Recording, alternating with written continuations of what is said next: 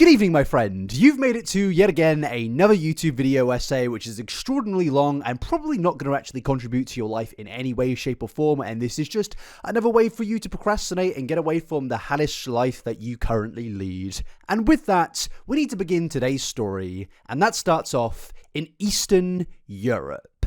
Kherson, Ukraine. This is a relatively large city situated in southern Ukraine. Next to the Black Sea, Kherson is a large hub that has significantly contributed to the Ukrainian shipbuilding industry over the years, and it is a massive economic center point of Ukraine. It is a very, very important city with a very historic background and a large population of almost 300,000 people. And I understand a few of you are probably a little bit confused right now. Fraser, since when did you become a geography channel? 2 years ago you were speaking about James Charles's issues, and now you're speaking about Eastern Europe. I mean, I understand that, but secondly, I'm not just a geography teacher, I'm also a history teacher. Because now we need to go to the year of 1992, and what a great year it was. I wasn't alive,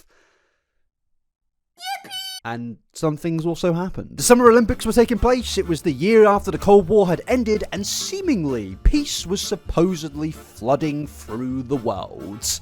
Well, that's what we thought, at least. And that takes us straight back to Kherson, Ukraine, specifically on the date of the 19th of May, 1992. Because despite an era of peace being spoken about largely in the West, in the East, however, chaos was born after the downfall of the USSR. And genuinely, I understand that some of you may be thinking that I'm building up to making an incredibly insensitive joke about the events of the fall of the USSR, but I'm actually not. The events of the Berlin Wall falling and the USSR collapsing, these all contributed to this event that I'm now about to tell you. On the 19th of May, 1992, in Kherson, Ukraine, Nicholas Perry was born, also known as Nikocado Avocado. And this is where the chaos truly begins. Nikocado Avocado is definitely somebody that 90% of you have heard of on your time on the internet. Whether you've gone to watch a video from his YouTube channel, whether you've seen a clip of him absolutely going insane, whether you've seen a Moist Critical video criticizing Nikocado for just being an absolute... I don't really know how to describe this man, but definitely being something. Basically, Nikocado Avocado over the last few years has been the embodiment of chaos on YouTube. This person is somebody that is perceived as a villain, somebody who for the last decade on the internet has absolutely shocked the world, and not necessarily for good reasons. And my friends, I am somebody that for years now has spoken about law on the internet and, you know, trending topics, and also going through massive timelines and stories surrounding insane TikTokers, big developments on the internet. I've gone through TikTok cults. I've deciphered languages created by a TikToker who believe they're the reincarnation of the worst human being to ever exist. I have covered all of these things, yet Nikocado Avocado is somebody who has actually stumped me. Usually I can tell if somebody is a troll, if somebody is genuine, if somebody is just, you know, not a very good person. But Nikocado Avocado, despite I've written this video, despite I've done the research, I'm still not 100% sure on who this person truly is. Is he the real life version of the Joker? Is he a troll taking advantage of the drama sphere that surrounds social media? Or is this a man who fell victim to the social media algorithm, who is now on a never-ending mission to get more and more famous in the pursuit of views and money? Well, my friends, in today's long video, we're going to be going through the entire story of Nikocado, from his origins before YouTube to the very current day of everything that this man is currently doing. What I want to do today is pretty much go through every piece of major lore that has happened with Nikocado over the years, whether it's beef with Moist Critical, whether it's him allegedly faking a disability, whether it's with previous situations with Trisha Paytas, or many other things you have probably never even heard of. Today, I want to pretty much go through all of that to try and work out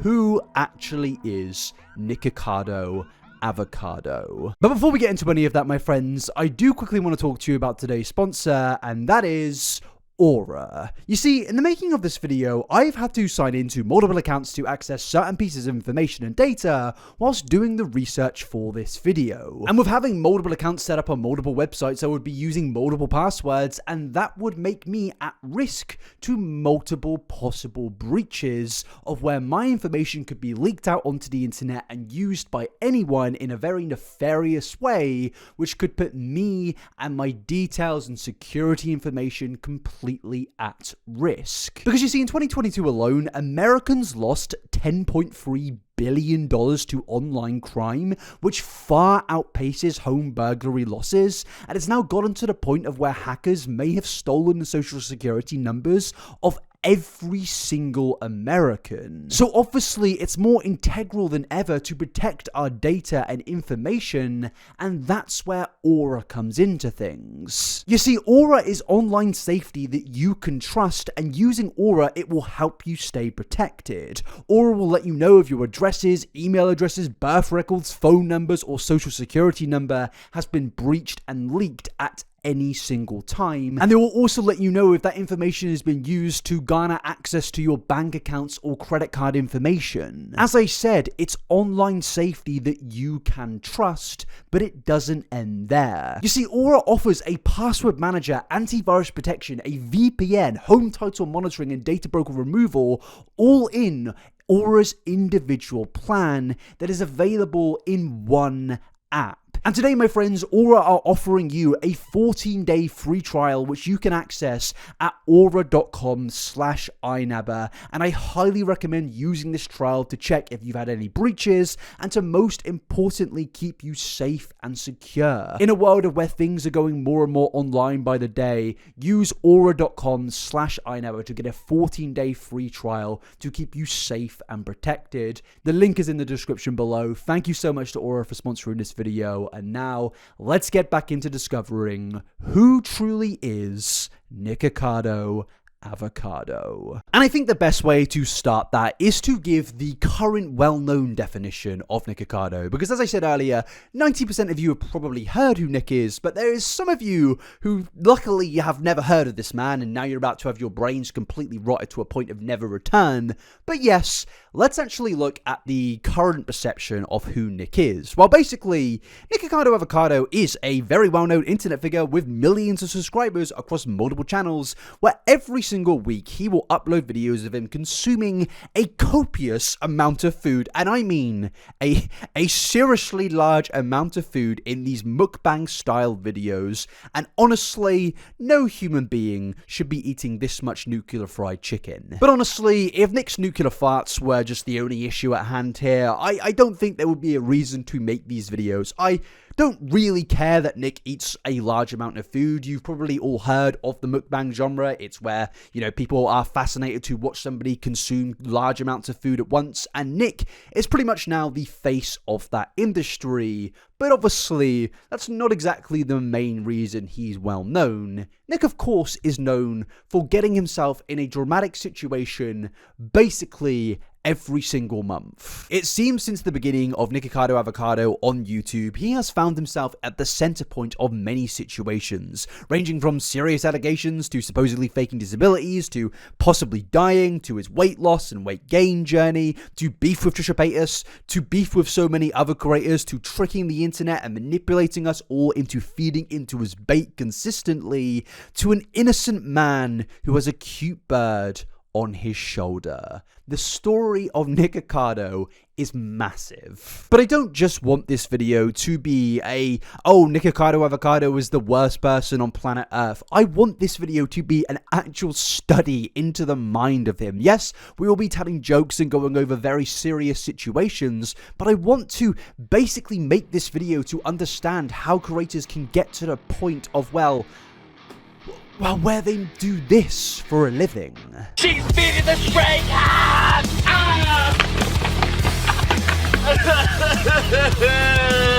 I am a blackberry day!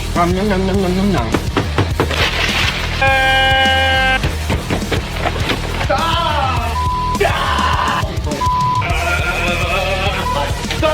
Get out of my brother! You are a peasant! You're just fat. You violent jack!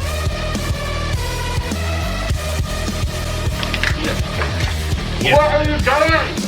You shut, you piece of shut! Alexa! So yes, there is obviously quite a lot of things that we're going to go through, and I honestly just think it's time to really get into it. So congratulations, strap yourselves in, you're in for another lore. I don't even know what this video is, an iceberg video. It's just a study into the mind of Nikocado Avocado, and where we have to begin is, well, in the beginnings, before YouTube. But quickly, before we get into chapter 1, I just want to make a quick request of, could you please do me a big old favor and subscribe to the YouTube channel? I'm trying to hit 1.1 million by the end of the year, and this video is taking, you know, a lot of time to make, and I would really, really appreciate it if you subscribed. But also, please like the video and comment anything you really want. Just something down below, like the video and subscribe. It would really help me out, and yeah, let's get into chapter 1.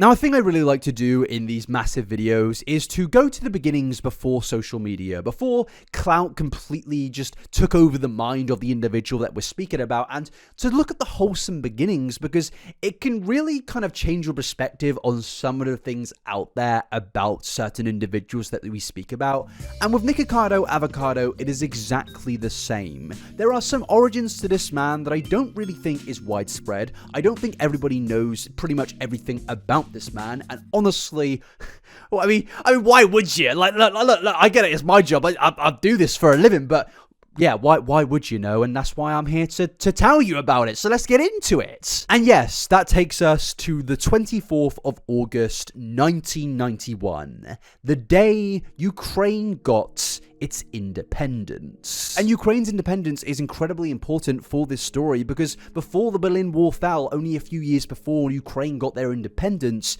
it seems that it was basically impossible to adopt citizens of Ukraine from another country. If you were in the United States of America and you wanted to adopt a Ukrainian child, it was basically impossible. But because of the fall of the Berlin Wall, and because of that leading to Ukraine garnering their own independence, it then led to foreign nationals from other countries being able to adopt Ukrainian citizens. For example, an American family adopting a Ukrainian child. And this is exactly what happened in this story. Because yes, on a warm spring day on the 19th of May 1992, as I said earlier, Nikocado Avocado was born in Kherson, Ukraine, and I apologize if I have been butchering that city's name. I have been Googling how to pronounce it, but I still don't really have a clear answer. But yes, it seems from basically birth, Nikocado Avocado was put up for adoption, and an American family filed an application to adopt Nick,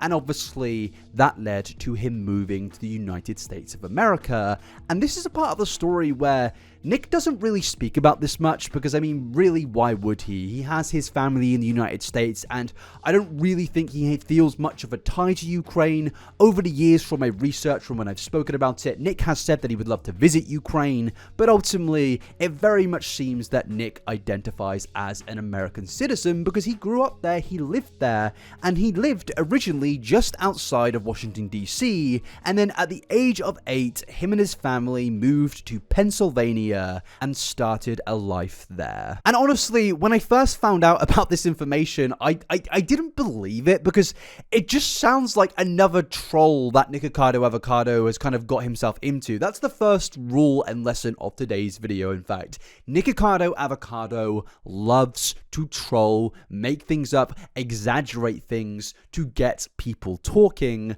And this was another example that I thought, you know, was going to be one of these cases. But actually, no, it wasn't, because I have now found multiple clips of Nikocado speaking about his origin story. Did you know the only reason why I am where I am today is because of the fall of the Berlin Wall?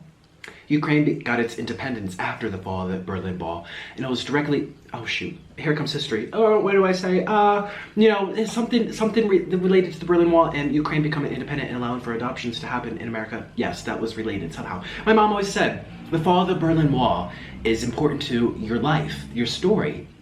I would still be in Ukraine.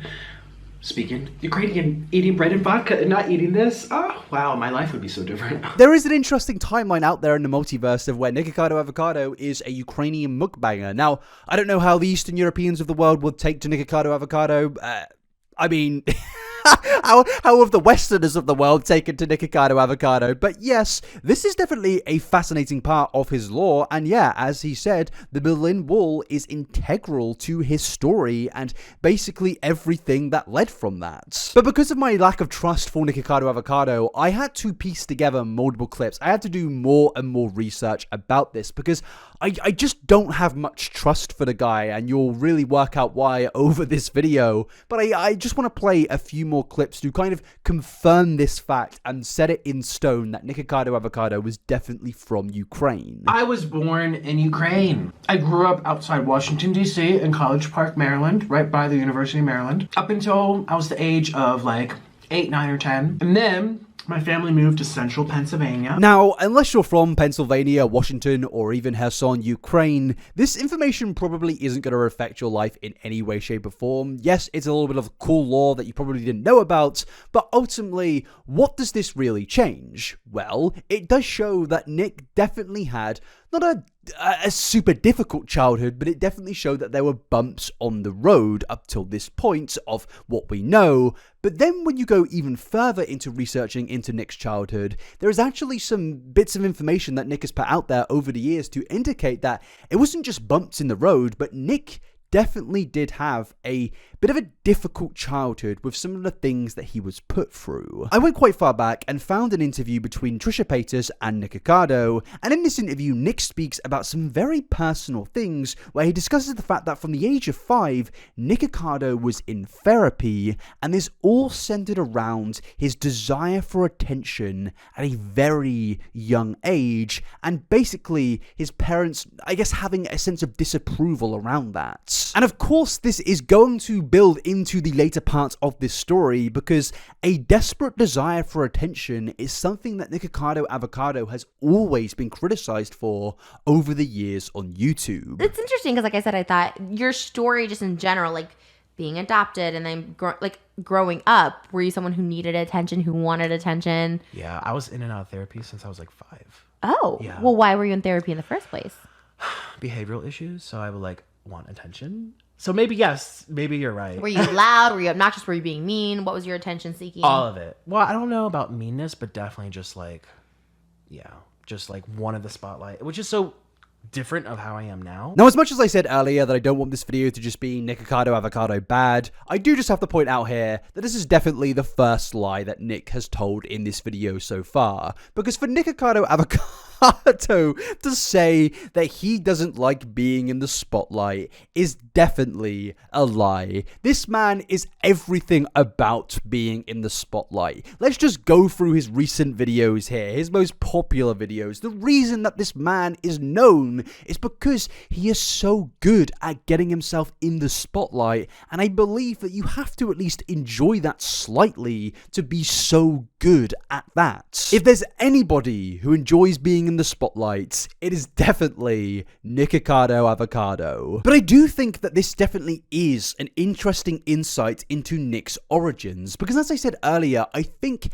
it's very important to look at somebody's origin story before social media, before the algorithm plagued their minds and forced them into doing things that are just absolutely crazy in a desperate attempt to get more and more views, because it can kind of show how they even got to that point. And with what Nick discusses here, even as a child, before social media, algorithms, monetization, and all of that, he still wanted to be the center of attention to the point of where he got put in therapy at the age of 5 for this. Now, I don't really want to speculate on Nikocado Avocado's mental well-being, but I definitely think what Nick said in that clip makes it less surprising to where we get in the ending part of the story. The fact that Nick from an early age was this desperate for attention really does give some, I guess, red flags for the future. But things after this do go a little bit more depressing, because Nick goes deeper into his therapy at such a young age, and he admits to something that genuinely surprised me,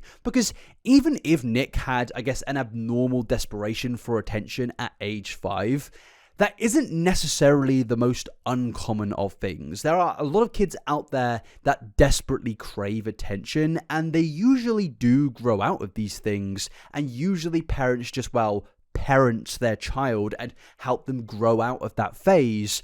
But Nikocado Avocado's parents had a bit of a different technique to this, and rather than, deploy some form of disciplinary measures or help them grow or help them, develop as a child, they instead opted for medication. I'm surprised they would want to put you in therapy. That seems like a normal thing. A 5-year-old is as loud sometimes wants to be. Yeah, they put me on medication too. At 5? Or 7. 7 was my first time. 7? Zoloft, yeah. No. Yeah.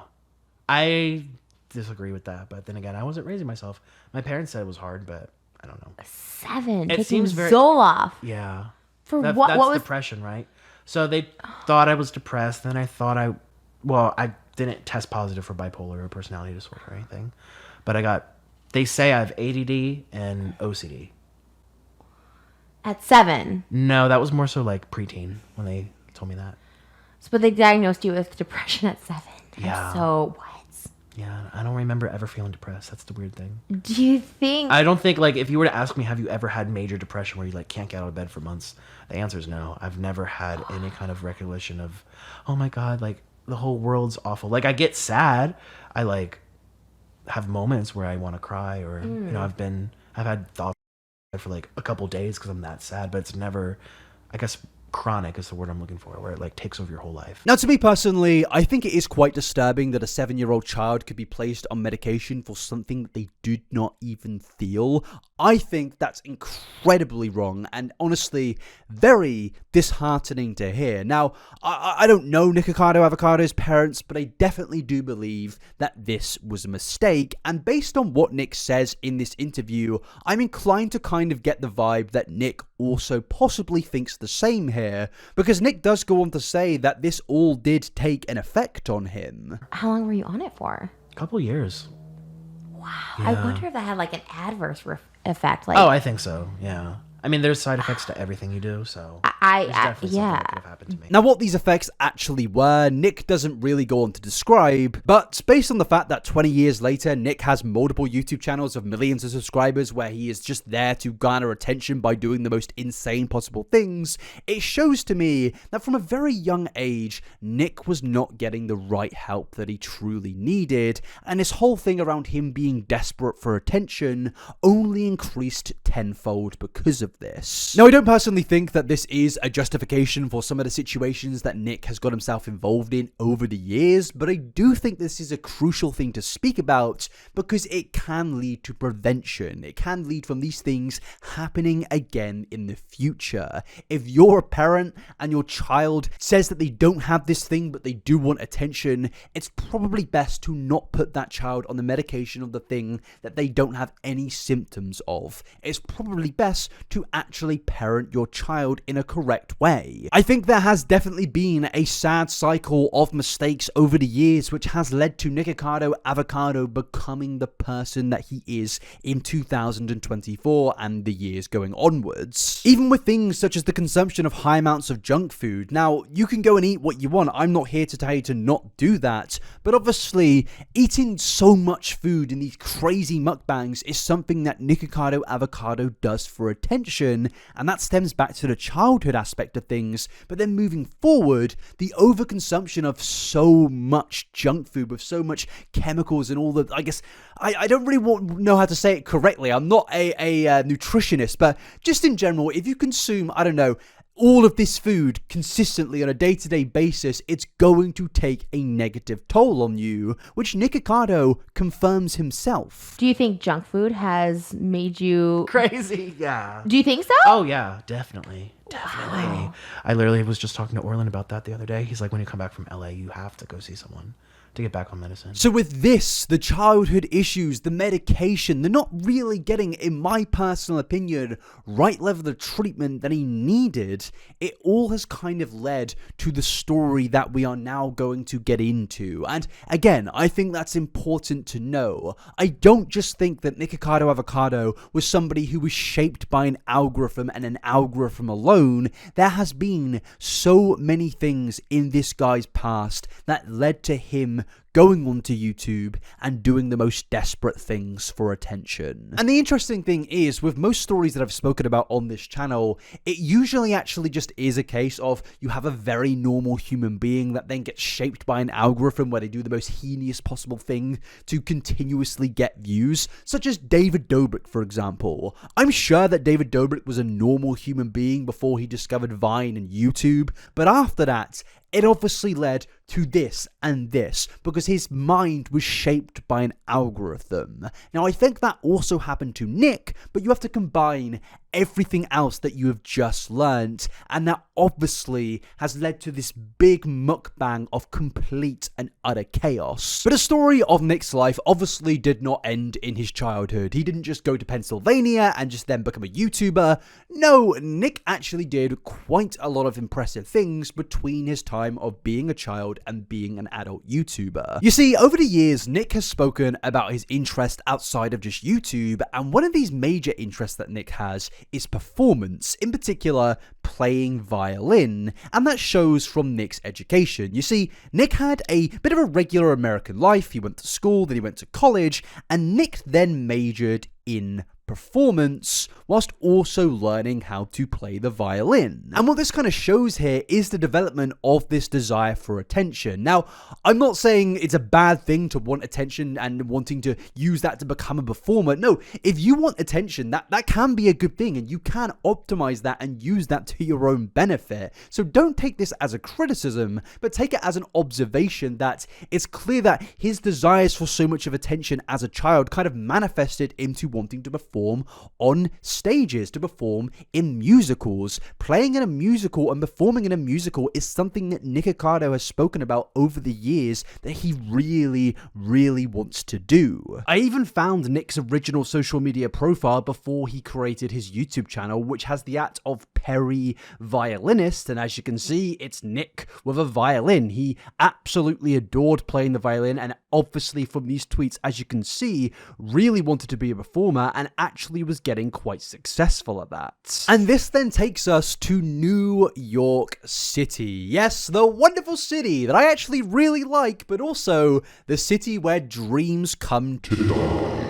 But yes, jokes aside, Nick had serious ambitions. The main one of course, performing in a Broadway show playing the violin. So Nick took these ambitions and went ahead with them. In 2013, Nick moved to New York City in the pursuit of achieving his dream of playing in an orchestra. And I know a lot of people will kind of laugh at this, being like, haha, how did you think you could achieve these things? It's something so impressive and you're just Nikocado Avocado. But no, I will say that this is genuinely an impressive thing. It's not an easy thing to just get up and just move across the country and go to a city where it's expensive to live, it's difficult to live, and there's so much competition because there are other individuals that want your dream as well. And Nick knew that, but still went to New York City, where rent is crazy, where life is crazy, and he actually did quite well. I was living in Washington, D.C. I got this gig, and this is when I first moved to New York City. It was one of the first gigs, like jobs I had. I forget, it was either a producer or someone in the orchestra, someone connected me there. So that was really exciting. That was my first time, technically. I'm thinking of, like, actual, Broadway shows. You know, like Lion King, like Ghost, the musical. Done by, like, legit actors. I'm not saying that the first one wasn't legit, it was, but it was students. Very good job, by the way. It was very nice. And I was solo violin for that, so I was the only violinist. So every time you heard a violin, that was me. Now, this is really good, but this wasn't the only time Nick had performances of playing the violin in orchestras. As you can see right here on Nick's Twitter account, he confirmed multiple times that he played in orchestras, but also I found this BroadwayWorld.com page which listed Nick's achievements as a violinist, and as you can see here, there is actually quite a lot of things that Nick did, even getting involved in season 2 of the Glee project. It really does show that Nick had a very big career in music before social media, even performing at weddings, and it just makes you really wonder what actually happened. Genuinely, it seems that things were going well for Nick in New York. He was really beginning to climb the ladder, which would eventually lead to the top point of where his dream could be achieved of him performing in a Broadway orchestra. And I'm somebody that has been to a Broadway show, and genuinely, if you perform in those shows, that is such an impressive feat because it is just a magnificent thing to witness. So I can only imagine how amazing it is to be the person to actually make the magnificent thing happen. And the thing is Nick is seriously impressive at playing the violin. Take this video in 2014 uploaded by Nick titled Nikocado Avocado Playing Violin Before YouTube Fame. And yes, that is obviously an updated title, but just take a look at this and see how good this man actually is at violin.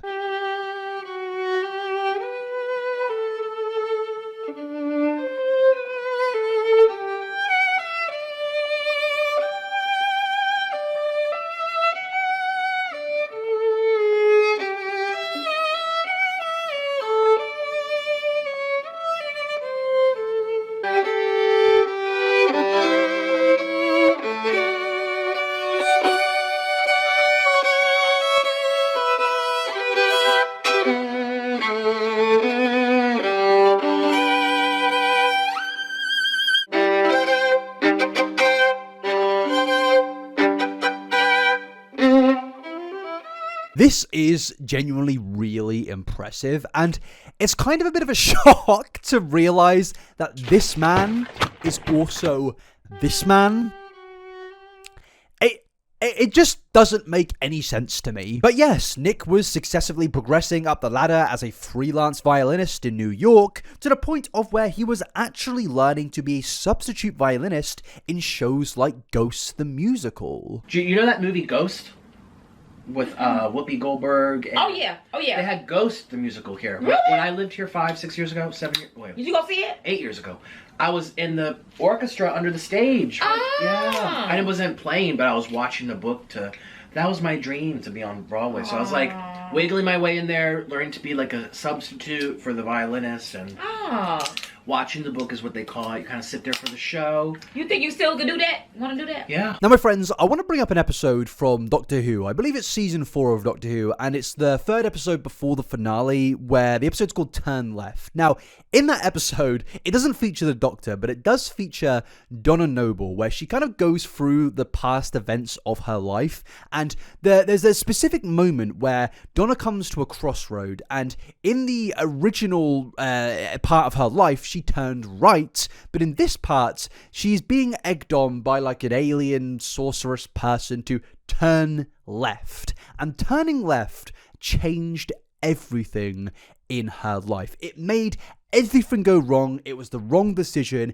Everything basically ended. The world went to absolute chaos ensued, and it was a really good episode. But what it really does show is that there are moments in our lives where we come to a crossroad and we can either turn left or turn right, and either one of those turnings can make things amazing or terrible. And I think with Nikocado Avocado, he must have came to a crossroad in his life where it was either a successful violinist in an orchestra in Broadway in New York, paid thousands, lived in a penthouse, it was amazing, it was wonderful, or he could turn the other way, and it would lead to this.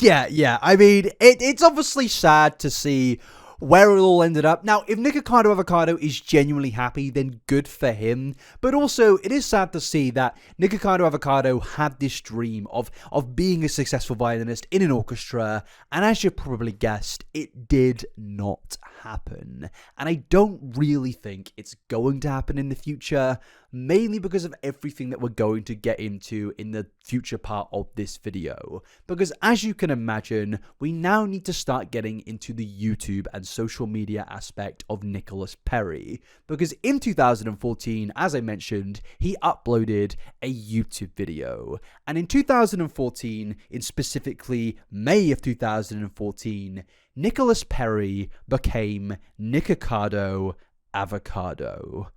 And Nick, I mean, why? My name is Nicholas, and I'm hungry. Yeah.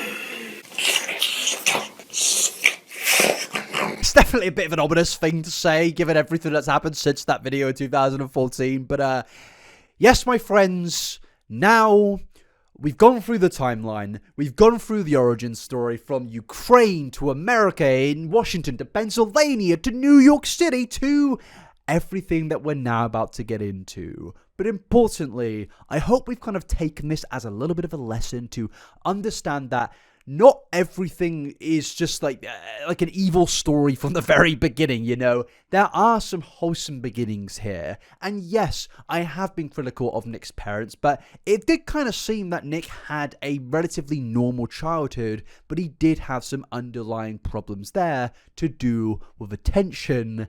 And my friends, as you're about to discover, that only further manifested to a point of I just can't even describe it.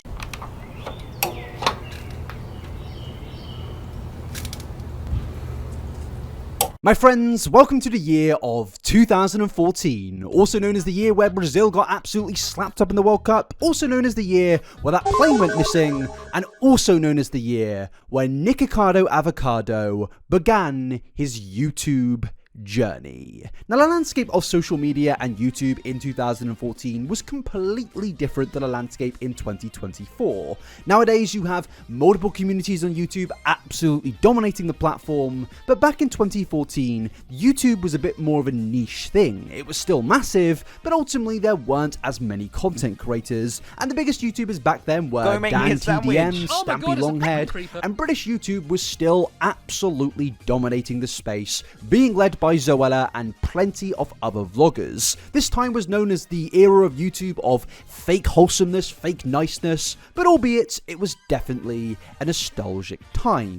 But I do have to say, if you yourself are watching this right now and thinking, well, yeah, I am very nostalgic for 2014, then congratulations, my friend, you officially now have a license. A license to be an OAP. If you're nostalgic for 2014, my friends, you like me, are an old bastard, and that's why you should subscribe. I can't even speak English. Subscribe. But yes, with content creators like Zoella, Alfie Days, Casper Lee, Dan TDM, all of the Minecrafters that definitely didn't all end up touching...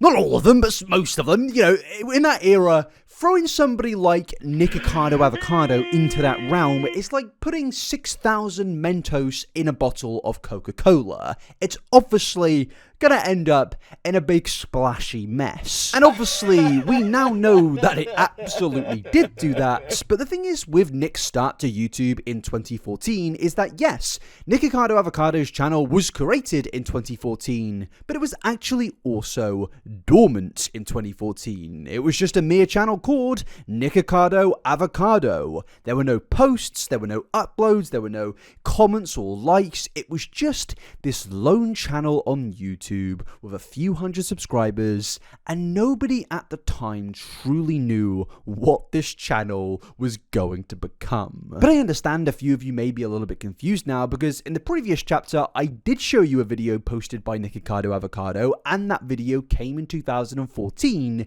but if his channel was dormant in 2014, well, where did that video come from? Well, my friends, that's where we need to introduce the second main character in today's story. The person who is pretty much at the epicenter of everything in this story other than Nick himself. This is the one person, the one reason to why Nikocado Avocado, the YouTuber, even exists. This individual is the reason that Nick has grown this empire over the last decade.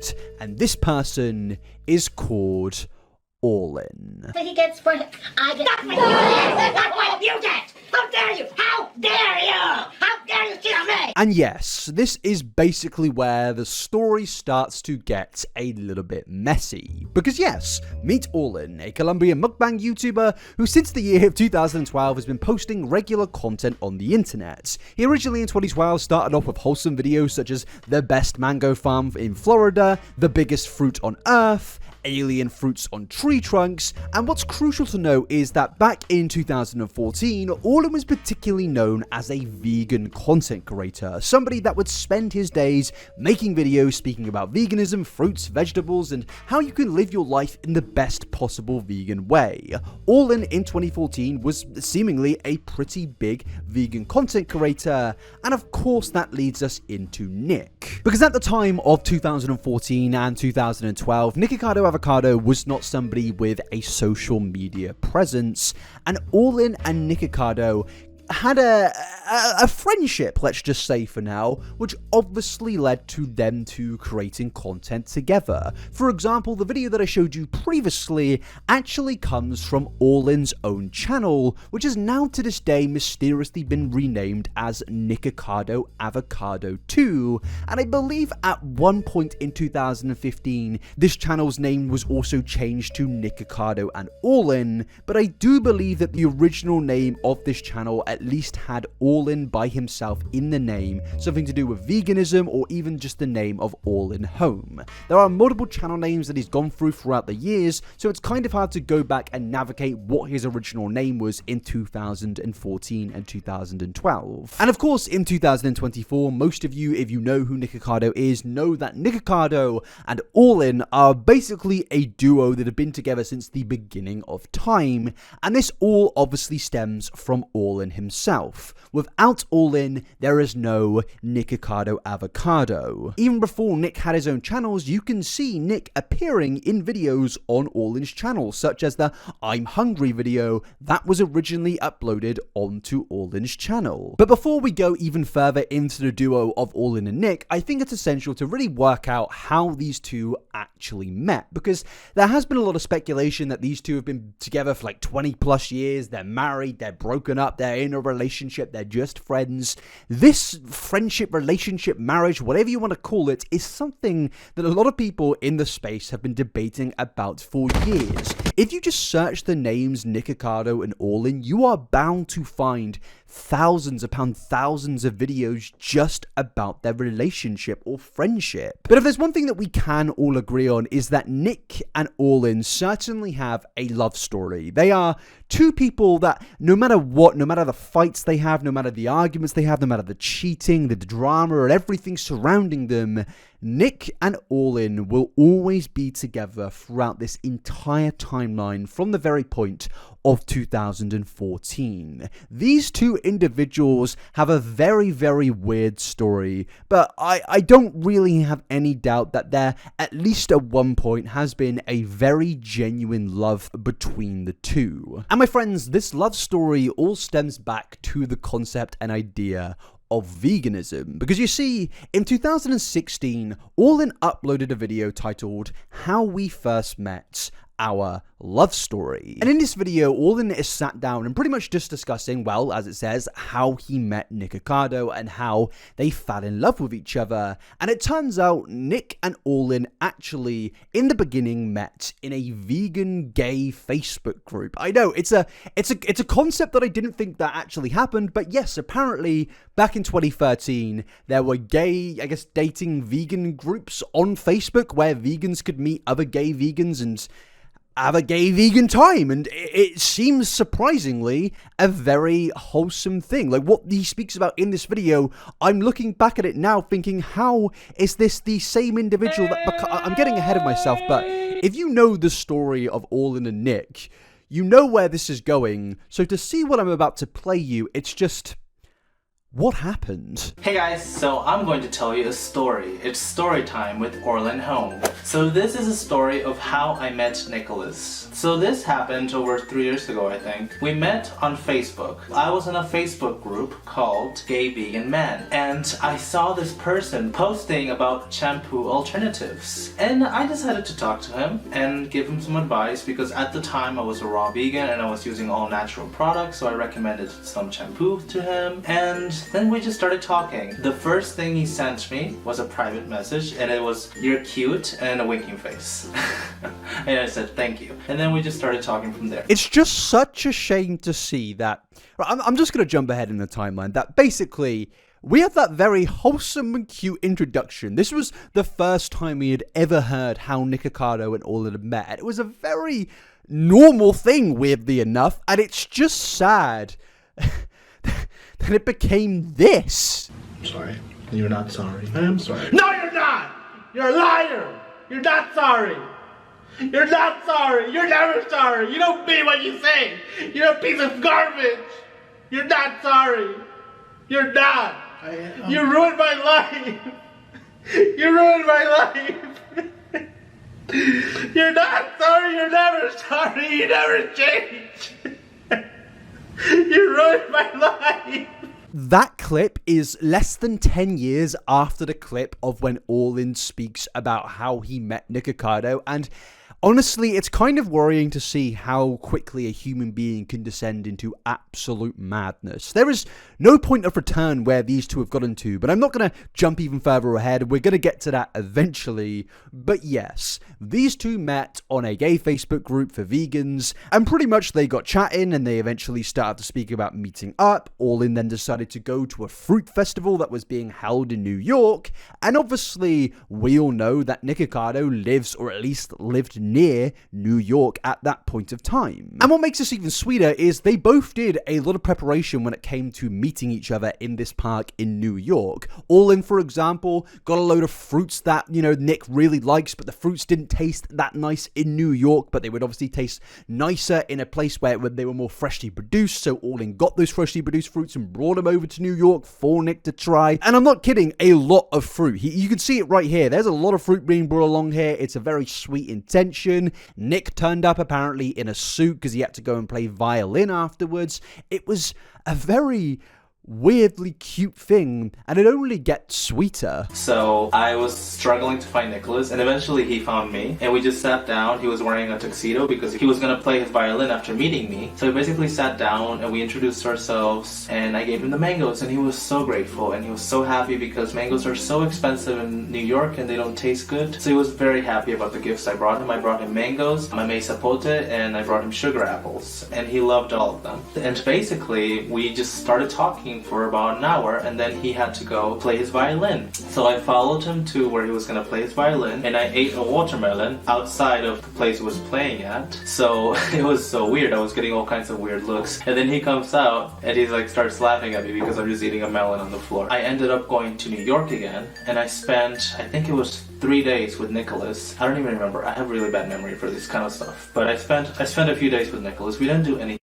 We were just friends. I helped him move to his new apartment, so that was fun. We had to move his stuff from point A to point B, and it was actually a really nice bonding experience. And yes, after all of this, their friendship started to blossom even further. They got closer, they saw each other more, and of course, as we all now know, Nikocado and Orlin's friendship from the gay vegan Facebook group developed into an actual relationship. And because of this, Nick's social media presence started to grow because Orlin at that point of time was already making YouTube videos, so Nick slowly started to integrate into the world of social media via his vegan relationship, and he started to appear in more of Orlin's videos. And of course, I believe that led to the Nikocado Avocado YouTube channel being created in 2014 as Nick saw the success of Orlin and wanted to give it a try himself. But yes, that leads us into the good old year of 2016, also known as the year where pretty much the timeline broke. I don't know what it is about 2016, but it just kind of feels that after that year, things just weren't the same. I don't know what it was. Things just went wrong. And I don't know if it was because of the presidential election that year, or maybe it was because this was the year when Nikocado Avocado seemingly started becoming a hit success on YouTube. Because yes, if you go back to Nick's oldest video on his channel, that was uploaded in late 2016. And for the most part, people believe that this is the original and first ever Nikocado Avocado video. But I, my friends, I'm here to say that that is not true. And there is a bit of a mystery going on here. Because yes, you obviously aren't going to do the research into Nikocado Avocado. Why would you? You probably actually have a social life and you're not a sad loser that does thousands of hours into into this bloke. But I am. So, yeah, I've done the research and I've actually uncovered the fact that Nikocado was uploading videos long before September 2016. In fact, he was posting videos in 2015. But mysteriously, none of these videos exist anymore. And there is a reason for that. So to uncover this mystery, I started doing a little bit of digging. I started going to all of Nick's other social media pages, because yes, you can delete your YouTube videos, that's pretty easy, but scrolling to the bottom of all of your social medias and deleting every single individual post, well, that takes effort, and honestly, I don't think half of us have the time in the day to do that. So I thought, well, maybe Nick would fall under that category as well, and it turned out that was true. And that leads us to Nikocado Avocado's Facebook page with 88,000 followers and thousands of posts to the very beginning of 2016. Yeah, I just realized about 20 seconds ago I did say that Nick was uploading videos late in 2015. I'm sorry, I misread the script. Nick was uploading videos at the very beginning of 2016, according to his Facebook page. You see, this post right here is seemingly one of the first posts Nick made under the branding of Nikocado Avocado. Apparently, there was going to be a new video every Monday to Friday. I don't know if that means on Monday or Friday, but based on this, you can kind of take the judgment that he was uploading videos 5 days a week back then. And just looking at this photo right here, it's such a different man. But if there's one thing that we can credit Nick to, and this isn't even in the script, I've only just realized this, that man's hairline is just so on point. 10 years later, despite 50,000 different mukbangs, despite consuming 50,000 chicken wings and ridiculous amounts of spicy wings and food and all that good stuff, that man's hairline remains absolutely on point. Now, I don't know if that says anything about Nick. Maybe he prayed to Satan for that to happen, because I'm honestly in awe at that hairline. It has remained in the exact same place for 2014. So, I don't know, W in the comments for Nick for once. But yes, actually getting back on track, this Facebook page is pretty much an archive of everything Nick was doing in this hidden era that nobody seems to know about before his original first video on YouTube.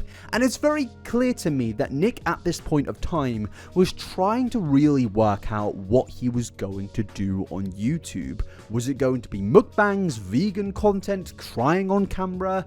Well, it does seem that even back then, Nick did have a taste for attention seeking. Why I'm leaving America with a swollen face plus lost in a third world country. This is the first ever post about his YouTube videos, and of course it is very, very clickbait and very, very attention seeking, and that trend only continues after this. How I almost died on an aeroplane, for real story time. How I had a seizure whilst getting a haircut, for real story time. And these videos do very much fall into the category and genre of story time telling, which was a very popular genre between 2015 and 2018, led by people like Tana Mojo, where they would get on camera, tell a story which had a sprinkle of truth in it, and then absolutely exaggerate it. For example, I could get on a plane, there could be, you know, a little bit of, how have I forgotten the word? You know when a plane just drops down because of the air? How have I forgotten? Sometimes I get on camera and my brain just dies. Turbulence. Sorry, I don't know why that went from my brain. But yeah, there's a little bit of turbulence. The plane slightly moves. And I could be like, oh, I almost died in a plane. And then the pilot punched me in the face. And then it was a really bad time. And now I'm here. And I'm in my $1 million mansion. And yet I still can't afford a microphone. It was a really weird time in that era of YouTube where you had all these millionaire influencers with crazy lifestyles, yet they still could not afford an actual microphone. I want to apologize from the bottom of my heart for being such a big part of canceled culture for the entirety of my career. Just buy a microphone. It sounds like you stood next to an airport. But I think it was very clear that Nick saw this style of content and thought, you know what, I want a piece of that. He saw that these people were getting very rich and very importantly famous from this genre, and it was clear that he thought this would be the route to go down. And honestly, I don't relate to this, but when I first started YouTube, I also looked at other content creators and thought they're in the genre that I want to be in, and basically you don't copy them, but you very much do follow the same style that they do, and then you realize this isn't exactly working, I'm going to try and do my own thing, and it was very clear that Nick also had this epiphany and started to then change the style of content. You see, on the 31st of January 2016, Nick posted on Facebook saying, "Hi, welcome to my journey. I arrived safely to Colombia last week. I'm beginning a new YouTube to vlog my experience. Over 1,000 of you subscribed last week. Thank you so much. My channel name is Nikocado Avocado. I'm also really happy to be reunited with vegan fruit munching Orlin. He's my best friend. Please check out my first vlog ever." And pretty much from this post to September 2016, Nick only posted about veganism, and occasionally, he might do a little bit of a different thing, but pretty much the entire genre that Nick centered himself around was the same genre that his best friend at the time, Orlin, was doing. Veganism, vegan content. What were they eating on that day? What fruits could they find? What vegetables could they find? And how could you lead a better vegan lifestyle? This was the content that Nick thought would be best for him, and he did this for quite a while. And a big moment in this style of content that Nick was posting, it also seemed that he discovered the genre of mukbangs, as you can see right here. And obviously, this does lead into the future of Nick's channel, because as we know, Nick is now very much famous for being able to consume copious amounts of spicy chicken wings, and honestly, a part of me respects the fact that he is able to consume this amount of food on a day-to-day basis. A part of me is also very scared by it. But yes, in 2016, it seemed that this was working for him. He enjoyed the content, but it didn't take long for Nick to get in some drama. As on July the 10th, 2016, Nick posted a video where he said, "I'm so angry and disgusted at vegans, seriously." Then he makes a quote of somebody else who said this: "If Black Lives Matter, then animal lives matter too." And the quote ends there, and Nick then says, "Grow the F up. What is wrong with people?" My response to Ted Carr and Jackson Foster. And basically, Nick went on a rant in this video. He was very angry, and he spoke about these two individuals who, according to Nick, basically made statements comparing the BLM movement to veganism, and Nick said these are two separate issues that absolutely should not be compared, and this seemingly was Nick's first piece of YouTube drama, where he first started to shake the ground and get involved in big conversations. And honestly, I don't really think that this is the worst thing to get yourself first involved in when it comes to YouTube drama. I think what he was saying here, honestly, is actually correct. There is no need to make these comparisons, but with inserting yourself into situations, getting involved in drama, whether you are right or not, that is always going to lead to some level of consequences or reactions from other individuals, in particular, angry reactions. People saw what Nick said in this video, and according to Nick himself, sent him an absolute plethora of abuse, just saying really, really nasty things to him. And it did seem that this is where the tide started to turn for Nick. He had experienced his first level of drama on the internet, and in particular, his first level of drama with vegan content creators. And that does lead us to Nick's first ever YouTube video that is publicly available on the 1st of September 2016, when Nick quit vegan YouTube. This was the first major drama for Nikocado Avocado.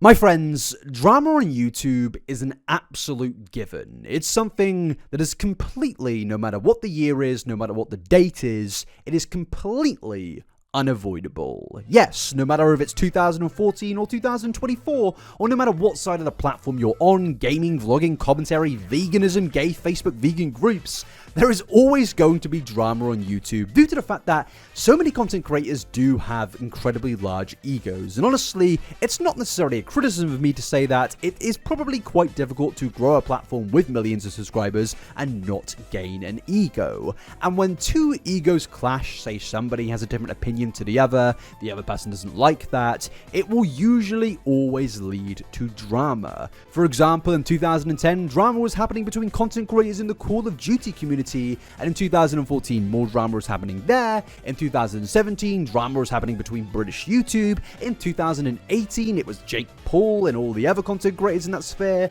and since then, there has obviously been more and more drama. There is definitely a drama sphere on YouTube, and Nikocado Avocado is one of the biggest contributors to that sphere. Since 2016, Nick has just been getting up to many antics, whether justifiable or not justifiable, but has definitely been contributing to the sphere in a massive way. And that does lead us to this video that I mentioned just now, why I'm no longer a vegan YouTuber. In this video, Nick goes on to explain his issues with the vegan community on YouTube. The whole purpose of the video was to say that he isn't quitting veganism, but he basically despises this community that he's found himself to become a big part of over the last year of content creation. Now, veganism on social media has always been a bit of a hot button topic. I myself have actually got involved in a bit of beef with, vegan YouTubers, that vegan teacher, and some other vegan content creator. I'm not even saying this to be a rude person, I just can't really remember their name at this point of time.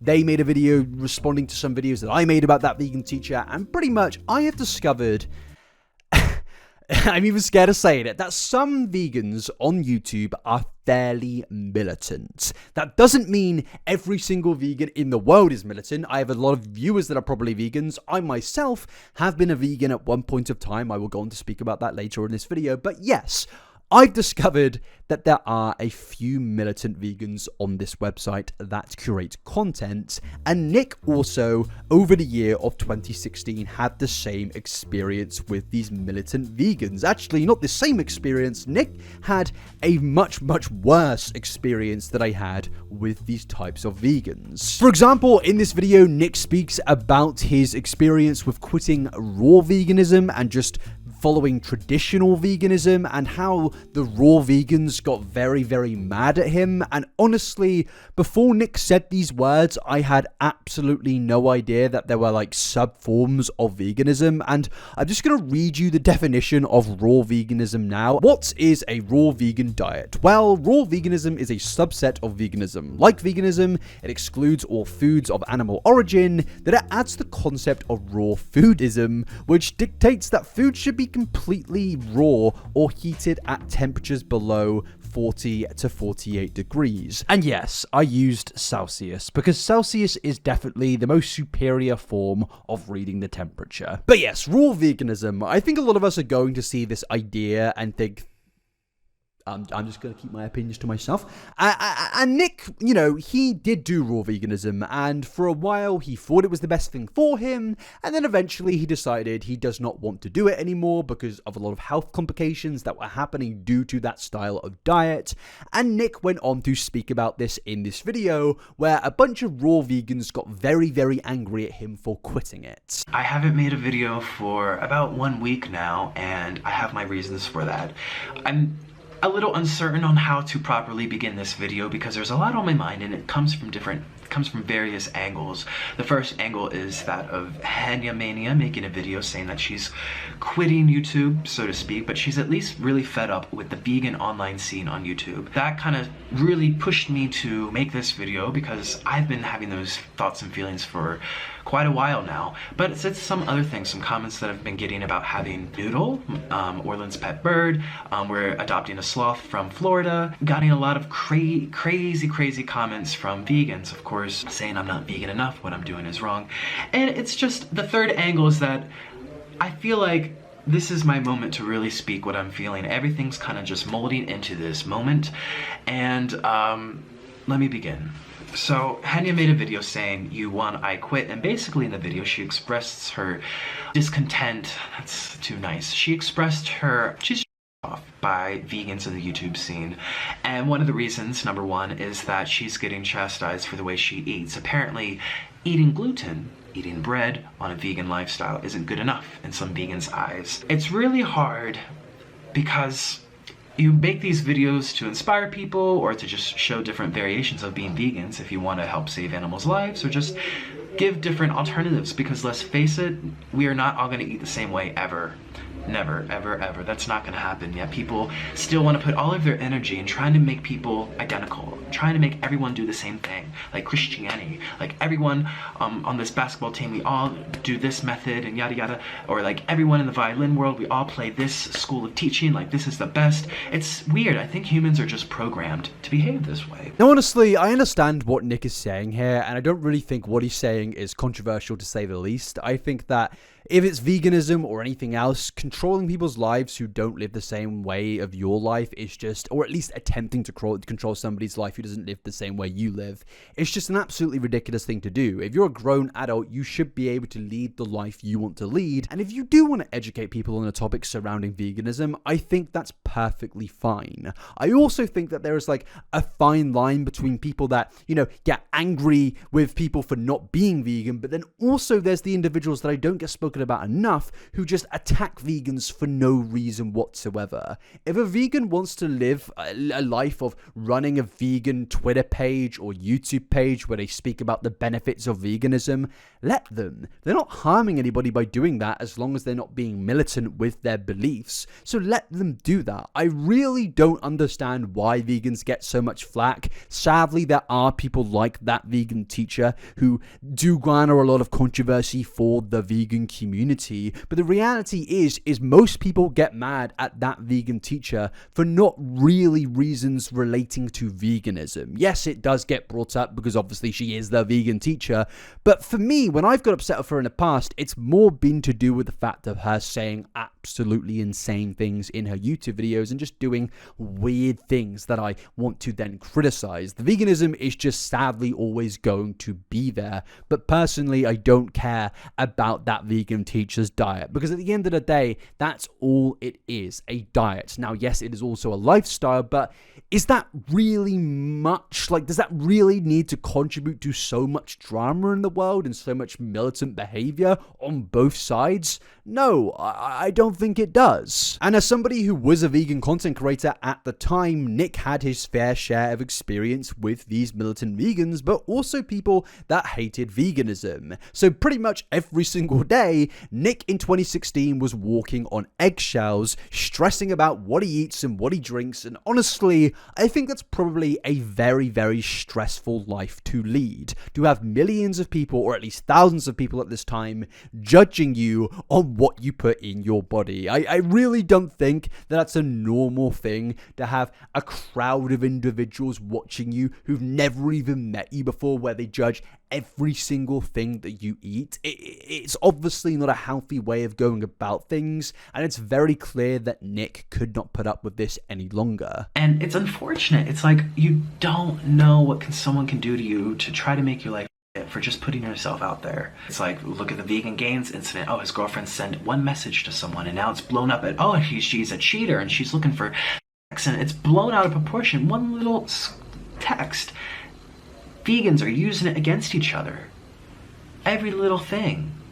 Even with her, people were saying, oh, she was cheated on her by her boyfriend. So what? What does it have to do with her or her channel? Why is it anyone's business?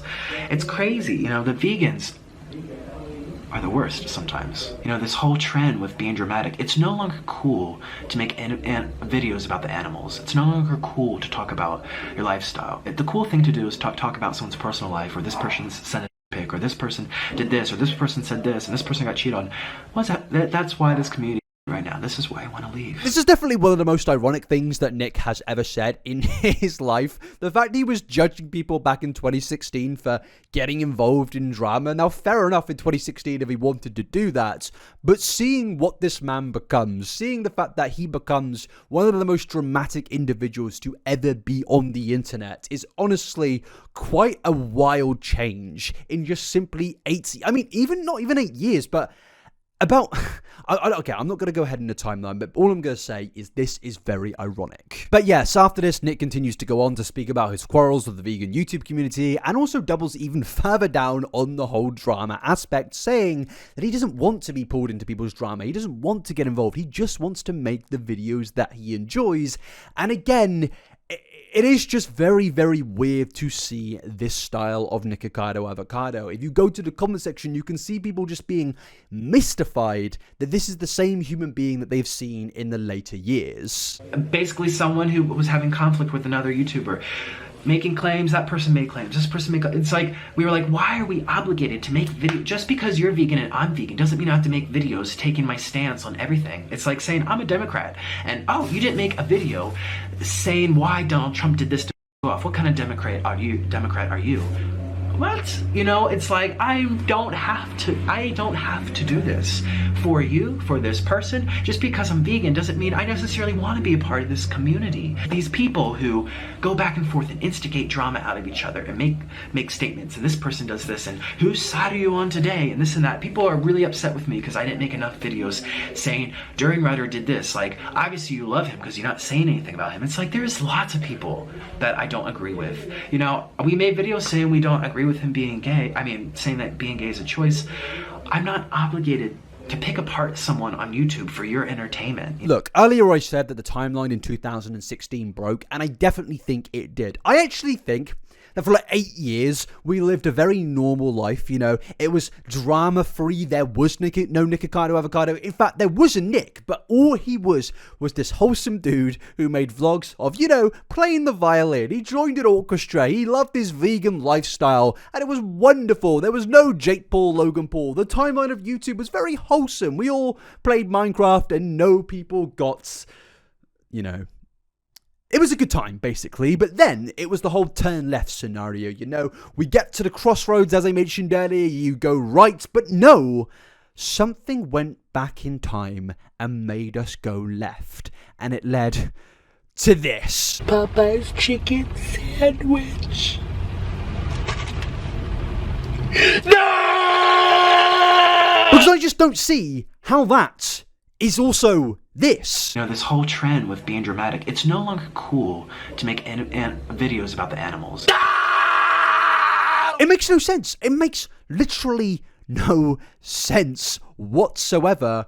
But I guess this is the timeline that we're now in until somebody actually fixes it. But yeah, what Nick was saying in this video was very, very rational in my opinion. It's fair, and the community at the time actually seemingly did actually back Nick and agree with him. The video itself has 7 million views and over 100,000 likes. And yes, some vegans were angry at Nick, but also most of the vegans out there could see what he was saying here and completely agreed with him.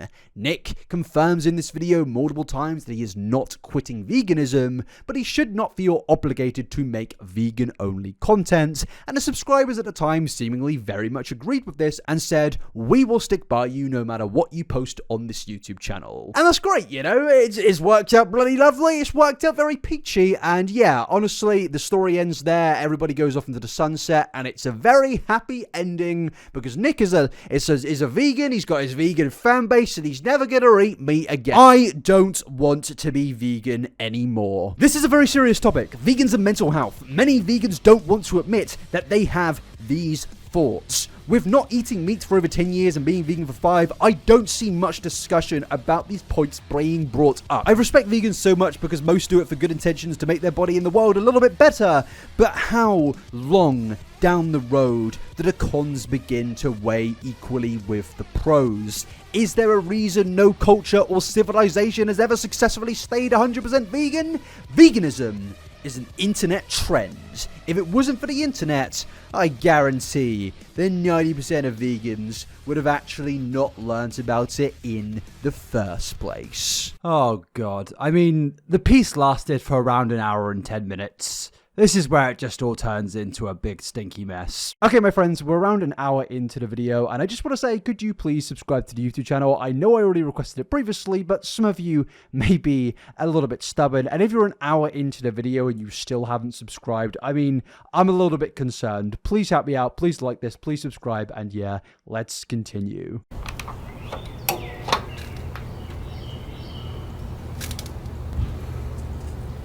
Now, my friends, this is the chapter of the video where things generally start to go quite downhill for Nikocado Avocado. I understand that a few of you may be a little bit surprised at the positive tone that the first hour of this video has had, and honestly, I feel like this had a positive tone mainly because up until now, most things have been fairly positive. Nick had a semi-regular upbringing, he graduated, he went to New York to achieve his dreams, he was in a healthy relationship, and in that relationship they even started developing YouTube content together. Things were looking on the up for Nick. It seemed that he was definitely on a route destined for success. But obviously, me and you know that that route to success had to take a turn somewhere, and that somewhere is in this chapter, where the craziness truly does start to begin in the life of Nikocado Avocado. So far in this video, we have gone through the life of Nicholas Perry, but this is where Nikocado definitely starts to transform into the character of Nikocado Avocado. And yes, that all begins right here with this video which Nick uploaded, speaking about how he no longer wants to be a vegan anymore. He announced it to his vegan fan base, and obviously this was a bit of a shocking video considering how much vegan content Nick was putting out at the time. But in this video, Nick didn't just come out and say that he now hates veganism. He cited pretty valid reasons in my opinion, such as the vegan diet just in general taking a toll on his health. It didn't seem to be necessarily working for Nick, and it had caused him to have health related issues. But also, it wasn't just that, it was the social aspect of Nick's life. Apparently veganism and the vegan style content that he was putting out on this channel was definitely impacting his friendships, and just in general, Nick was not in a good place supposedly due to the way that he was living his life, and he attributed that mainly to the veganism aspect of his life. And to be fair, I have given a bit of a kind rendition of what Nick said in that video, and I think if that was the full picture of Nick just wanted to move away from it because of health related issues, then I feel like, you know, the most of the community would be accepting of that. But the reality is this video Nick uploaded showed a lot of signs of the direction that Nikocado Avocado was going to go in terms of his YouTube career. For example, the extreme overdramatic nature of Nikocado. This is something that over the years has been regularly documented, laughed at, memed at, and honestly people just get angry at, and I can understand why. And it very much seems that this video wasn't necessarily the beginning of Nick's overdramatic theatrics, but it definitely was the first time the internet had been, I guess, exposed to a large degree to Nick's theatrics. Up until this point, only a small side of the internet really knew about Nick, but this video got a lot of attention, and they saw this. I can't even talk. You're a terrible person just because you don't eat what I eat. I don't know, I'm confused.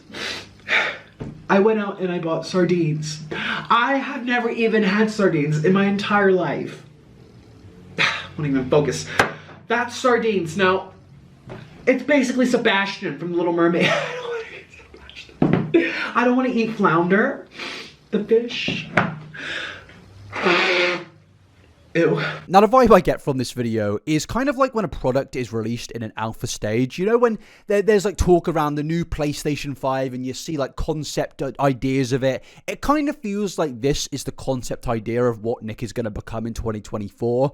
It's a little bit weird. It seems that he's not 100% confident in what he's saying, and he's definitely, you know, holding back in the dramatic nature. But you can kind of see the building blocks here. You can kind of see how this became, well, this. That obviously is a very, you know, extreme version of Nick crying about sardines, but ultimately, the crying about sardines was very overdramatic. It was obviously theatrical and designed to get the attention of the viewers, which it absolutely did, considering this video has now over 1 million views, and was a very popular topic at the time.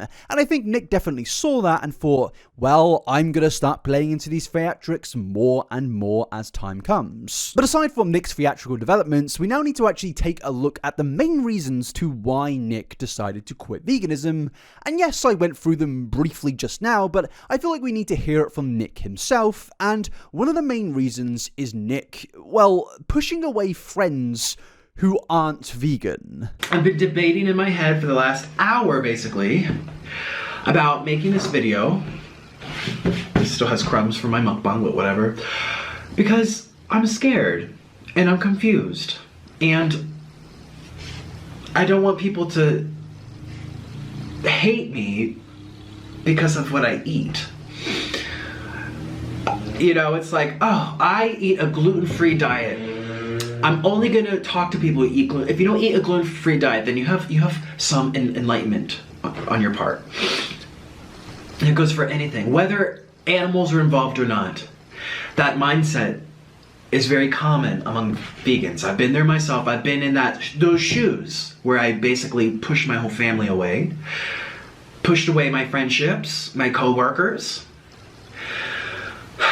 because they didn't eat what I ate, and I somehow felt like I was superior, or that they weren't good enough. Now, my friends, obviously this is a very ridiculous thing to do, not just with veganism, but just in general with any lifestyle. If you choose to live your life in a certain way, go ahead. If you're not harming anybody and it's, you know, a healthy thing for you, cool, go ahead with that. You live your life in the way you want to live it, but don't push away people who were previously in your life before you started that lifestyle, because that's obviously just a completely ridiculous thing. You shouldn't live your life expecting the world to kind of revolve around you. You should just live your life how you want to live it and accept the fact that other people in the world, you know, want to live their lives in their own personal way. And I think this is a very silly thing that Nick was doing, and it seems that he has definitely realized that now. Now, some people in the audience may agree with what I'm saying, but also will say, well, vegans are notoriously the ones that, you know, do this. And I would say, no, I don't necessarily think that's fair. We can't speak for every single vegan on the planet.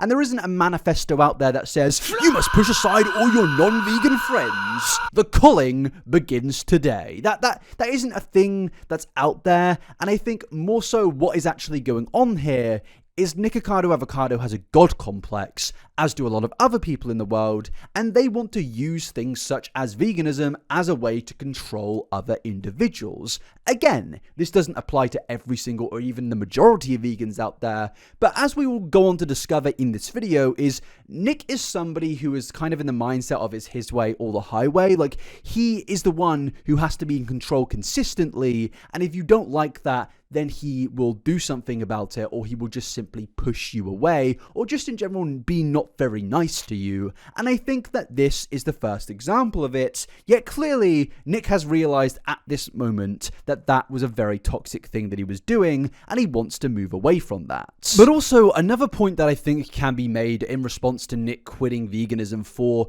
this specific reason is, you don't have to quit veganism for this. You could just stop being so extreme with your beliefs. You could just, you know, continue to not eat animal products or purchase animal products, but you could also just not be extreme and force that upon other individuals. Yet Nick is like, no, I've got to quit it all, which to me makes this reasoning seem at least a little bit doubtful to me personally. I don't necessarily believe this is a reason why Nick wants to quit veganism. I think honestly, he just wanted to start eating meat again, and that's perfectly fine. But Nick had to have some theatrical story where, yes, he goes against his previous beliefs, but he also, I guess, drags a lot of other vegans through the mud. And you couldn't just get a regular story of Nick changing his diet. He had to make it the most dramatic thing possible. But of course, the extremities of veganism was not just the only reason that Nick decided to quit the diet, but it was also to do with health-related issues, which is quite ironic given the scope of what is going on in 2024 with Nikocado Avocado. You see, in the later years of Nick's history, he has been somebody that has regularly been talked about due to his weight, due to his health-related issues, and it has become pretty much the biggest talking point surrounding Nikocado Avocado. Yet in this video where he speaks about quitting veganism, Nick details in his own words that he at this point of time was very unhealthy, and I think that's quite interesting considering it seems that it's a popular opinion that Nick used to be really healthy and then he got extremely unhealthy, when the reality is it seems that Nick has been dealing with health issues his entire life. Remember when I was raw vegan, you guys? I feel like I'm going in circles. I remember when I was raw And everyone was just like, oh, this is how you have to be vegan. You have to only eat fruit. Even if you feel like crap, still do it because you're supposed to. Shame on you if you don't do it. And a lot of people were shamed into doing it. Whether the fact they were getting fat or sick or their hair was falling out, they were shamed into doing it because it was like this peer pressure stuff on the internet. And then I spoke to some other plant-based doctors and they're like, look, we evolved to eat cooked food. Cooked foods support it in our DNA. We can't just turn back the clock. Thousands upon thousands of years between then and now. It's like taking one animal that's evolved from that animal and putting it back on that diet. It's gonna die. It's gonna get sick. It won't absorb nutrients. But there are problems. What happen? If you look at any species throughout the world, if I am deficient in iron, if I'm not absorbing B12, if I'm not getting albumin, which you can't get on a vegan diet. You get it in eggs, I think. If I can't get creatine or carnitine or DHA or EPA, omega-3s, if all of these things are problematic, I don't know how many cuts I'm gonna have to do, how many repeats. I'm just gonna chop it up because literally my head was down for like 5 minutes just thinking of what to say next. I was raw, I followed it to a T. I listened to all those health gurus, all those holistic doctors. Told me to take out this, did all that for 3 years. And wow, did I lose teeth, I lost hair, I lost mental sanity. Things were not right. Now, to me personally, these are extremely valid reasons to quitting the diet of veganism, and it makes you wonder why he didn't just start the video with this in the first place. If Nick has genuine concerns around his health, then he is completely entitled to change his diet and go about the way he wants to live his life. But of course, we're gonna gradually learn that Nikocado Avocado can't go about a situation in a non-dramatic sense, and he had to start the video with him crying, then going into the fact that there's this big manipulative scheme when it comes to veganism, and then he gets onto the actual reasons. To me personally, I do believe the health reasons, but when it comes to the other stuff, to me personally, I just said to me personally twice in the space of a second. To me personally, it does just show that Nick is gradually getting much more theatrical. And when Nick released this video, it started to definitely do the rounds on the internet, and a lot of people were talking about it, and not necessarily for the most positive of reasons. As you can see here in the comment section, a lot of people were very angry with Nick and his reasons for quitting veganism, and most just saw him as an overdramatic crybaby who was acting and pretending to care, and just in general somebody who used the vegan community for views and money. And honestly, I would not put it past Nick for doing all of those things. But on the 8th of January 2017, Nick then went and posted saying a big thank you to everyone who offered him advice in regards to the situation. But even in the comment section on that post, you could see people were obviously not very happy with Nikocado. And there were a multitude of reasons to why people were mad at Nick. The main one obviously being that yes, he had quit veganism despite being a part of the community for so long and using that community for views and monetization.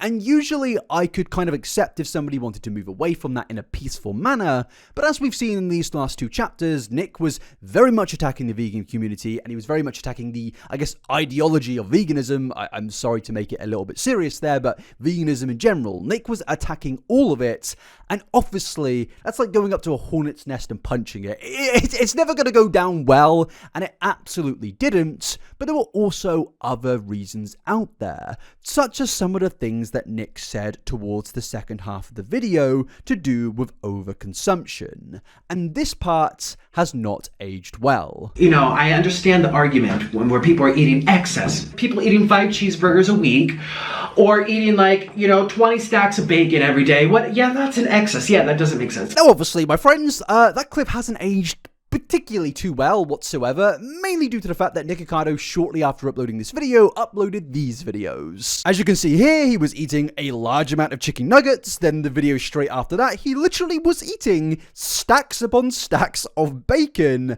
and then uploaded many videos of him consuming a large amount of cheeseburgers. And obviously, the community saw that and thought, wow, this guy's not only dragged our name through the mud, but he is now just completely laughing in our face, and it was very clear to a lot of people out there that Nick very much just used that community for attention until it was no longer valuable to him. Because in the year of 2016, there was a bit of a genre on YouTube of people, I guess, reacting to vegans. It was a time where vegans got a lot of, I guess, attacks on social media because it was a very easy thing to clown on back then, and it would get a lot of attention. And to me personally, it very much seemed that Nick was jumping on top of that bandwagon. And I guess he did have some valid reasons, but with the fact that he completely goes against his own words so immediately after, shows to me that a lot of his original video about quitting veganism was a bit disingenuous. And the disingenuous nature of Nick's attacks on veganism only continues when basically Nick goes to war with vegans. On the 3rd of June 2017, Nick uploaded a video titled "Why Veganism is Wrong and Makes People Go Crazy," and the video was basically a 50-minute long rant about the same thing from before pretty much. But to me personally, this video is a bit different in the fact that it now is nothing but trolling. And I think it's very clear at this point that Nikocado was getting a lot better at trolling. He was learning how trolling can kind of come to his advantage, and it very much seemed that Nick was going down the same path of another creator called Trisha Paytas, who pretty much built her social media career on trolling, and it seems that Nick also wanted to be a part of that. Everyone victimizes everyone. Plants victimize other plants. They kill each other. They constrict each other. Vines will constrict other plants and wrap themselves around and choke the life out of them so they can't get to the top of the rainforest. Does that make it wrong? Are they selfish? Are they victimizing plants selfishly? They're selfish too. They put poison into their seeds, into their leaves, so that other creatures can't eat them, and so that their species survives. They care about themselves. They're selfish too. The acai trees in Africa, Orlin told me all about it. When he went to Africa, they put tannins on their leaves to kill giraffes off so that they can survive. Carnivorous plants, everything. Lions will victimize sheep so that they can feed its family. Does that mean they're bad? Does it mean they're victimizing? Does that mean that they're selfish? Other primates will eat other primates. Bonobos will eat other bonobos. Does that mean they're selfish? Does that mean that they're victimizing? No basis in anatomy to say that humans should be 100% vegan. We are designed omnivores because science says so. Does that mean we're selfish? Does that mean I'm selfish? Does that mean I'm trying to victimize people? Or maybe that's how the world is. Now, ladies and gentlemen, I'm not going to waste my time going through this 50-minute long video of where Nick rambles and just says pretty much the exact same thing he said in the previous two videos. He denounces veganism, he says it's bad, and he basically says that if you're doing it, you're an absolute loony. And great, I mean, fair enough, but obviously that's going to cause the vegan community to get even more angry at him, but also make a lot of people see that pretty much the last year or so of Nikocado's content has basically been an outright lie, because how can you switch so ridiculously quickly from one extreme to the other? Because it's quite ironic that in Nick's original video about how he wants to quit the vegan community because all these people want to talk about is drama, that Nick only a few months later switches to drama related content of where he's saying that pretty much veganism sends people crazy and just in general veganism is wrong. I mean, realistically, is this anything different to what you were complaining about in your original video? No, and obviously people aren't stupid. They saw this and really started to turn on Nick even more. And at the beginning of this chapter, I did say that this chapter is pretty much the beginning of Nick's downfall, of where the craziness really starts to begin, and it definitely does seem that. I mean, when you've got this whole veganism thing, it then transpired into even more dramatic videos of when Nick kind of basically wanted to make everything a crazy situation, a piece of drama. For example, in 2017, he uploaded videos such as, "I was wrong, I'm sorry," and he's crying in the thumbnail. And then he uploaded, "This is not okay," and he's again crying in the thumbnail. And he even uploaded videos titled, "Serious Allegations Against My Boyfriend." And with a title like that, you would expect there to be some form of sinister nature in the video, but realistically, the video is just this. I try so hard to be myself, to share my ups and downs in lives, to not sugarcoat the truth, and everyone's saying that it's fake.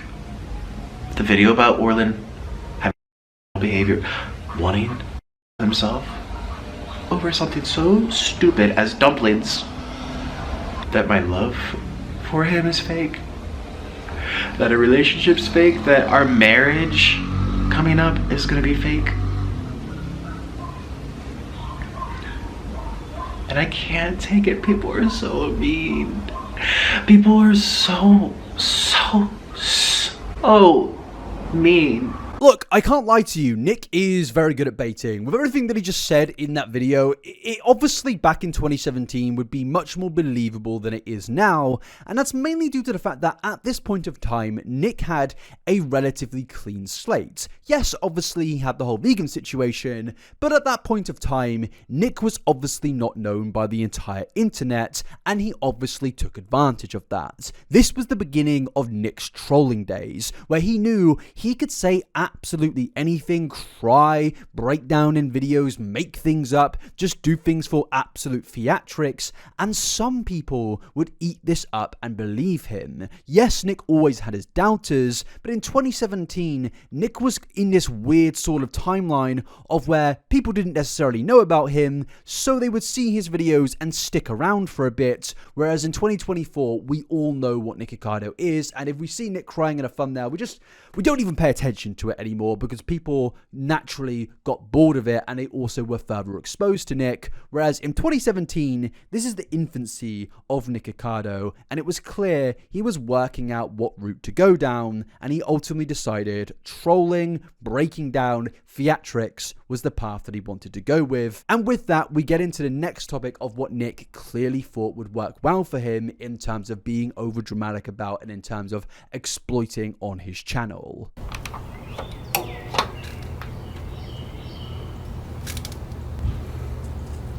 Now look, I understand that a lot of people will see the title of that chapter and think, wow, isn't this a little bit intrusive? Don't you think you're going a little bit too far here?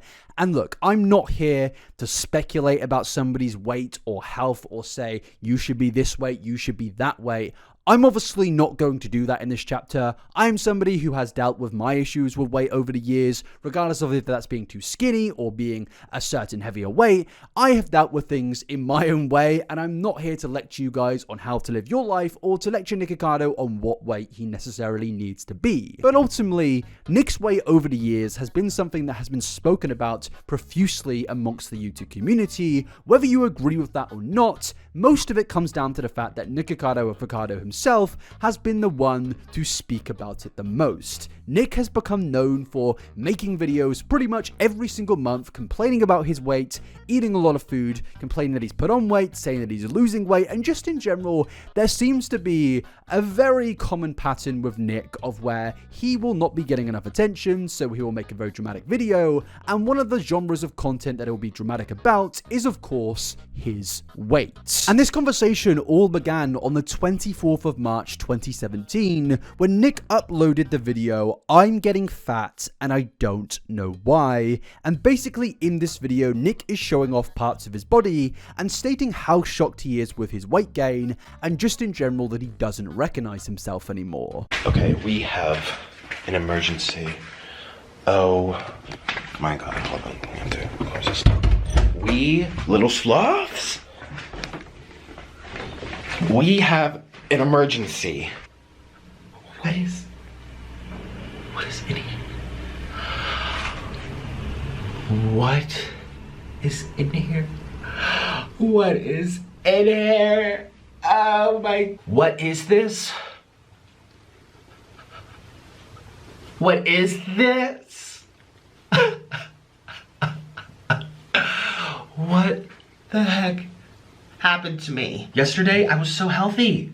I had rice and beans and fish and vegetables because I took a day off. The day before that, I had grilled cheese. Oh my gosh. It's like as if I woke up out of a dream. And I'm just like, is that you? Who are you? Who are you? I don't know. Oh my gosh. Oh my gosh. It's like, oh, I'm even putting my arm up so it should be nice and slender, right? No, it looks like a thigh. Oh, Oh my god. It goes behind. Now look, I want to start this off by saying weight gain is obviously a perfectly natural thing that can happen in your life, as is weight loss. These are two things which you can fluctuate throughout your life. I, throughout my life, have been very different weights and sizes and all that good stuff. It's something that is perfectly normal. And obviously everybody deals with these things in the same way. There can be situations where somebody will get unhealthy in the sense of they're either extremely heavy on the scales or extremely low on the scales.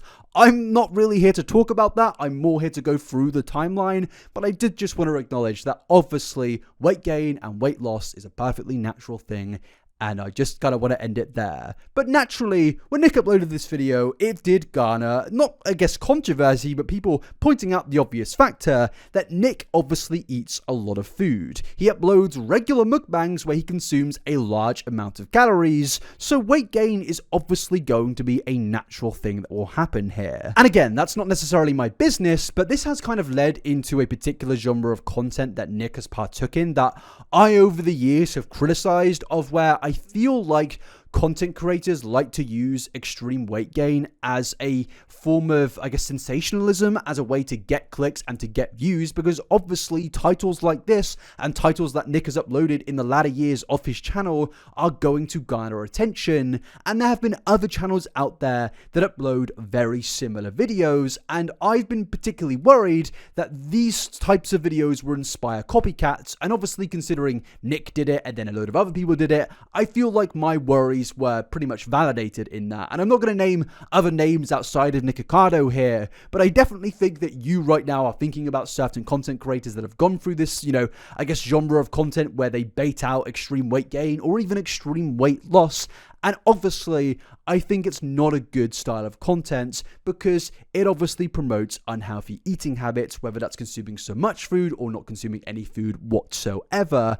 And this style of content, just in general, has concerned me for a very long time. And this video that Nick uploaded about his weight gain did garner 1.7 million views and probably earned him a good amount of money. And it's clear Nick saw that and thought, wow, this is a good genre of content I should go down. And he then uploaded Say Hello to My Double Chin, and that video was over 20 minutes long, meaning that he could put plenty of adverts on the video and earn even more money. And yes, this content is rage bait because Nick obviously knows why he has put on weight. He knows that he makes these mukbangs, and as you will go on to discover throughout this video, Nick is a very calculated and intelligent person. He knows what brings in views and he knows to outrage the viewer. But my worry comes that, as I said, people will get so desperate for views that they will follow Nick's example. And also, I should just say that I would say the exact same thing about videos titled, I'm losing weight and I don't know why, or even videos where it's somebody showing how skinny they are, because this is also something that has been spoken about on the platform. There are two different extremities, and yes, there are polar opposite sides, but these things do get spoken about, and it is a worrying genre of content that gets promoted on this website. And as you will see throughout the years, this style of content will continuously appear on Nick's channel when he needs to get some views in. He will occasionally bait out weight gain and say he's gaining weight and he doesn't know why. He'll speak about occasional weight loss, but then he'll obviously then shortly after do a video about weight gain, and it always brings in attention because this is one of the biggest rage bait topics on the internet, regardless of if it's Nikocado or another content creator. And it very much seems that at this point of mid-2017, Nick was kind of garnering the drama infinity stones of how he could get attention on the internet. Obviously, you've got mukbangs, you've got veganism, you've got weight gain, and now you've got to wonder, what will Nick possibly use next for attention? And of course, that is his relationship.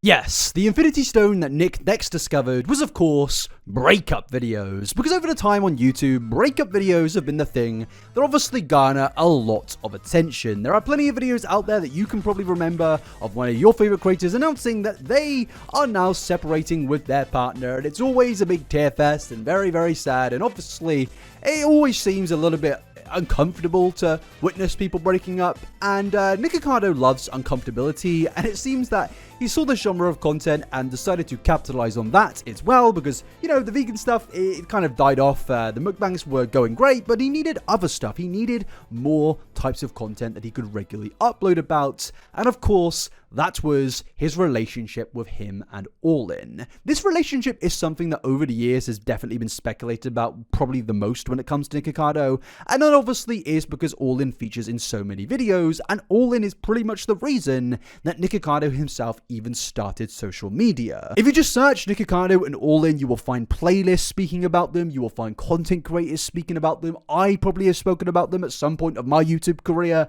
and just in general, there are so many videos out there about these two. And that all seems to stem back to a video uploaded in 2017 by Nikocado Avocado titled Why We Broke Up. And in the video, it's just Nick and Orlin sat down having a discussion to why they've chosen to end their relationship, and I can't lie, it's a bit of a weird video. They seem actually to be very happy and having a good time whilst openly discussing some pretty shocking details, such as the fact that Nikocado Avocado cheated on Orlin after they had an argument and took some time apart from each other when Nick went on a trip to London and New York. And they do say in the video that they are going to be laughing about this whole thing because I guess it's a way to get through an uncomfortable situation, and whilst I can understand that to some degree, the video is just very, very strange to watch. Well, around that time of like planning it all out, we were starting to have major issues in our relationship. And this was like the first batch of them. After being together for about 2 years, like, you know, you're supposed to get some big... My parents went through lots of breakups before they got married, so it's not like this is out of the ordinary. But what I did, I guess, was out of the ordinary. So we took a break from each other, and I stayed here in Colombia. And Nick went on a trip. Nick went to the US first, and then to London, and then to Asia. Yeah. Well, the first thing that you did in Florida was he actually cheated on me with someone in Florida, like a day or two after you arrived to Florida. Right? Yeah. Oh, my heart! See which way I left one open. We really do need to go to therapy. Help! So you know. Those are therapists.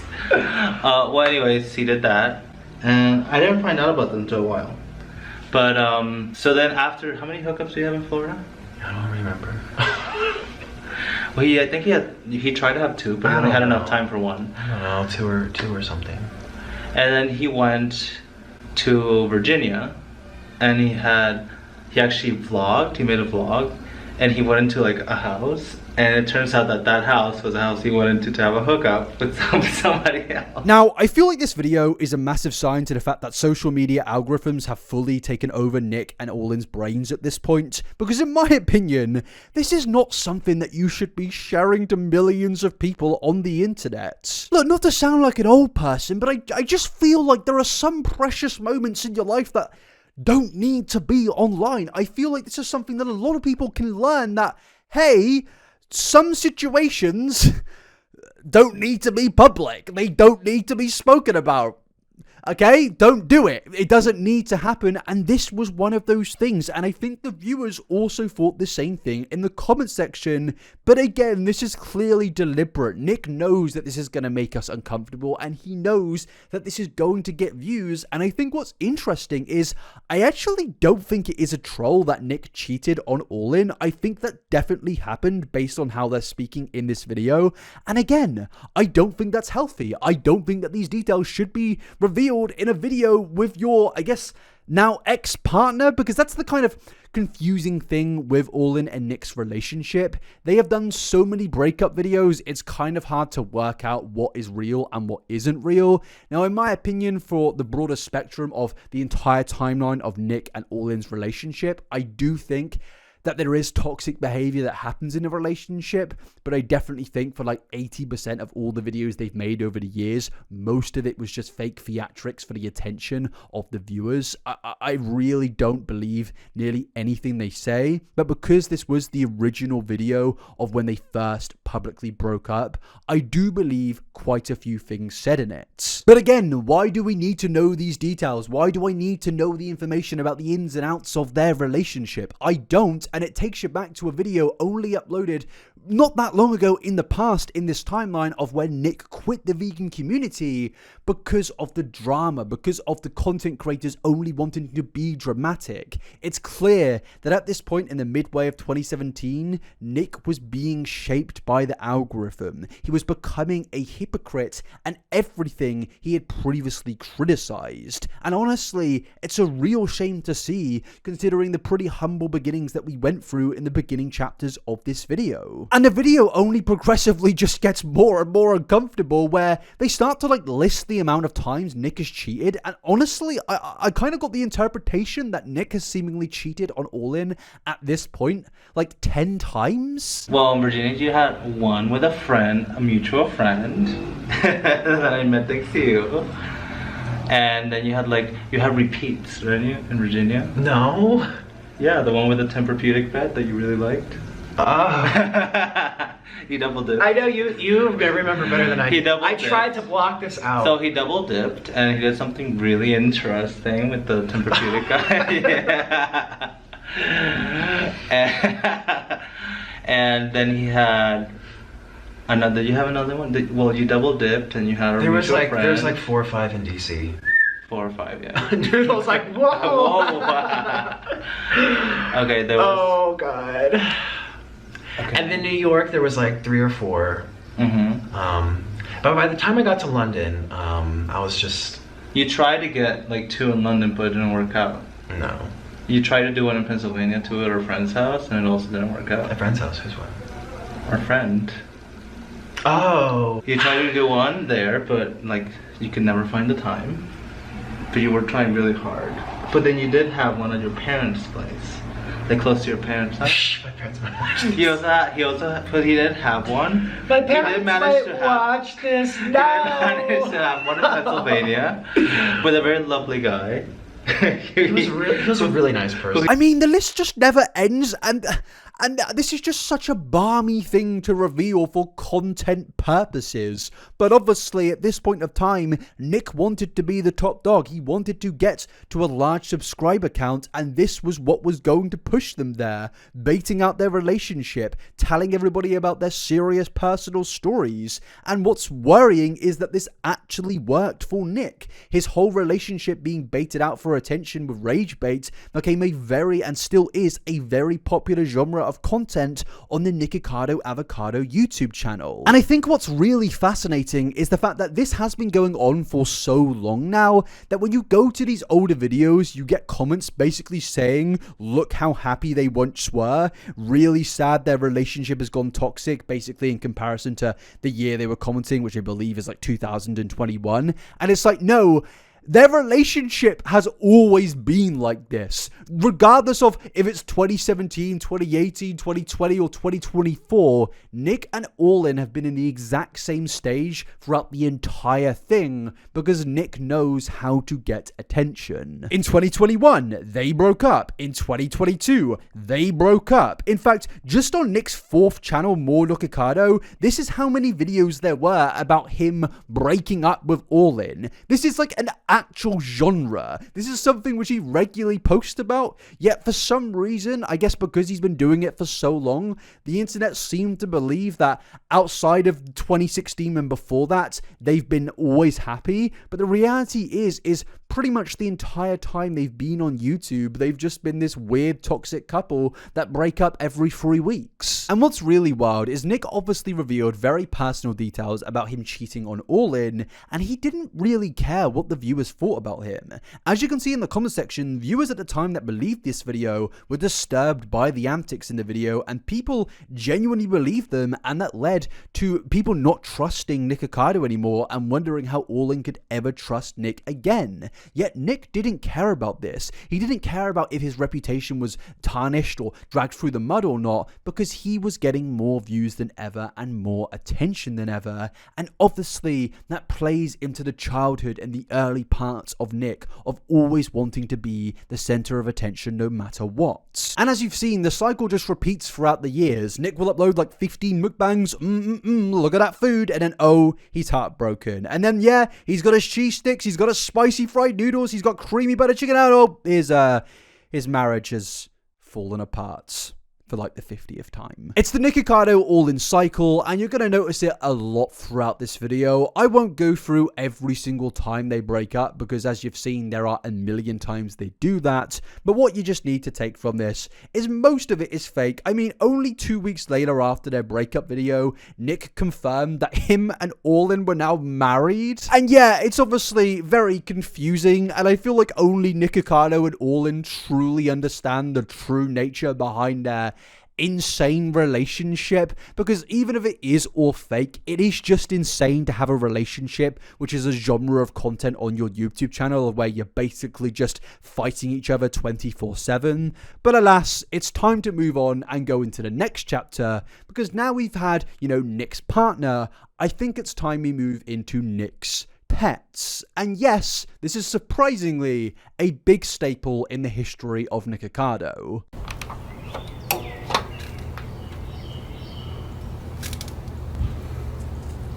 So yes, with Nikocado Avocado getting increasingly more dramatic in the year of 2017, naturally, that brought a lot more eyes into the world and universe of Nikocado Avocado, who decided to speculate and look into the lives of not just Nick, but also the individuals surrounding him, such as Orlin and other friends and family of Nikocado, but also the non-human individuals, who are specifically Nikocado Avocado's pets. Because over the years, Nick has received a lot of speculation and questions about some of the pets that Nick has owned. People love pets, and naturally that's going to cause a lot of people to worry about pets that may or may not have been mistreated. Now, I'm not going to come on here and fundamentally say that Nikocado Avocado mistreats his cats, but I think it's important to go through this because it's a bit of an allegation surrounding him over the years of basically what has happened to multiple pets that Nick has had appear in videos, and then they just mysteriously disappear. Where's the bird? Where's the cat? And most importantly, where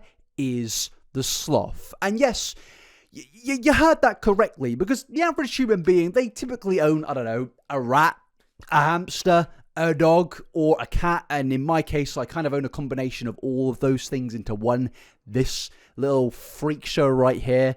If you don't subscribe, he's going to cry. Please, this is your reminder about 2 hours into the video to subscribe. Trying to hit 1.1 million, and this dog, I was going to say he won't be eaten tonight, but I'm worried then people will start to look into my previous pets. They're all right. Some of them are dead. Natural causes. Please don't report me to the RSPCA. But yes, Nikocado Avocado could not be a normal human being and own just simply a cat or a dog. He had to have those things, but on top of that, a sloth. You see, on May the 21st, 2017, Nick announced to the world that he had adopted a pet sloth in a video titled, "My Cute Baby Sloth," in brackets, yes, she's real. And for once in Nikocado Avocado's life, and maybe sadly for once in his life, He wasn't clickbaiting. He had actually adopted a real-life sloth. And honestly, I am a little bit confused to how the average Joe can just one day be like, oh, I've got this wild animal from this other country here. He's mine now. He lives in my house and he's going to be eating mukbangs with me. It's wild, but I guess America is the land of the free, where you can adopt a sloth, you can own certain weapons. It's a fun place. And Nick announced his adoption here. Looks like Chewbacca from Star Wars. You look like Chewbacca from Star Wars. Hey, now, it's okay. You want something to eat? Here, have some lettuce. There you go. Crunch, crunch, crunch, crunch, crunch, crunch, crunch. Yes, my baby. Hi, little sloths. Welcome to today's video. Look who's here. You guys, we have waited literally like a year and a half for this to finally go through. And we adopted a sloth. Now, I can't lie to you all. Obviously, that's a pretty adorable sloth. But again, you just have to wonder, how is this even possible? How is the average American able to adopt this animal? Now, I should confirm, Nick does go on to say in this that it was a long process to get this sloth, but even then, I don't believe necessarily that I personally could go through a year-long process of adoption papers to own a sloth in Great Britain, and now maybe that's because this country is boring. Oh, maybe it is just that. Yeah, but yeah, basically, he's adopted a sloth. Now, the sloth ended up being named Kiwi, and Kiwi featured in plenty of videos over the period of May and July of 2017. And honestly, Kiwi is a very adorable sloth to look at. When you're watching these videos and Kiwi appears next to the bird, who we'll also get into later, it's kind of cute, you know? A lot of the viewers at the time thought, oh, wow, it's a bit weird, but he's got a sloth and it's eating food, and should that sloth necessarily be eating that food? I don't know, but yes, the sloth was there, and it was very nice, but obviously, it led to a lot of animal activists asking the question of simply, is this sloth an actual pet that you're taking care of, or is it basically a prop that you're using in videos to garner attention? This isn't a dog, it's not a cat, this is a wild animal that needs to be taken care of, and you are using it as a prop to exploit for views. And honestly, I can completely understand that criticism. Honestly, I don't really think there's anything I can deflect from that or defend Nick for. To me personally, when I look back on these videos now, knowing everything that I do, yeah, you can't help but think this sloth isn't a pet. It's not being exactly treated like a wild animal. It's more being treated like a plushie, like something which Nick is waving around like it isn't a real live animal that could do some serious damage. And those worries and what I just said ultimately led to a pretty unfortunate event for Nikocado when he in July of 2017 uploaded a video titled Not For Kids. Now, there is an argument to be made that pretty much every single video on Nick's channel should not be for kids, but alas, he uploaded this video, where the video starts off with Nick displaying a very bloody finger, clearly a wound from some injury, and then the video cuts to Nick on the floor crying, and then the video then cuts to Nick on a hospital bed. And basically, yeah, it seems that something very, very bad has happened here. And of course, as you've most probably guessed, the sloth attacked Nick. Okay, this is what happened. So I got bit by Kiwi. Anyway, all I remember is that I was giving her flowers, and all of a sudden maybe she was going for the flower and got my finger, but she held on tight. It's not like she just went and then held it, and I was trying to pull it. So this is Kiwi, this is my finger. Like Mr. Noodle and the chopsticks, you know, tug of war. Oh my god, it was so painful. And I heard a crunch. That was my fingernail splitting in half. And then the next thing I know, well, I remember pulling it really hard and she let go. And you know, she's still hanging. So I look at Orlin, I'm like, my finger, and all of a sudden, all this blood came out. And it's dripping like crazy. It's just like running down my hand. And the next thing I know, I'm on the floor. Now, obviously, this is an extremely unfortunate situation. And despite the criticisms of Nick from myself and also animal activists out there at the time, I don't wish any harm on Nick in any sense then or now. And obviously, this is a pretty sad thing, but it did lead to some mystery that I mentioned earlier. Because pretty much after this video, Kiwi the sloth was never seen ever again, and over the years this has led to a lot of speculation out there. Where is the sloth? What's happened to the sloth? Even some individuals stating that Nick may have had some nefarious means involving the sloth, and I'm not going to describe it. I may show some memes on screen right now with the allegations that people were saying what Nick may or may not have done with this sloth. But alas, despite the allegations, despite the speculation and all the theories over the years, I can tell you guys what really happened. This is pretty much a case of Nick having so much content on his channel, such long videos, that the actual reasoning and explanation to what happened to this sloth pretty much just got buried under millions of pieces of mukbang and drama and all of that. Nick actually did in 2017 say what happened to this sloth, and pretty much it was sent away to somebody far more professional than Nick, and somebody that could just, you know, cater to the means of a wild animal. There's a guy in Britain, his name's Dave. He has a little sloth, I don't want to say sanctuary, but like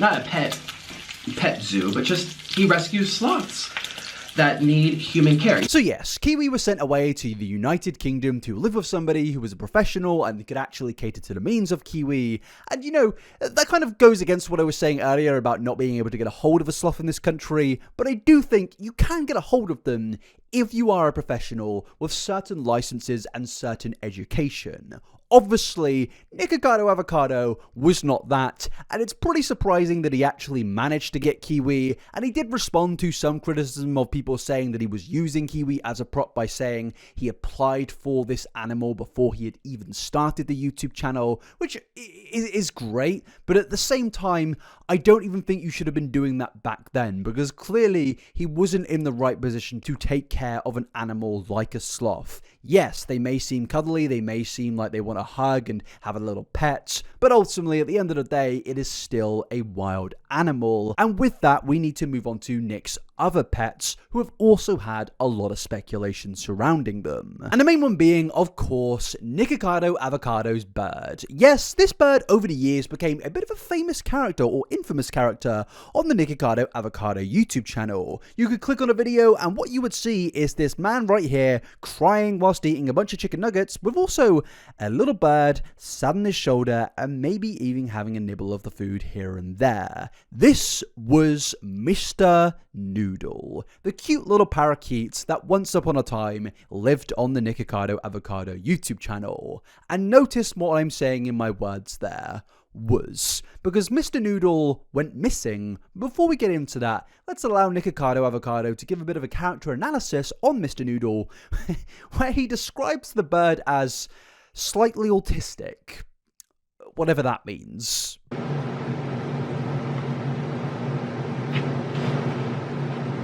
He was a sweet bird. He was very slow. He didn't say many words. We thought he may have been a little autistic. You know, some birds are smarter than others, and he was really slow. Yeah, I'm not really sure what that means, but great Mr. Noodle autistic representation. We love that.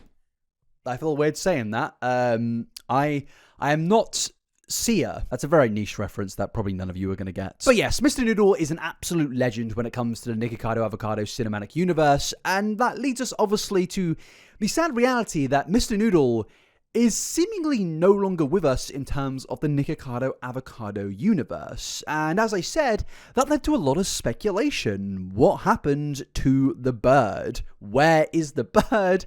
And it obviously led to very familiar allegations that Nick faced with his sloth. And I'm not going to say them, but they're on screen right now. And yeah, people basically thought that Nick may or may not have had his nefarious ways with this bird, and I can confirm, at least by Nick's words, that that is not the case. And basically, the reason we don't know what happened to Mr. Noodle is, once again, because Nick uploads millions of videos, which are like 2 hours long in every single one, and nobody is going to sit through every single video, and naturally that kind of led to the truth behind Mr. Noodle being buried under tons of mukbang videos and tons of dramatic crying videos. But I'm a bit of a sad bastard, and I scoured through all of the videos involving Mr. Noodle, and I found out the truth. And the truth is, my friends, is Mr. Noodle is no longer with us. Yes, on the 2nd of March 2019, Nikocado Avocado posted a YouTube video titled, "I Can't Be With Him Anymore." And in this video, Nick basically announces to the world that Mr. Noodle is no longer with him. Now, in the video, to be fair, he doesn't actually specify whether Mr. Noodle has died or not, but he kind of cries for 20 minutes. But at the end of the day, based on everything we've gone through so far in today's video, that really isn't that much of a surprise or groundbreaking breakthrough in this whole saga. Honestly, if Nick doesn't cry in a video, I'm more surprised at this point. But yeah, the resolution to the mystery of where Mr. Noodle is he's either been adopted or he is dead. That's quite mundane. So with that, we need to now move on to... Actually, no, I've done a little bit of research during this whole editing process, and I've discovered that Mr. Noodle may actually still be with us. Basically, I was going through the comments on a video dedicated to Mr. Noodle whilst trying to garner some footage together, and I discovered in the comment section some people were alleging that Mr. Noodle is currently residing in Colombia, as he was not able to migrate over to the USA when Nick moved back. And that would be a logical explanation, and it would seem that Mr. Noodle is possibly with us still, living with Orlin's family and consuming a copious amount of noodles in the name of his once father, Nikocado Avocado. With that, we need to now move on to another pet of Nikocado Avocado, and that is Miss Kitty. Yes, Miss Kitty is a cute little cat that featured throughout the years of 2017 and 2018 on Nikocado Avocado's YouTube channel, and again, it was a very cute animal, but fans noticed over the years that, like the other two, this animal seemingly disappeared. And what's more concerning about this one is I really don't know what happened to this cat. I've done the digging, I've looked through Reddit posts, I've looked through forums and all of that good stuff, I've gone through comment sections, and I've scoured through hours and hours and hours of Nikocado Avocado's YouTube channel, but I actually can't find an answer to what happened to Miss Kitty, so I'm gonna have to speculate here and say the cat is either dead or even the cat has been possibly adopted, and honestly, I feel like the second option there is the more likely one, because based on Mrs. Kitty's appearance in the videos, Miss Kitty was a seemingly healthy cat, it was a young cat I believe, and there was no signs that this cat was going to pass away anytime soon, but at the end of the day, I guess you can't really tell when anybody's going to die. But yeah, Miss Kitty is another mysterious disappearance from the Nikocado Avocado universe. It kind of just feels that animals come and go on this channel, and there have been other small appearances here and there of Nikocado Avocado and other animals,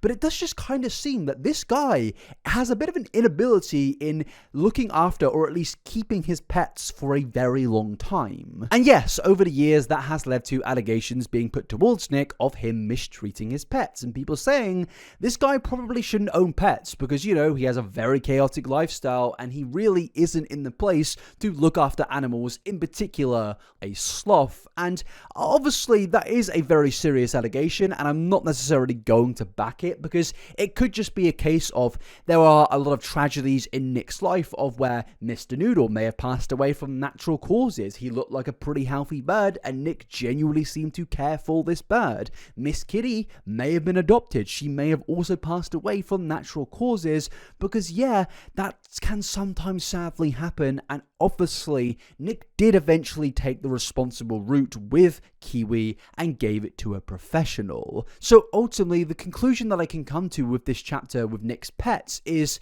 it kind of feels that even when Nick isn't intending to cause chaos and tragedy in his life, it just comes for him anyway. He at this point is the embodiment of chaos, and as you're going to see over the years, that chaotic realm just gets bigger and bigger, even if Nick didn't necessarily intend for that. And with that, my friends, it does lead us nicely into the next chapter of where Nikocado Avocado's life is crumbling around him for like the 50th time.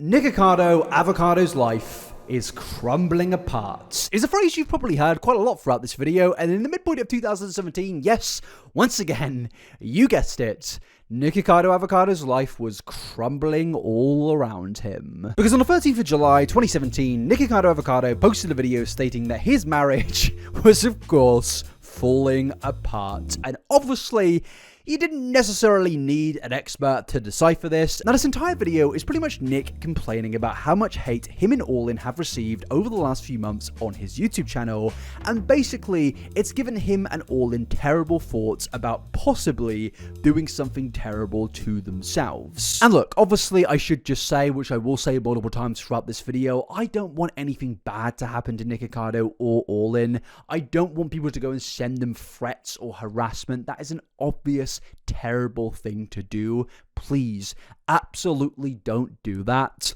But once again, this video to me just seems like very obvious bait, and it once again is Nick playing into the whole drama sphere of where he's continuously baiting out his relationship and marriage with Orlin. And it's kind of sad to me that Nick has at this point in 2017 gotten to the point of where he is trolling over doing something terrible to himself.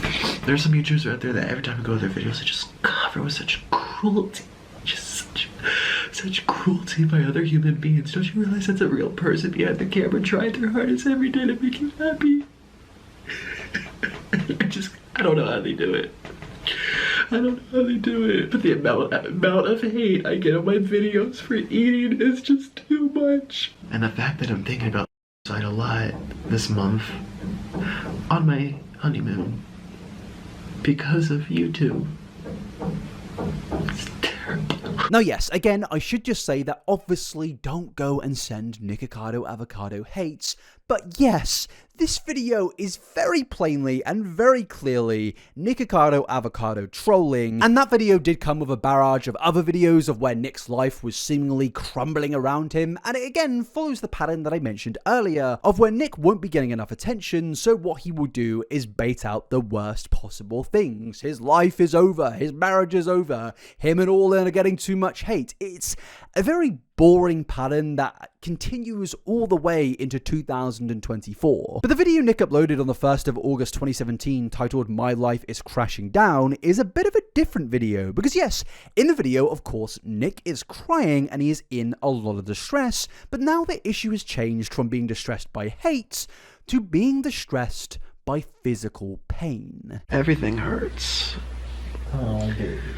My head. Ow, my muscles.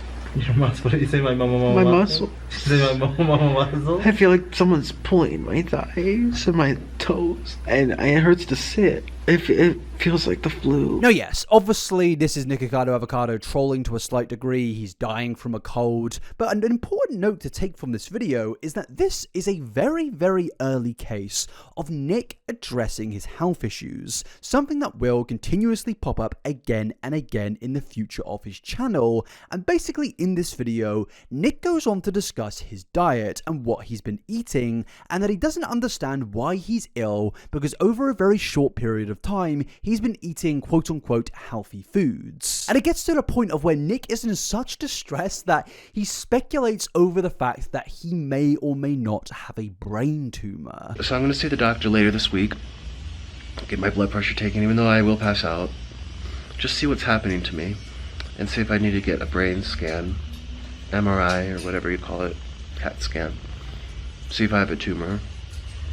And then on top of that, I have a cold now, and people, I know everyone's gonna be like, you're eating unhealthy, but this only came about. I've been home for 4 days. This is day 5. Based on my channel, it looks like I'm still in Chicago, right? But I've been home for 5 days. Today's day 5. The past 5 days, I've been eating super clean, home-cooked meals, beans, lots of lentils, avocados. I have like 2 avocados a day. Green juice. What else have I been eating, Orlin? Steamed veggies. Fruit, steamed veggies. Lots of fruit. Well, not lots of fruit. Potatoes. Beans. I get more beans. Salads. I've been eating salads every day. And I got so sick. Now, before I say anything here, I want to bring your attention to the show Drake and Josh. Does anybody remember that episode in Drake and Josh? Millennials, this is your calling. Do you remember that episode of where Drake and Josh kind of have a bet where they have to quit the 2 things that they love the most? Josh quits video games, and Drake has to quit junk food. And what happens is, in a very short span of time, Drake starts to get very, very ill. He has to have a doctor come and see him because his body is reacting extremely badly to the fact that he is now randomly eating healthy, nutritious foods and no longer consuming ultra-processed, terrible junk food. And I do genuinely believe that what is going on here is a little bit of trolling, but also at the same time could possibly be Nick's body lashing out and thinking, what are you doing? Where are the 5 million chicken nuggets? Where's the extra spicy chicken noodles? And it's saying, I need that stuff. I don't need, I don't know, lettuce, spinach, steak. It's really interesting to see how his body has reacted here. And from this point over the years, Nick has said multiple times that he doesn't understand why he feels a certain way, why he feels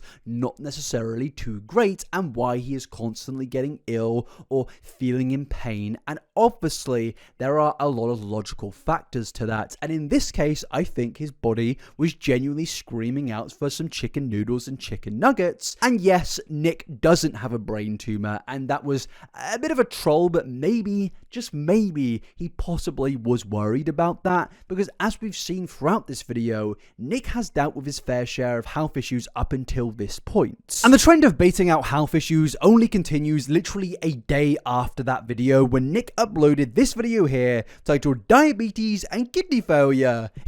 it's time to quit. And the reason I'm laughing is because this is just such a textbook Nikocado Avocado thumbnail.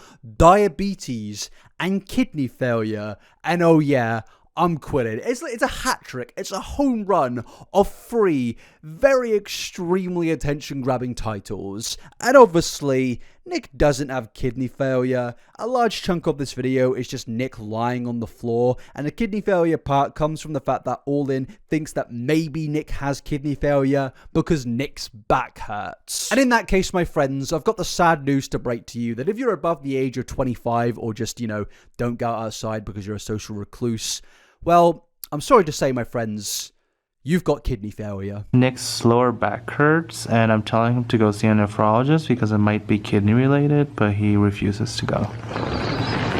You sound like doctors. You need to go. It's like all right here. You're living off trash. Stop. It's all my lower back. I've never felt it like this before.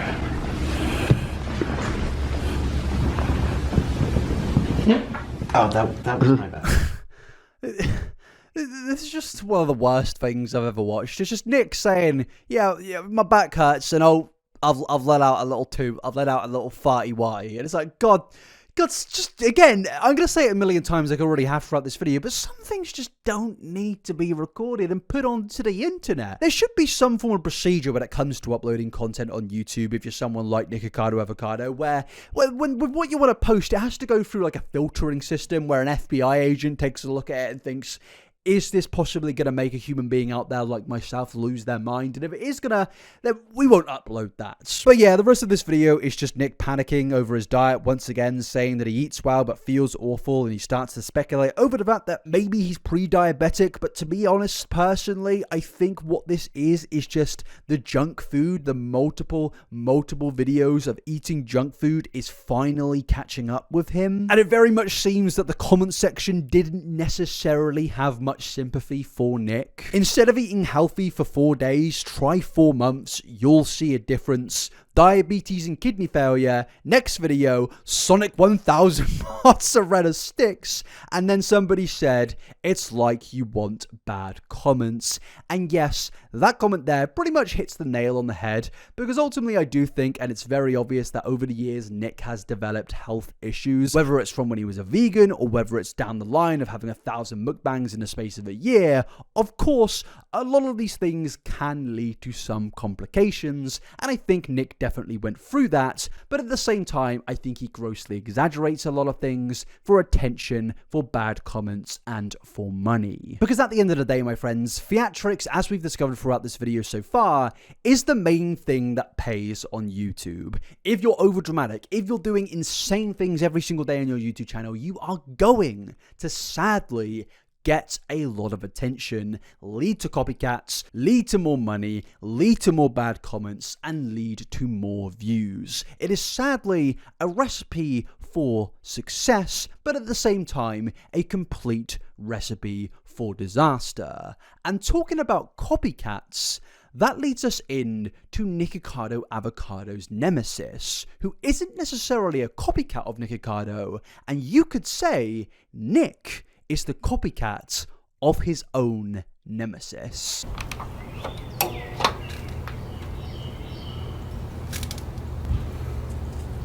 Now, so far in this video, a big thing that I've been speaking about is the fact that Nikocado Avocado has been garnering the Infinity Stones for what gets attention on YouTube. In these early years, Nick has gone through the process of wondering, is vlogging what he wants to do with Orlin, or maybe it's mukbangs, or maybe it's vegan content, or maybe it's going down the theatric aspect of baiting out his relationship struggles, crying on camera, and dramatizing his health issues. All of these things combined led to Nick's Infinity Stones that he would use over the years to get more and more views. And one of the Infinity Stones that Nick has only really used a couple times up until this point in 2017 was the drama Infinity Stone. And not drama with himself and Orlin, but drama with other YouTubers. But my friends, on the 4th of September 2017, that changed when Nick uploaded I'm Fed Up, exposing fake mean YouTubers. And based on my research, this video right here is pretty much the first time Nikocado Avocado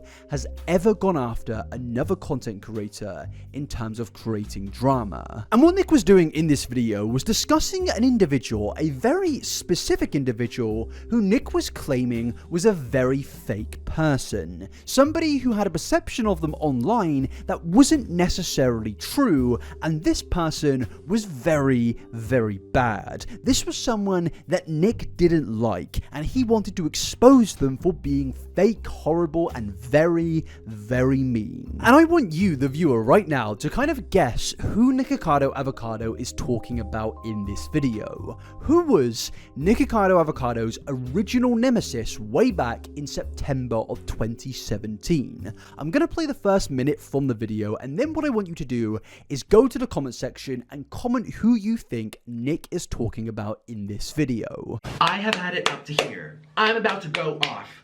Okay? My blood is boiling. I just feel disgusted.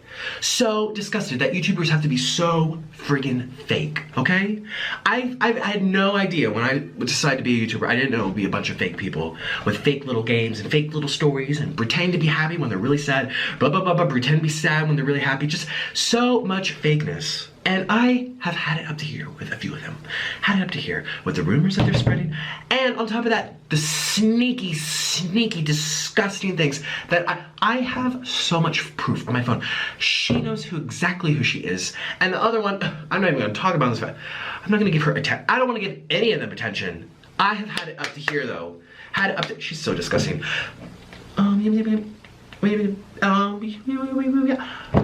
Girl. No. So she can't return my emails. She can't return my snaps.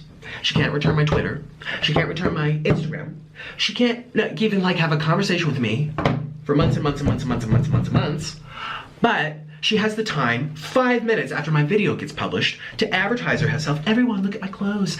Everyone look at my new boyfriend. Everyone, just now, get lost. Get lost off my channel. So yes, obviously Nikocado Avocado was definitely not happy with the individual he was speaking about, and naturally that led to a lot of speculation surrounding who is this individual that Nick is calling out. And if you haven't already, please comment it down below, because I'm about to reveal who it is. So yes, in the comment section, people were pretty much saying that who Nick is talking about in this video was none other than Trisha Paytas. Yeah, I feel like it's almost destiny for these two individuals to be pretty much arch rivals with each other. These are the most dramatic people on planet Earth, and it comes down to the whole copycat thing that I mentioned earlier. Because over the years, Nick has inspired plenty of copycats out there, which I've worried about in terms of his style of content, and it seems that Trisha Paytas most definitely inspired Nikocado Avocado. These two people are pretty much the yin and yang of YouTube. They are the embodiment of chaos, and they basically perfectly circle each other in the drama sphere. These two have got into so much drama over the years, it's pretty wild. But what is interesting about this actual specific original video that Nick uploaded about Trisha is that he doesn't actually name drop her in this video. The only reason people know this is about Trisha Paytas is based on all of the things that Nick said in other videos in the future over the next 8 years about Trisha Paytas. And there was a little bit of speculation that Trisha did comment on an old video of Nick saying something very nasty, and that's what prompted this video. Now, I couldn't actually find that comment, but based on the fact that so many people were saying it, it's very clear that Nick, even back in 2017, was not happy with Trisha Paytas. And Nick goes on to say in this video that the person who he will not name was spreading rumors about them, sending emails to him, and just in general, not being very nice to him. Spreading rumors about me, taking me out of context, twisting the situation, twisting my words, flat out lying to make me look like a crazy person. Yeah, I know I have problems. I know when I make mistakes, I usually talk about them openly in my mukbangs. I usually apologize almost all of the time. I don't know what the I did to this person. I have no idea. But it's just so disgusting. I don't even know why I'm making this video. I am just livid right now. I am so upset. Get out of my life. Ugh, slimy ghost.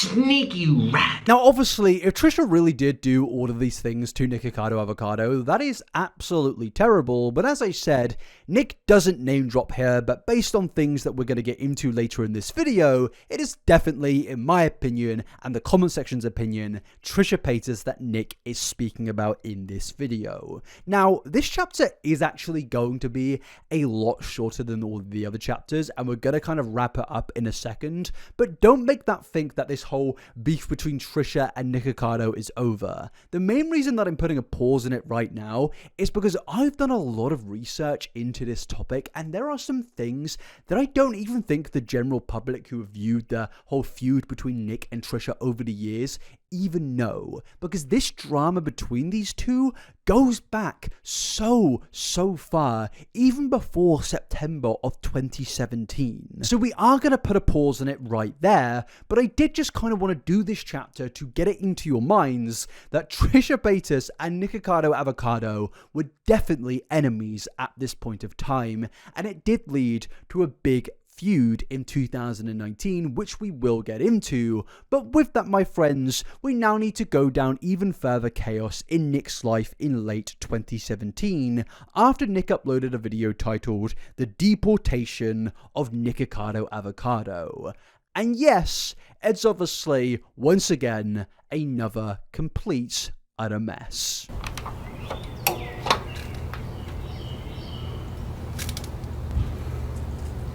Yes, you read that title chapter correctly. Nikocado Avocado was deported. You see, on the 25th of October 2017, Nikocado Avocado uploaded a YouTube video titled I'm Getting Deported. And in this video, Nick goes through some of the struggles he's been facing recently whilst trying to attain a marriage visa so he could permanently live in Colombia with his husband Orlin. Because yes, despite their relationship ending 60,000 times, Nikocado and Orlin were seemingly happily married according to the Colombian government. Now, the majority of Nick's video is basically him breaking down in tears and explaining, the title of the video about him being deported and all the reasons behind it. And whilst being deported is obviously an absolutely tragic circumstance to face in anybody's life, obviously we all know that this video is going to go down a very familiar trend that a lot of other videos of Nikocado have gone down, and that is, yes, once again in this video, Nikocado was obviously exaggerating very slightly. I was streaming live on YouNow last night. There was, I don't know, 100, 200 people watching, something like that. And I was just having a good time and doing my live stream, and all of a sudden Orlin walked in and said, Nick, our marriage visa got rejected. I mean, sorry to interject here, but is anybody really surprised that their marriage visa got rejected? I mean, Nick, Orlin, what were you really expecting when the only thing you put on the internet of each other is, oh, I cheated on Orlin 50 times, and oh, I'm breaking down in tears again, and oh, Orlin is throwing food at me again. It's like, I wouldn't be surprised if any government in the world saw your relationship and thought, you know what, maybe we don't want to grant a marriage visa there because it doesn't necessarily look too great on us as a government. And he said, well, let's turn this off, let's talk about it. And I said, no, just tell me now. Essentially, I am being forced to leave. The 25th is when my visa expires. I'm sorry, I don't want to cry during this, I really don't.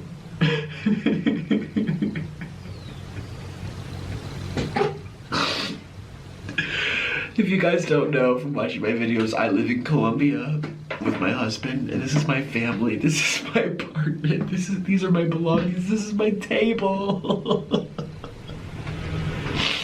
This is my table, these are my lights, this is my life.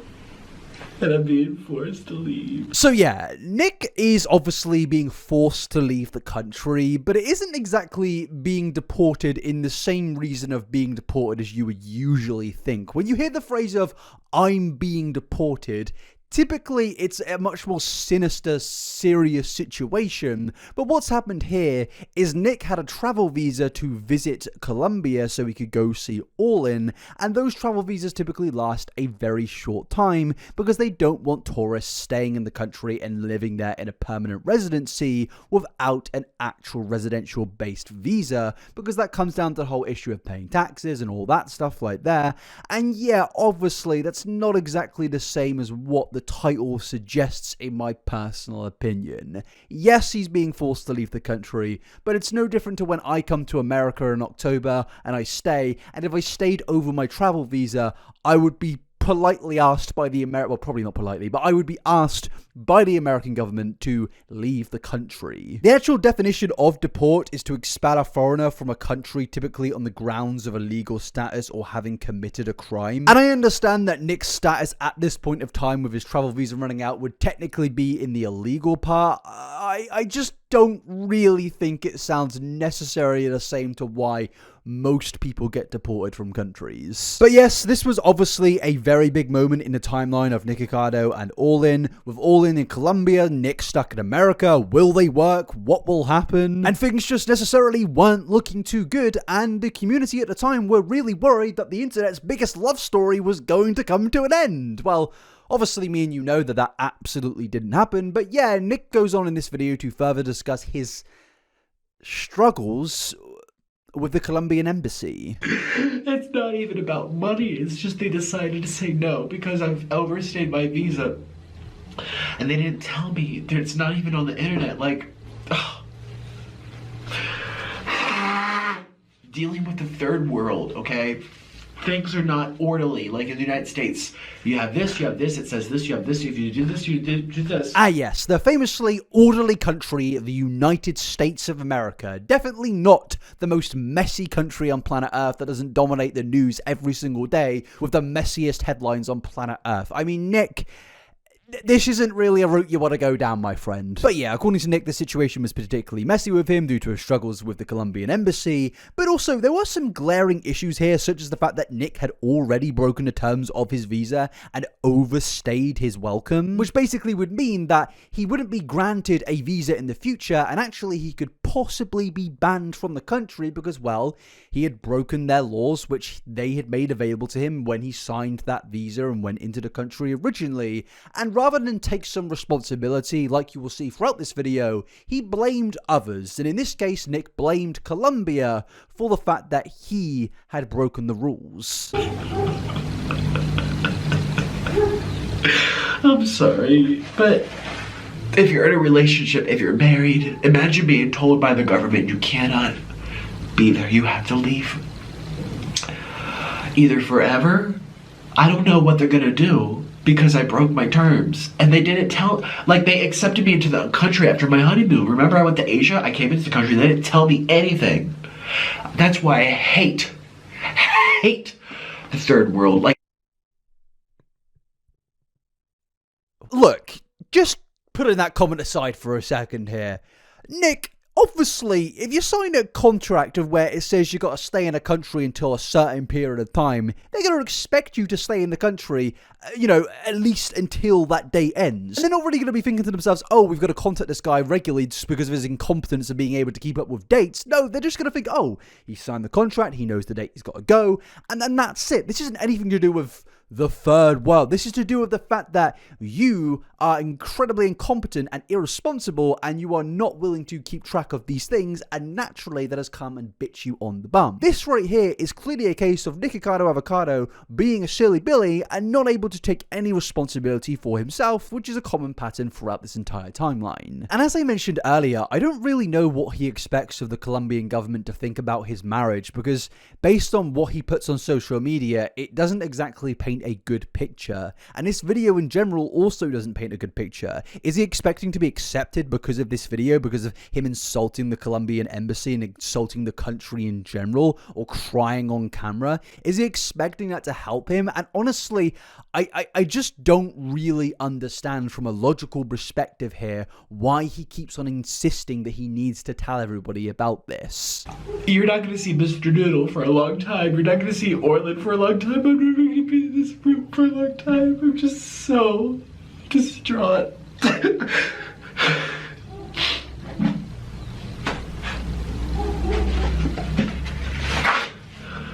But I have to tell you, right? I have to tell you what's going on in my life. No, you don't. You don't need to tell anybody other than the people in your private life about this. Your entire YouTube channel, at the face of it, is based around consuming copious amounts of food, not ranting about Colombia and your visa issues and blaming everybody else other than yourself.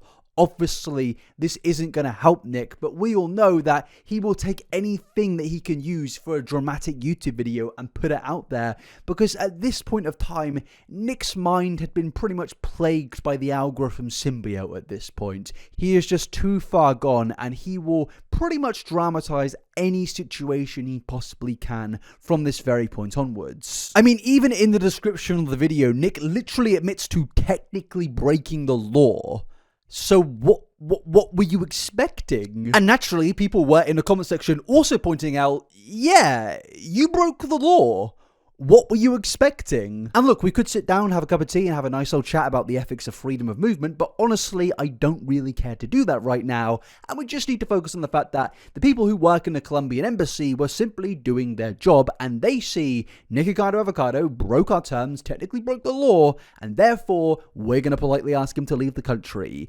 Don't blame others for your incompetence is the lesson to learn from this chapter and a million of the other chapters in this YouTube video. But the story of Nick's deportation only continues on the 27th of November 2017 when he uploaded another video titled My Deportation. And the video starts off with a very sad compilation of him and Orlin, and I guess this is because he actually needed to, like prove to the world that these two are actually in love with each other, because after 5 or 6 years of being together at this point, nobody was really believing it.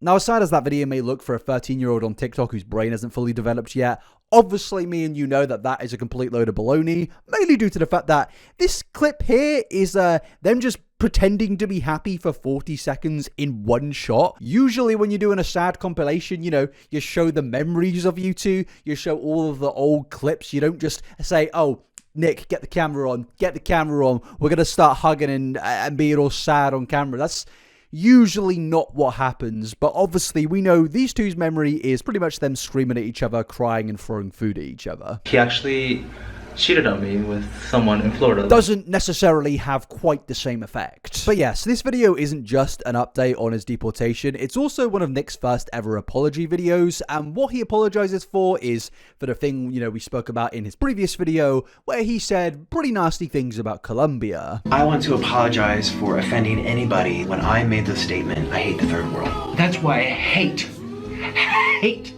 the third world. Like the United States, they have everything regulated, everything in order. They didn't tell me anything. They're like, welcome to Colombia. Stamp on my passport. I should not have said that.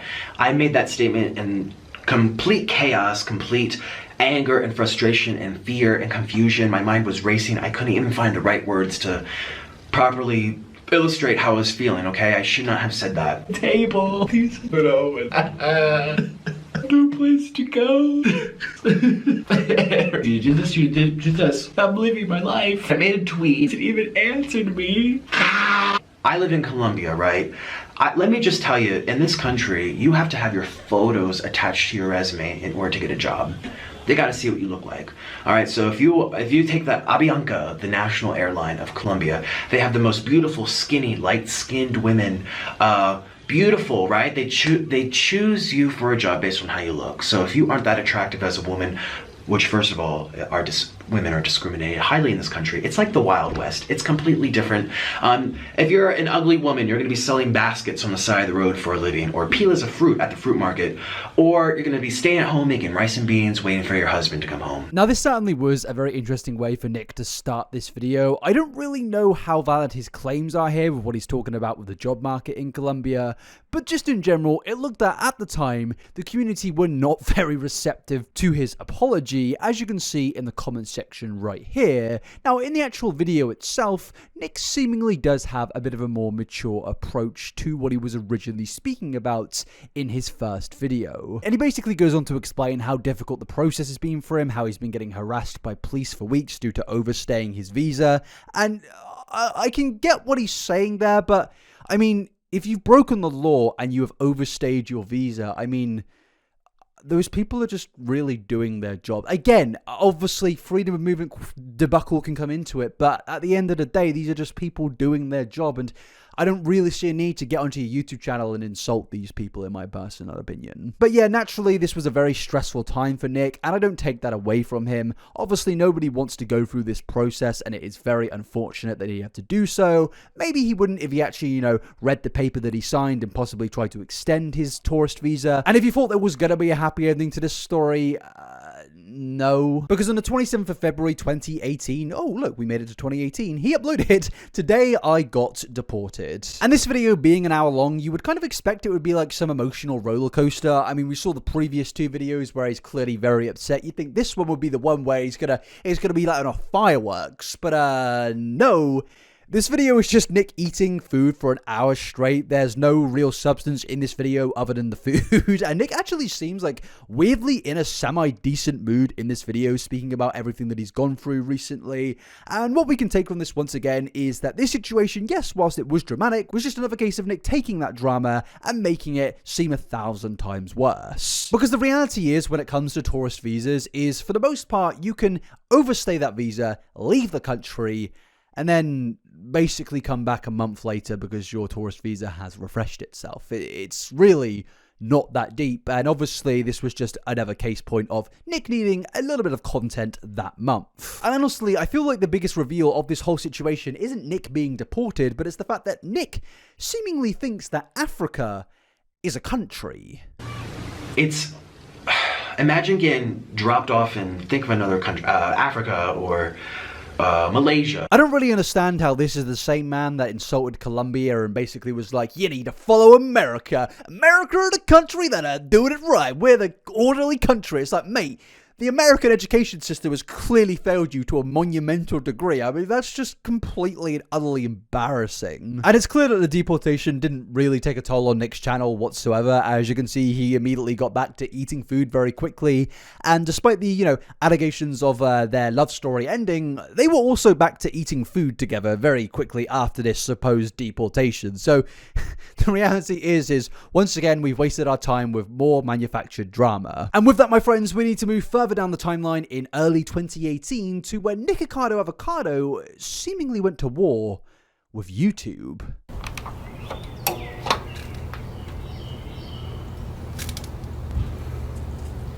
So in late 2017 and early 2018, surprisingly, Nick's life somehow got even more chaotic. Things just kept on happening to him to a point of where you have to start to really doubt, is any of this real?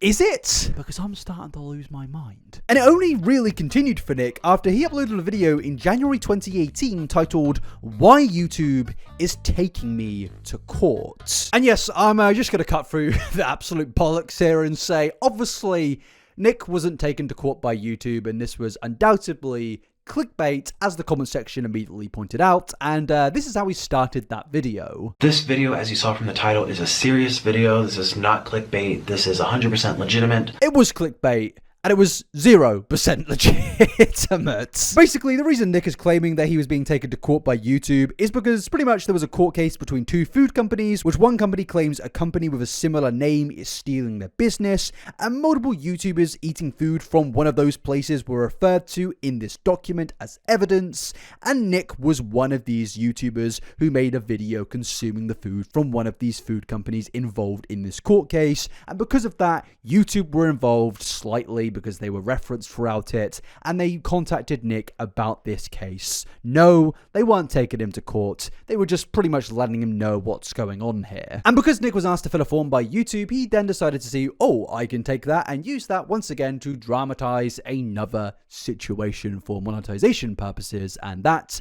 is that. And this entire period of early 2017 and 2018 just seems to be a consistent build-up of absolute messes and messes upon messes, and all I can really kind of take from this is possibly rent was overdue that month, quite like his visa was overdue, and that led to Nick in January 2018 announcing that he's quitting YouTube and deleting his entire channel. And did that happen? I wish. Because yeah, obviously the year's now 2024, or maybe it's another year for you. Are we still alive in 2025 or any years above that? If we are, please let me know above. I'd love to have some reassurance. But yeah, Nick obviously didn't quit YouTube, and this actually kind of becomes another infinity stone for Nick in terms of genres of drama that he puts on his channel when it comes to him quitting. Every few months, Nick announces to the world that he's quitting social media, he's leaving forever, and then he uploads a mukbang 2 days later. It's something that does pretty well for him even in 2024, and honestly, I don't really know why anybody believes it at this point. Like, the sheer serious nature of these videos, it's just silly. I mean, he starts off this video by throwing Cheetos, or crisps as we call them in the British nation, at the screen, and I'm like, you're just wasting food, Nick. I'm done. I'm done.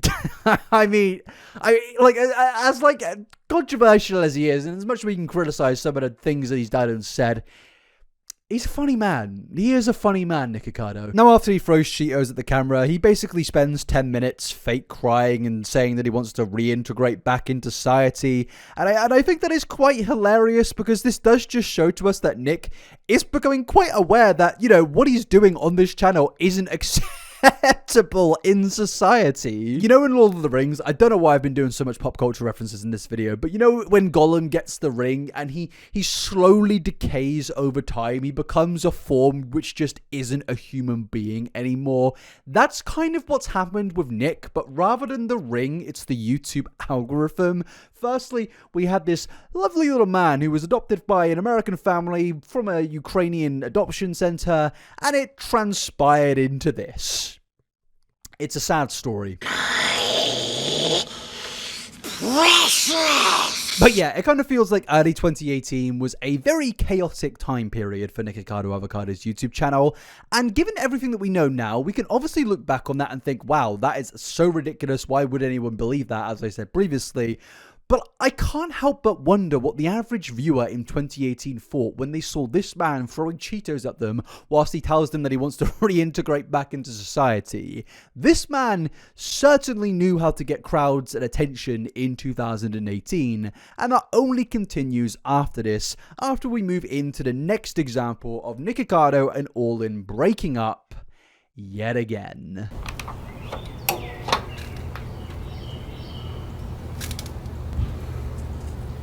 So yes, Nick and Orlin, they broke up once again, and honestly, I'm getting kind of tired of speaking about their horrible relationship, and this is probably going to be the last chapter until like 2020 when we go fully in depth kind of about their relationship, because it's just a comical trend at this point. Because like I said before, these two have broken up a considerable amount of times over the years, but the main reason I'm covering it here is because this was a 6-video saga between the two, and obviously we can't go through every single breakup, but the fact that this was such a gigantic saga in early 2018 makes me really kind of want to talk about it. But yeah, you may be wondering, actually, no, who am I kidding? You're not wondering, I'm just going to tell you anyway why these two broke up, because obviously in the first case we went through earlier, Nick admitted to cheating on Orlin 50,000 times, so what could possibly be the reason that they break up this time? Because it's very clear Orlin has a very low bar when it comes to his relationships. Well, the first episode in the saga Nick uploaded was called He Broke My Heart, and pretty much this video is just Nick sobbing and eating food for 20 minutes straight,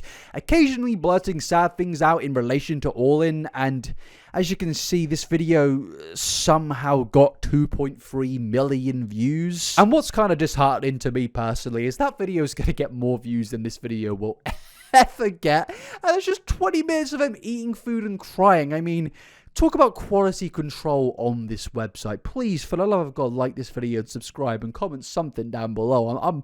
I'm begging for you at this point. But in the next episode of the saga, Nick goes on with another upload titled "He Broke Up With Me" on Instagram, where Nick goes on to say that he discovered that him and Orlin were no longer married because of an Instagram story that Orlin put up announcing it.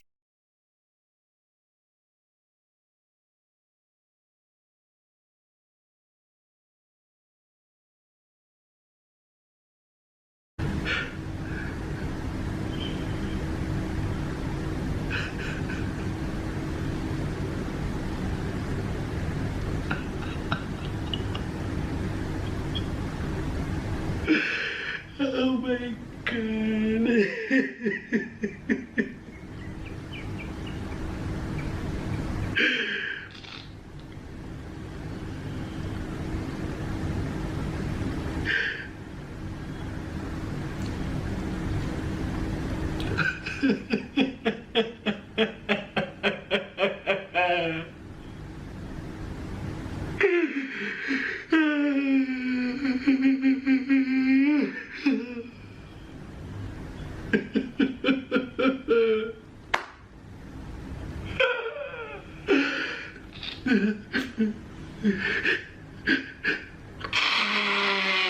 Yes, that's quite literally how the video starts. A minute and 30 seconds of just blubbering. Nick, please, man, next time you make a video, just think out there. There may be some sick, lonely loser commentary channel that's going to cover you. And just give me a break and get straight to the point, because I'm gonna now let you guys see the point of the video where he actually does get into speaking about the Instagram story where Orlin announced everything. I want people to stop asking me about Nick. I am over him. This is on my Instagram. He deserves someone better than me. I have been nothing but a burden on him since the start of our relationship.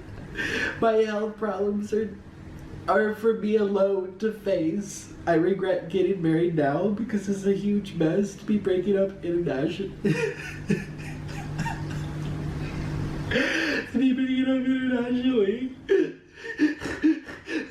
I just want to be by myself and with my friends and my pets. Whatever happens to me, it happens to me, and I'm done making Nick suffer along with me. I am over and done with him.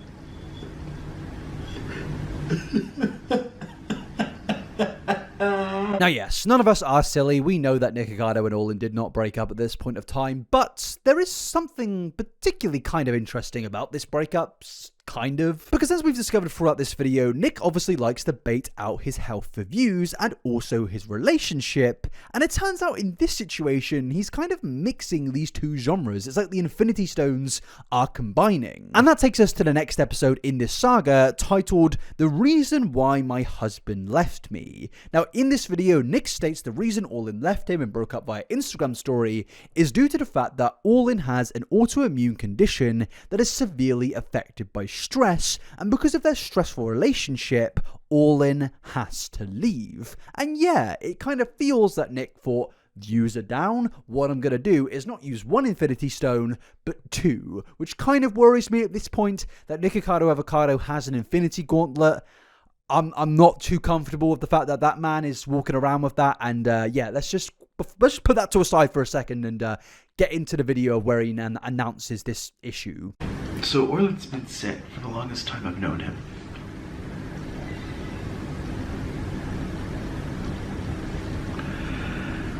He has an autoimmune disease. And it's a really bad one. There's no cure. There's not even that much known about it. I remember when my mom's a nurse and I talked to my mom about it and I said, you know, like, what do you know about this? And she goes, I don't even know. I think like 1 in a million people have it. I remember one time I came downstairs after we got in a fight, fighting.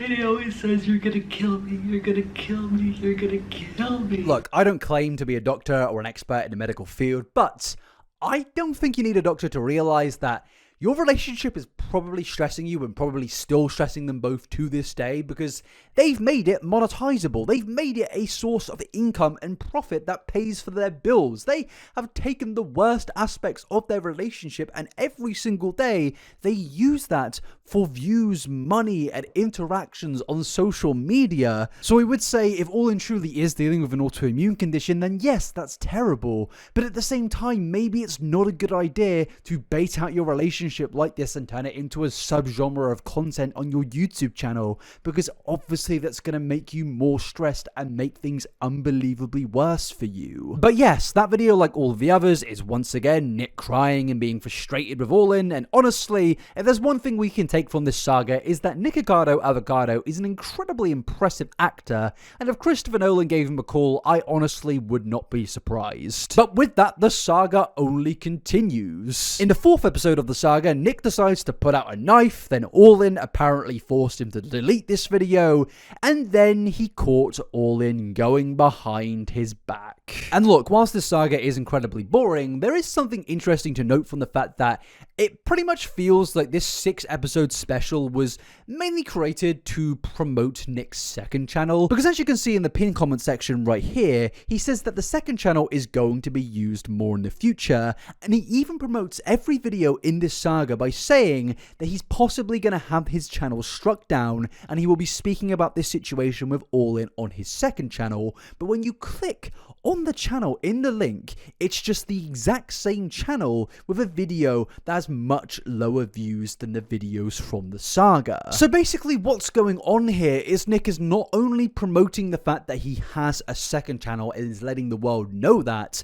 but he is also just promoting his older videos that have less views than his dramatic one, because he probably wants to get his average view up on his YouTube channel so it doesn't look as bad, because as we know, Nick is clearly and utterly obsessed with views, and if one video has low views, he has to create an entire saga about his relationship and its struggles to fix that. And honestly, that is just unbelievably sad and depressing that we've gotten to this point. We're around 2.5-3 hours into this video right now, and things just keep on getting more and more just wild to me. The fact that a human being can just be pushed to this point in the pursuit of views and revenue, it's really depressing. And this saga was kind of wrapped up in November of 2018, where Orlin randomly uploaded an apology for this situation, and he wasn't apologizing for it being fake, but he was actually just apologizing for how he broke up with Nikocado. And again, I don't really get this, because nobody in the world really believed any of it. Because I broke up with my husband publicly in a very immature way over an Instagram message, and I know Nick has apologized too, and a lot of you think that I haven't apologized, and yeah, it may have seemed like I haven't apologized in this video, so I want to make it clear in this video that I am very sorry. First and foremost, I want to apologize to all of you for dragging you into our public breakup. Honestly, after a 6-episode Disney Plus special, I think it's a bit late for that. But what's wild to me is the fact that that apology was uploaded in late 2018, and even at that point, after years of Nick and Orlin's shenanigans, people were still buying into this and believing this. People were saying that the beauty community needs to take notes from this apology, as this was a proper apology. And it really kind of feels like at this moment of the timeline, Nick and Orlin financially and view-wise could do nothing wrong.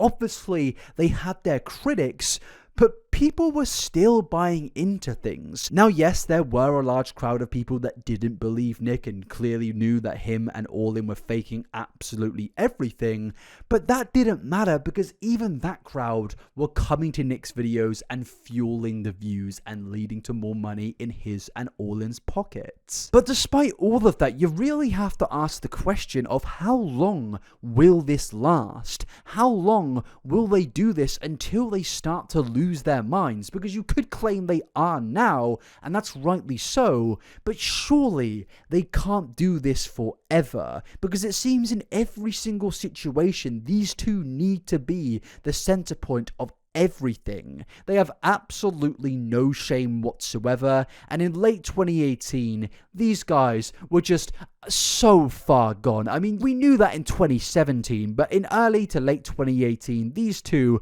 just took a whole nother route for the phrase of being too far gone, and that only continues in the next chapter.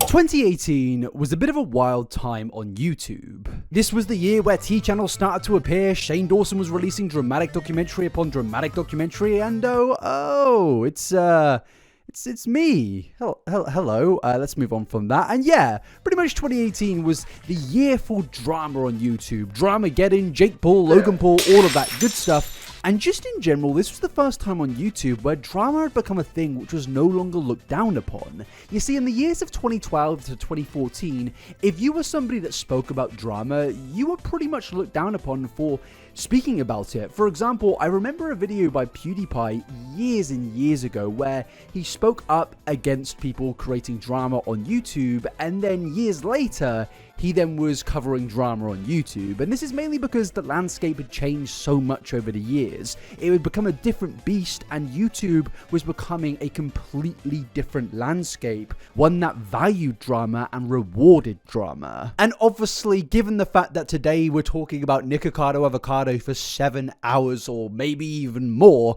God help us if we are. But because of that, obviously we need to acknowledge here that Nikocado Avocado back in 2018 saw the landscape changing and thought to himself, I can take advantage of this. Because Nick was one of the original players when it came to creating drama in the YouTube space. As we've seen up until this point in the timeline, he had very much been moving into that genre of content, creating ways to get drama on his channel, whether it's baiting out his health, his relationship, or anything else. Nikocado was a professional, so with this change to the landscape in 2018, it only benefited him.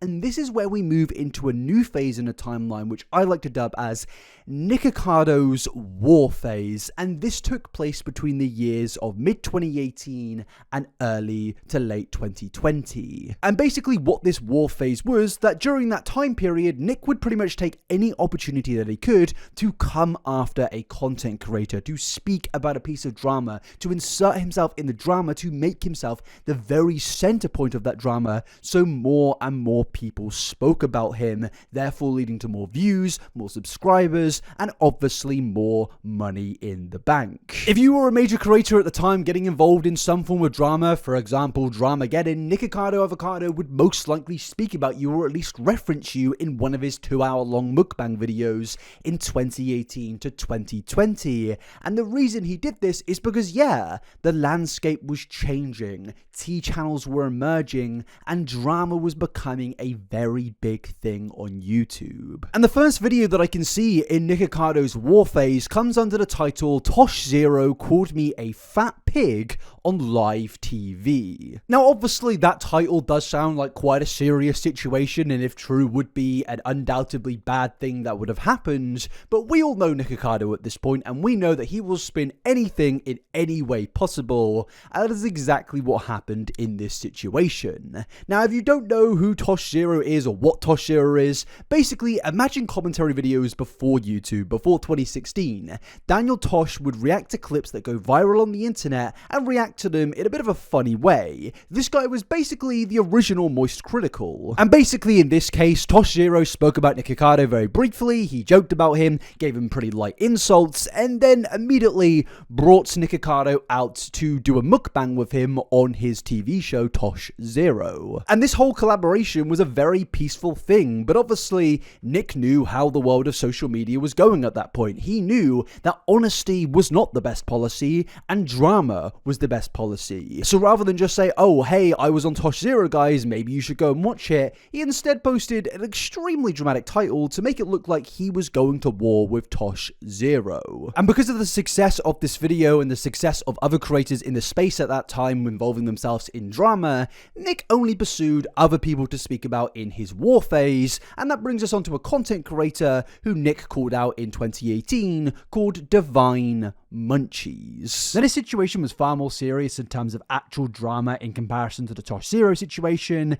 Now, basically, Divine Munchies and Nikocado have a bit of a back and forth over some pretty petty things. So it all starts off by Nikocado making a video saying that he is getting demonetized on his videos for specific reasons, and then randomly another mukbang YouTuber, Divine Munchies, made a video pretty much clowning on Nikocado for this, and also stating that Nikocado asked to collab with her and that she didn't want to. And to be honest with you, it is a very weird situation. I guess she was trying to expose Nick for lying about being demonetized, and then of course Nick eventually responded in an Instagram story, but also in particular on his main channel with a video that now has over 1.5 million views. And obviously that is a very big number for Nick, especially back in 2018, and it was very clear that him moving into this drama space was undoubtedly benefiting him. And what he actually said in this video was basically a 2-hour rant about multiple things, and the main thing he's ranting about is how fake people are in the YouTube community,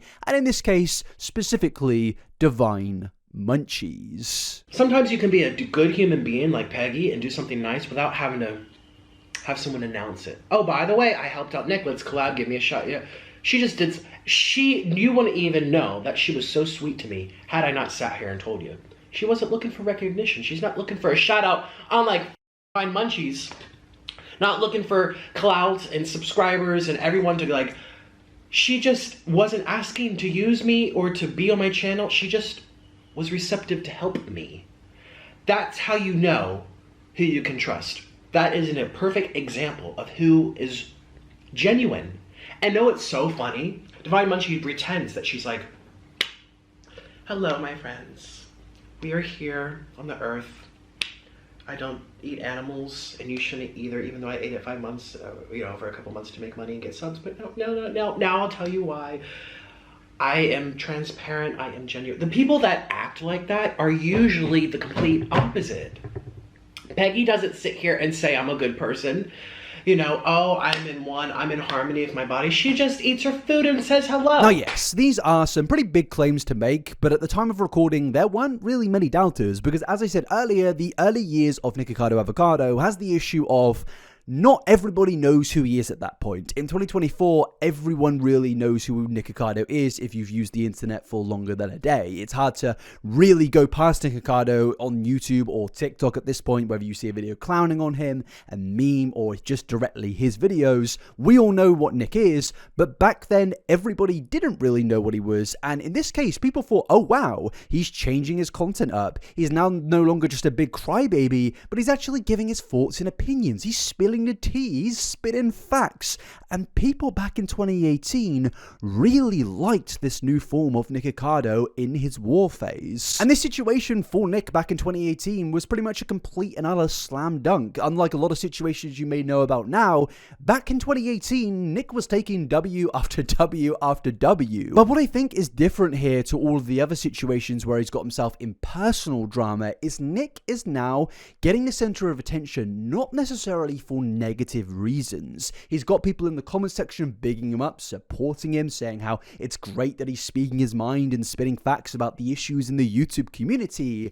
And obviously, this is everything Nick has ever wanted. We've seen in his origins that this man was somebody that always wanted drama and to be the center point of drama. He is the most theatrical person on this website, and to now be rewarded and celebrated for that, well, this is basically his absolute dream, but also add in the fact that he's getting millions and millions of dollars in the bank from doing this. It's just a recipe for success. And by the ending of 2018, Nick had amassed hundreds of thousands of subscribers and was slowly building himself an empire, and then by December 2018, he had finally hit the achievement of 1 million subscribers. And at this point, it did just seem that Nick was on top of the world. He would do anything and it would work for him. Whether it was a mukbang where he's crying about his own personal issues, or whether he is calling out a content creator or just subtly referencing content creators,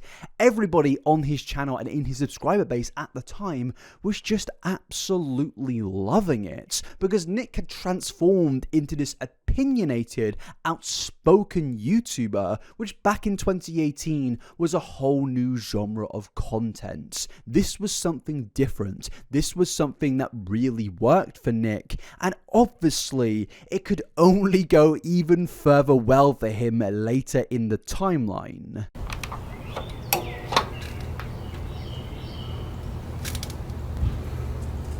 My friends, congratulations, we've made it to the year of 2019, also known as the year where things kind of started to go against Nikocado. Where the wind was kind of changing, and not to a monumental degree because Nick would still pick up a few wins here and there, but at this point, the community was really starting to realize a few things about Nikocado, and with that, we need to introduce a new character to today's story. Meet Veronica Wang, another mukbang YouTuber who at the time of late 2018 and early 2019 was one of Nikocado Avocado's main competitors. She made very similar videos to Nick, minus the theatrics, and just in general, Nick saw Veronica Wang, in my opinion, as somebody who could take over his empire, somebody who was also gaining a lot of subscribers and was also becoming very, very loved. And because of that, in my opinion, Nikocado obviously could not handle that. He could not handle not being top dog for any longer, so he inserted himself in a situation which didn't originally involve him the slightest, but Nick saw something that he knew he could capitalize on and take advantage of that. And this situation that I'm referencing happened at the ending of 2018 all the way into March 2019. And with that, I need to introduce us another character in this story called Mukbang. Now, this is a former YouTube channel that basically compiled clips of a lot of mukbang creators and added funny little silly edits with music and sound effects all added in to basically make the audience laugh. These compilations were typically very popular in the time of 2018 and 2019, not just in the mukbang community, but in a lot of different communities on YouTube. I myself have had these edits made about me and they still exist on this platform, and honestly, back in the day, these were very nice things. I really never saw a problem with them, but apparently some content creators did, and one of those content creators was Veronica Wang. You see, in late 2018, controversy struck when Veronica Wang and SAS ASMR copyright struck the Mukbang YouTube channel, and the video that was struck down by Veronica was called Veronica Wang Annoying Stephanie Sue for 3 minutes, in brackets, mukbang, and as you can see, it says that this is just for fun entertainment, there was no harm to this whatsoever. But what's important to note about the video that was struck down there is that it involves another player into this story who is a significant contributor to Nikocado's eventual downfall. Meet Stephanie Sue, another mukbang content creator who is also a competitor of Nikocado Avocado. I won't say much more about Stephanie right now, but trust me, she absolutely has a big part to play in the Nikocado Avocado cinematic universe. But yes, the moment Veronica Wang struck down Mukbang's video, it obviously created a lot of controversy.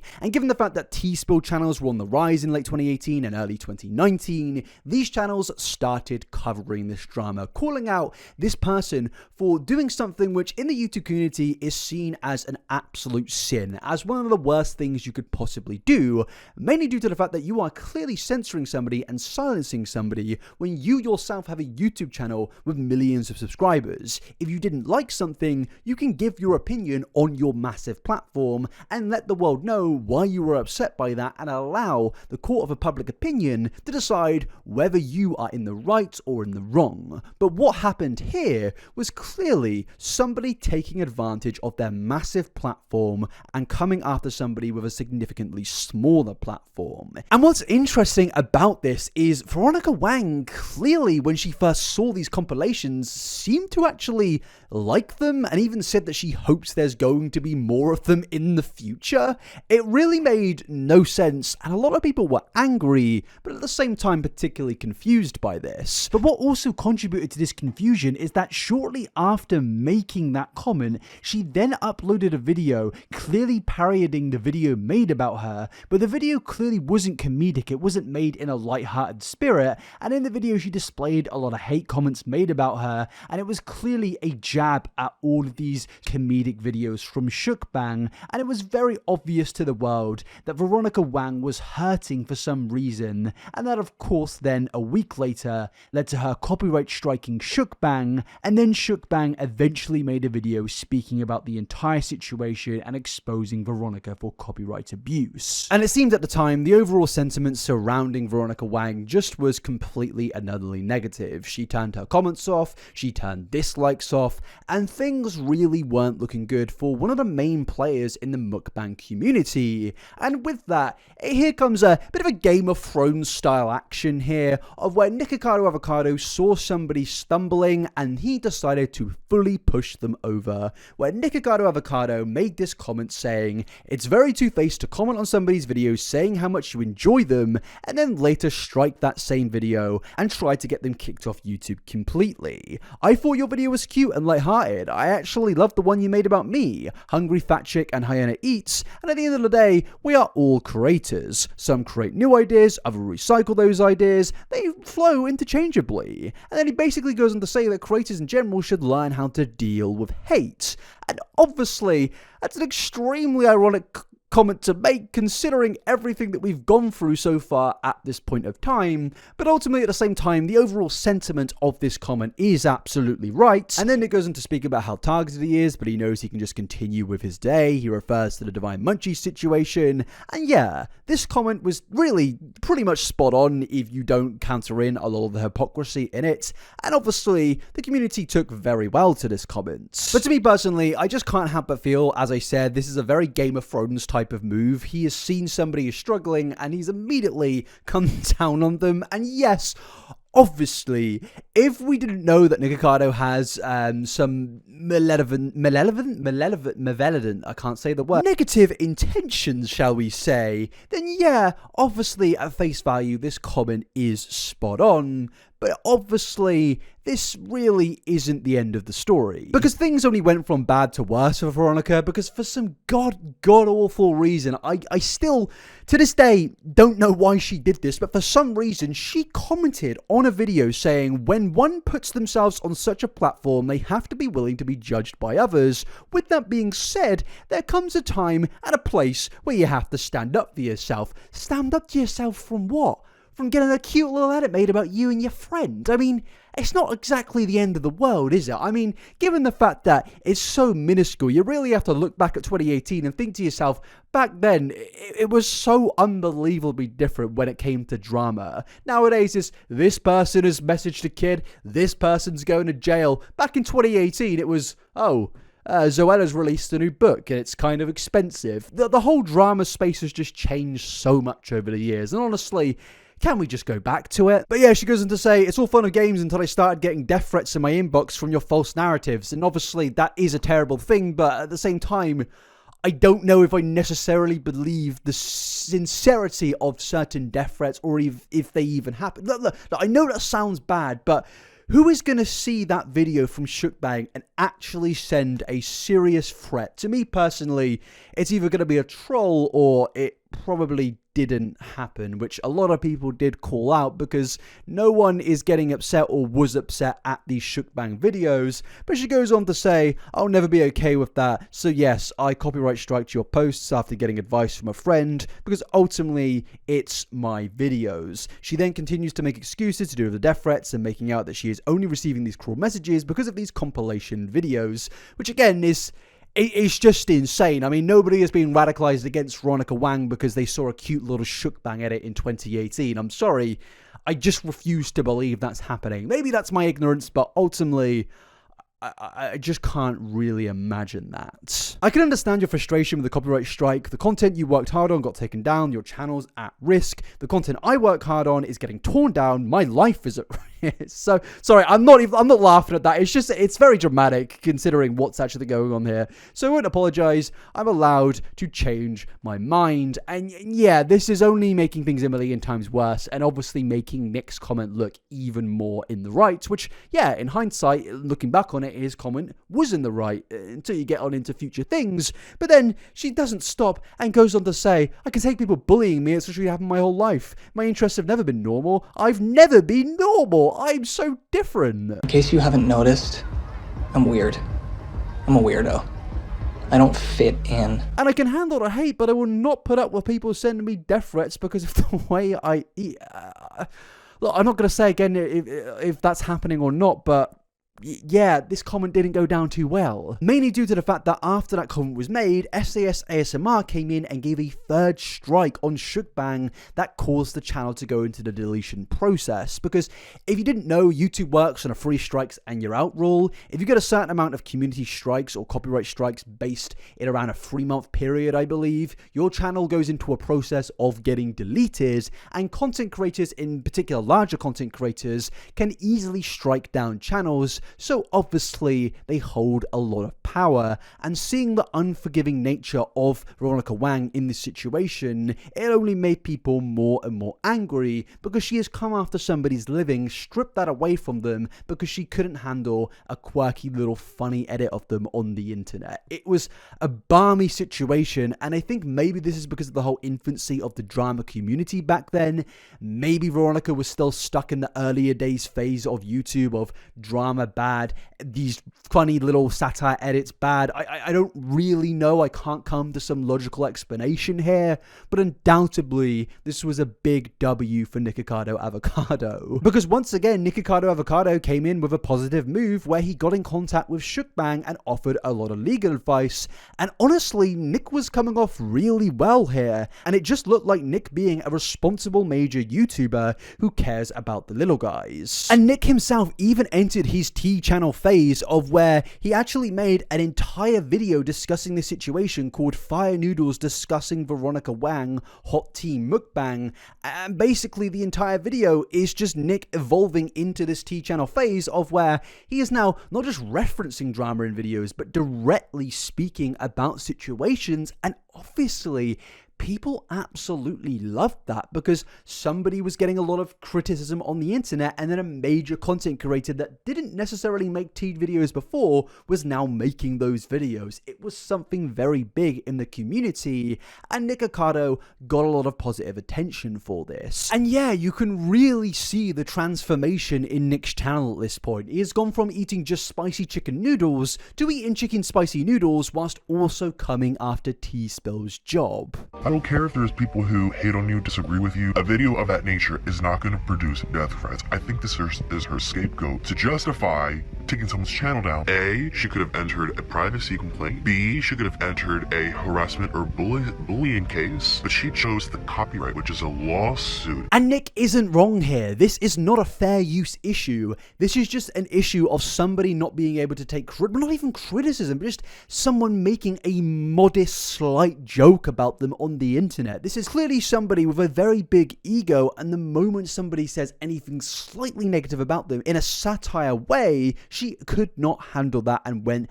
absolutely all out to take them down. And then after this, Veronica made yet again another response in an Instagram live stream, and this response again only made things a million times worse for her, where she decided to basically lie to the world and say that when she originally saw Mukbang's video, she decided to ignore the video.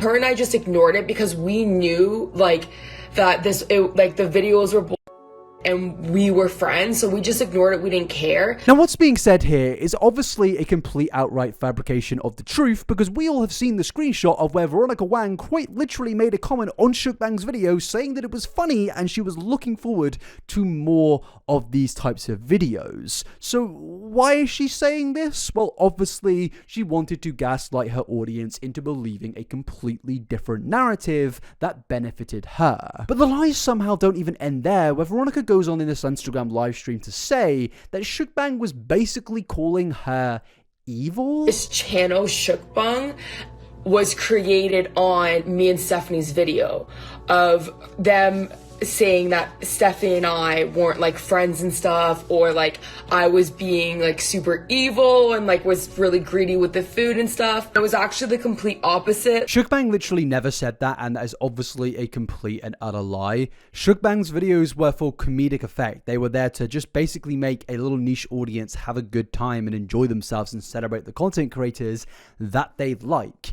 In particular, Veronica Wang and Stephanie Su. And because of this response, it only made things a million times worse for Veronica Wang, and it comes down to the tale older than time that I always tell on this channel, that the response in a situation is undoubtedly, in my personal opinion, more important than the actual original situation in the first place.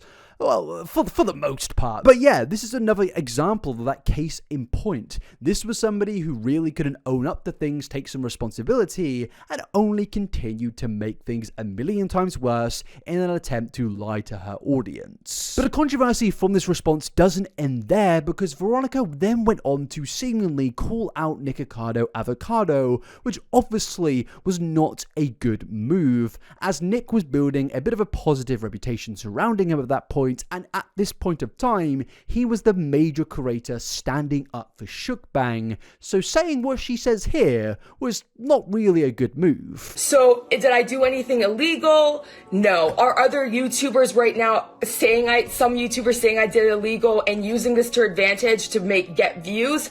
Hell yes. Now, I'm not even going to address what was said in that clip. Instead, I'm just going to immediately jump to Nikocado's response, and yeah. Here it is. So, did I do anything illegal? No. Are other YouTubers right now some YouTubers saying I did it illegal and using this to advantage to get views? Hell yes. For me, simply stating the law and showing the receipts of what fair use means, I'm taking advantage of a situation. Now, with that being said, everything that's happened with this channel getting shut down, they should have took extra steps to make sure that they didn't get shut down. They did not get shut down because you won. They got shut down because they have yet to appeal your strikes. This is what Philip DeFranco, Shane Dawson, I think Keemstar has talked about a few times.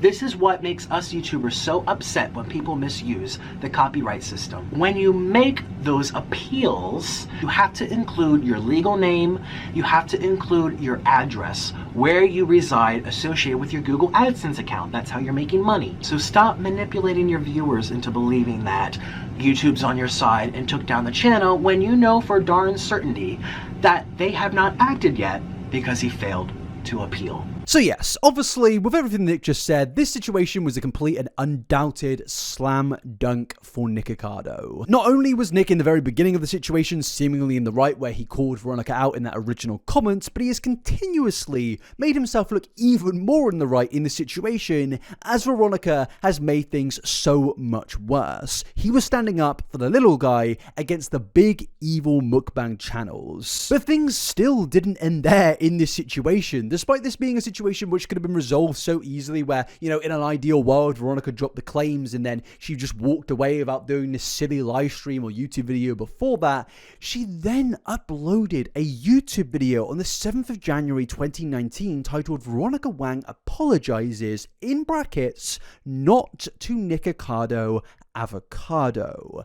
And this video is a 27-minute rambling, mumbling mess where she and her friends eat food for 27 minutes, and just in general, it's such a weird video that starts off like this. We have some Taco Bell and some KFC, and we're just gonna kind of discuss everything that's been happening on the internet, and we are going to spill the tea today. And we're gonna debunk everything for you guys, so you guys can hear my good sister's side of the story. Please listen to her too. Honestly. Because the internet is going in on her. There's a lot of videos being made about the situation, and they're literally manipulating it to make her look like a bad person. When she's not. We know her. So we're gonna be watching it, and you guys are gonna get her reaction firsthand because you've never seen these videos. Oh yeah. You haven't watched them fully. Because these videos that are being made about you are fucking long. Yeah. It's bare. And it's toxic. Like, why would you want to see that? Yeah, this is like some of these videos are like whole movies. Titling your video an apology, but then starting off that apology by saying you're going to debunk things in this apology is certainly a very peculiar way to start off an apology YouTube video. Now, in fairness, Veronica actually does go on to apologize in this video, but she went about this in a very weird way. I think the first thing that I need to do for my subscribers, but not just my subscribers, because recently Someone told me that, he's like, this is the thing about being an influencer. It's not about apologizing to that person. It's not about apologizing about the situation. It's about directly apologizing to everyone. After I was told this, I realized how wrong I was and that I do owe everyone an apology. So I want to make it very clear now that I am so sorry to everyone. I am so sorry to Mukbang that they got their channel taken down. I am so sorry that I even made a copyright strike to begin with. I am so sorry. I made a huge mistake. I've made a bunch of mistakes in this situation. Okay, yeah, it's great that she's apologized, but at the end of the day, this is completely and utterly an obvious non-apology. She's surrounded by her friends whilst they're eating KFC and are about to do a reaction video to exposed videos made on her. This is such a weird and strange concept. I don't understand why she thought this would be a good idea. Yes, it's good she said sorry, but at the end of the day, she isn't really directly saying sorry to Mukbang. She's saying sorry to everybody, when it's like, no, you don't have to apologize to everyone. You just have to apologize to the people you've directly affected. And the thing is at the time when she released this apology, it was too little too late. The damage had been done. Mukbang had their channel taken down, and this apology was really just not doing anything. And if anything, it was just making things even worse for Veronica, because yes, it was shaped as an apology, but also at the same time, the video is designed to be an attack on Nikocado. And look, with hindsight, we can look back on this situation and see that yes, Nikocado was being very opportunistic at the time. He saw somebody on their downfall and figured he could take out one of the bigger mukbang YouTubers and start to build his empire even further from that, taking possibly her subscribers and getting even bigger and more famous and more financially wealthy. But I think Veronica could have probably addressed that in a future video, not the apology video to Mukbang ASMR whilst being surrounded by a bunch of mumbling, giggling friends. Because what's interesting about this video, whilst having my criticisms about it, is there is some pretty valid information in here about Nikocado, which does just outright expose him for being an opportunistic hypocrite. And I feel like, yeah, that's good information to get out there, but again, maybe this wasn't the video for it. Basically, in this video, Veronica points out an email that she received from somebody called Rainy Paycheck. And now Rainy Paycheck is a former vegan YouTuber who actually used to know Nikocado Avocado. And in this email, Rainy said that he was contacted about the situation with Nikocado and that Nick is a complete hypocrite who has zero room to talk about the whole Mukbang thing. And according to Rainy, Nick actually tried to take down Rainy's videos via the same method. He goes on to then say that Nick has a long history of screwing people over. He's made hours of videos full of lies about pretty much, well, the vegan community that he infamously went against, which we looked at in this video. He states that Nick has a pattern of getting offended and does everything he can do to destroy those people who offended him. And yeah, this does throw us back to 2016 when Nick did mysteriously one day turn against the vegan community, not giving out the most specific of reasons to why he hates people in that community, but saying it's a very drama-filled, toxic community. And based on this email, it kind of changes the perception of that version of 2016 Nick. We've seen that he did try to seemingly destroy that community in multiple videos, and to me personally, those videos only back up what is being said in this email. And what gets even weirder is provided screenshots from Rainy where a fake profile tried to strike him in 2015, a profile called Carlos Plaus, and then according to more screenshots provided by Rainy, you can see Nicholas Perry saying yes, it was an obvious fake count and pretty much owning up to this copyright abuse. Now, of course, that situation with Rainy did take place 3 to 4 years before the situation with Veronica Wang, but given the fact that Nikocado was so publicly outspoken against Veronica, this looks incredibly hypocritical, mainly due to the fact that he could have actually spoke about the fact that he himself had took advantage of that horrible system in the first place and said, hey Veronica, I've been down this path, it's the wrong way to go, I've learned from my mistakes, please learn from my ones and take that and apply it into your life. If he did something like that, then fair enough, I think that would have been absolutely right. But what we can see here is that Nikocado Avocado was just being incredibly opportunistic, and him being in his war phase, he absolutely wanted to just simply take out some competition by positioning himself as the moral defender of small YouTube channels. But the thing is this expose that Veronica put in her video didn't go down well, mainly due to the fact that, as I said, the video is a complete rambling mess. It's positioned as an apology video, whilst also a debunking video, whilst also an exposing video, and to me, you can't really put all of these things together without being looked at like a bit of an attention seeker or somebody being desperate, and that is exactly what happened in this situation. Because of the poor structuring of this video, most of the expose got completely glossed over, and Nick felt confident enough to put out a response to Veronica's video and the emails in it, and in my opinion, based with obvious hindsight, his response was not very good, and he pretty much glosses over this expose. Why are you gonna sit here and claim that I depicted you in a bad light, that I'm attacking and bullying and slandering you, when you're sitting here and entertaining all of these claims from people of the past? He has just done so much that he is claiming that he is completely guilty of all these things. All of these claims from people of the past. Who are crawling up from the floorboards and saying, oh, Nikocado did this to me in the past. Nikocado did this in the past. And you're gonna say, oh, well, it must be true. Let me just stick it into my video, my apology.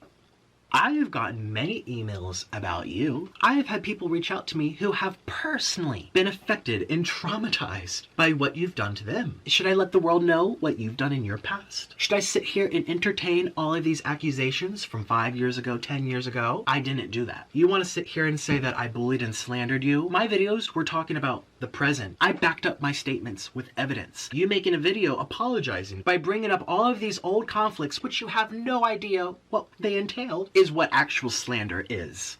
Because you can't verify if they're true. I'm not going to go into all of my past problems, just like I didn't go into all your past problems, but I will just say for the record, some of these people reaching out to you literally half a decade ago. 2013, 2014, 14, 15, 16, 17, 18, 19, literally over half a decade ago. Now, Nick saying that he's focused on the present and not focused on the past is obviously a complete and utter deflection, because let's be real here, if Veronica had a history of doing this in 2015, then he would have also called that out, being like, look, it's a continuous pattern or something like that. He would very much focus on the past, and the reason he's saying this is mainly due to the fact that obviously he knows it's a very valid criticism that shows he is a bit of a hypocrite in this situation.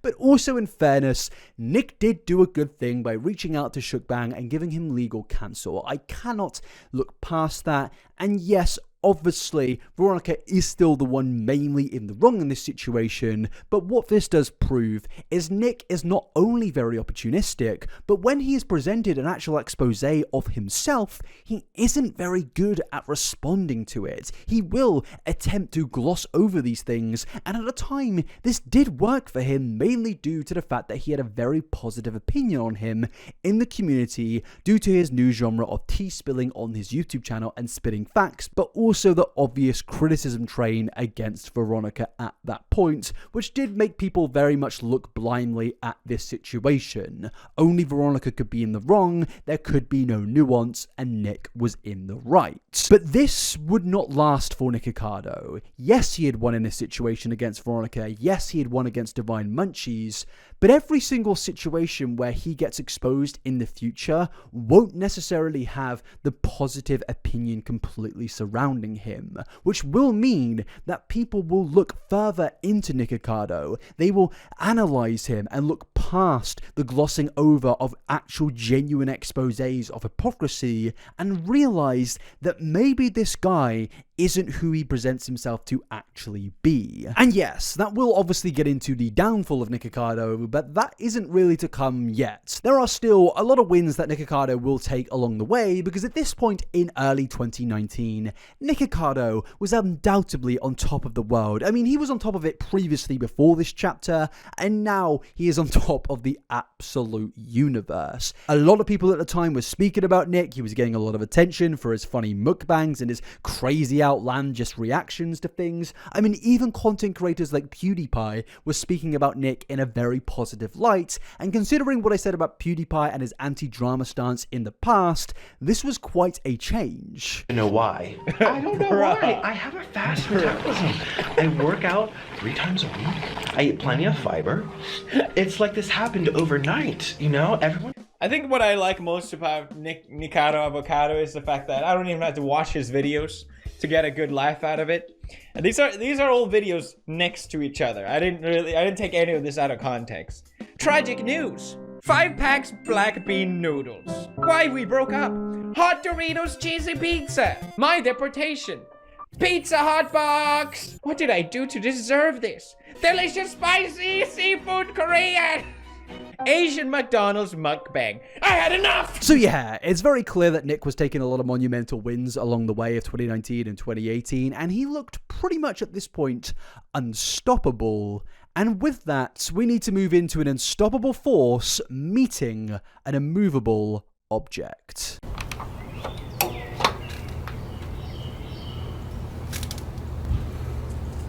So my friends, in this chapter, what we're about to do is practically combine 2 nuclear bombs in Nikocado Avocado and Trisha Paytas. These 2 individuals are some of the most dramatic influencers that have ever graced the internet, and to put these 2 up against each other would of course lead to the most dramatic and chaotic situations that you could possibly think of. And in 2019, that very event of Nikocado and Trisha coming against each other actually happened. Because in May of 2019, Nick uploaded a YouTube video titled Exposing Trisha Paytas with Receipts. And in this video, well, as it says, Nick exposes Trisha Paytas with quite a lot of receipts. He shows screenshots, clips, and all the sorts of things that display to the world that Trisha Paytas isn't exactly the best individual on planet Earth. And yes, this wasn't exactly the most shocking thing on planet Earth, but given the fact that Nikocado Avocado at the time was kind of seen as a bit of an innocent figure in the community, yes, we all knew that he was this drama-centric, insane individual that cries all the time on camera,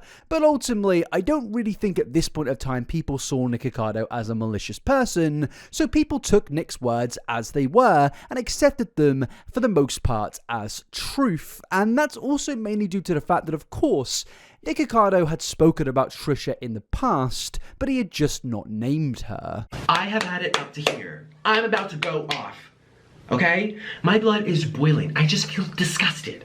So disgusted that YouTubers have to be so friggin' fake. Now obviously, I spoke about that video in a previous chapter of where in 2017, Nikocado Avocado spoke about an individual who he particularly did not like in the YouTube community, and he said was a fake person. And of course, people in the comment section were speculating and pretty much agreeing that the individual that he was talking about in that video was Trisha Paytas. Now, I've done a lot of digging and researching, and I've basically found out that this whole debacle with Trisha Paytas goes back from 2019 all the way to the beginning of 2017, before Nick even uploaded his video exposing fake influencers in 2017. And it specifically all begins with this video right here, uploaded by a YouTube channel called Martin Lewis Resurrected, where in early 2017 they posted a video titled Trisha Paytas Ghosts Nikocado. And in that video, Martin speaks about the fact that Trisha Paytas seemingly had been ghosting Nikocado Avocado publicly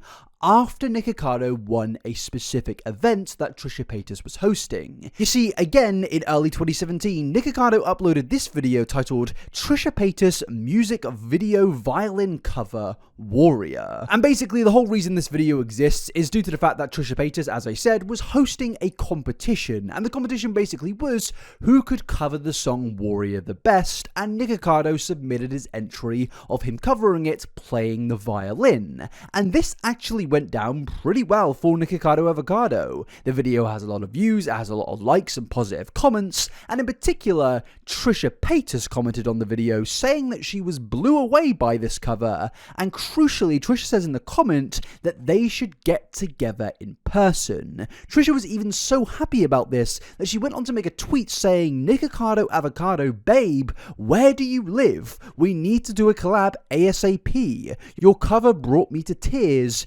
DM me. And this was obviously a massive thing for Nick, because at the time he had only just started getting a bit of traction on his YouTube channel, and to see a content creator at the size of Trisha Paytas reach out like that and offer a collaboration in person, that was obviously massive news. And this leads back to Martin's video where he leaked screenshots between Trisha and Nikocado, where it's clear that Trisha and Nick were trying to organize a collaboration. But what's interesting about these DMs is, as you can see, they are from the perspective of somebody receiving DMs from Nikocado Avocado, so I can only assume that this screenshot was Trisha Paytas' own screenshot, and she actually leaked these messages to Martin. And then the DM screenshot leaks only continue, where it appears that Nikocado Avocado was getting increasingly persistent about meeting up with Trisha Paytas, stating that he had already bought his flight to LA, and yeah, to me personally, Nick does look extremely overeager here.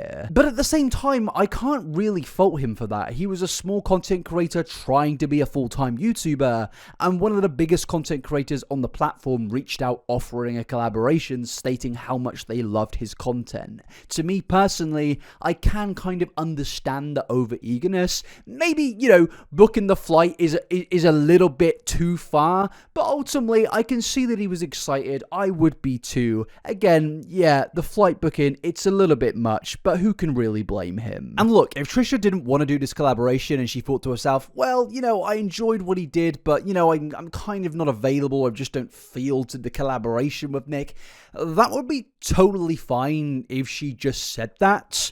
But that isn't the case, and things only start to go really downhill and honestly get quite sad. As you can see here, Nick arrived in LA and Trisha Paytas was not responding to him whatsoever, and honestly, it is depressing to read, but in fairness, again, Nick, you were extremely overeager when it comes to flying out, and if she wasn't responding, then it's probably for the best to, you know, not get on a flight and fly across the country. Now, this was a bit of a hush-hush situation in early 2017, and I mainly left it to the 2019 part of the timeline due to the fact that this information didn't really go fully public with a ton of receipts until 2019, but the fact of the matter is people did know about this in 2017. There was a lot of people out there mocking Nick for being aired by Trisha Paytas. A lot of people were memeing on him and clowning on him because Nick did, you know, document his journey despite Trisha Paytas not turning up, and of course the viewers put 2 and 2 together, and that obviously led to Martin making his video, and I think Trisha saw the community speculating about this potential drama, and she sent around DMs to other individuals, and that landed its way in Martin's video. And it really does explain the existence of this video, because he's speaking about how the person's fake, not responding to his emails or messages or something like that, and you know, I can get why he was incredibly frustrated in that video, but on top of that, there were also clips at the time in 2017 of Trisha speaking about Nikocado because of everyone speculating about her ghosting him, and she basically just outright lies in this clip, and yeah, I can see why Nick was getting increasingly frustrated with her. I was never going to, I wasn't gonna like collab, you know what I mean? Like, I don't know where that came from. Nikocado Avocado Jado or whatever. Oh yeah. And I was like, they were all like, Trisha ghosted him. I was like, Trisha didn't even know that he was coming. We talked No idea. Nikocado, or I don't even know. I was like, what? Like, the only time I heard of him was when he did my Warrior cover.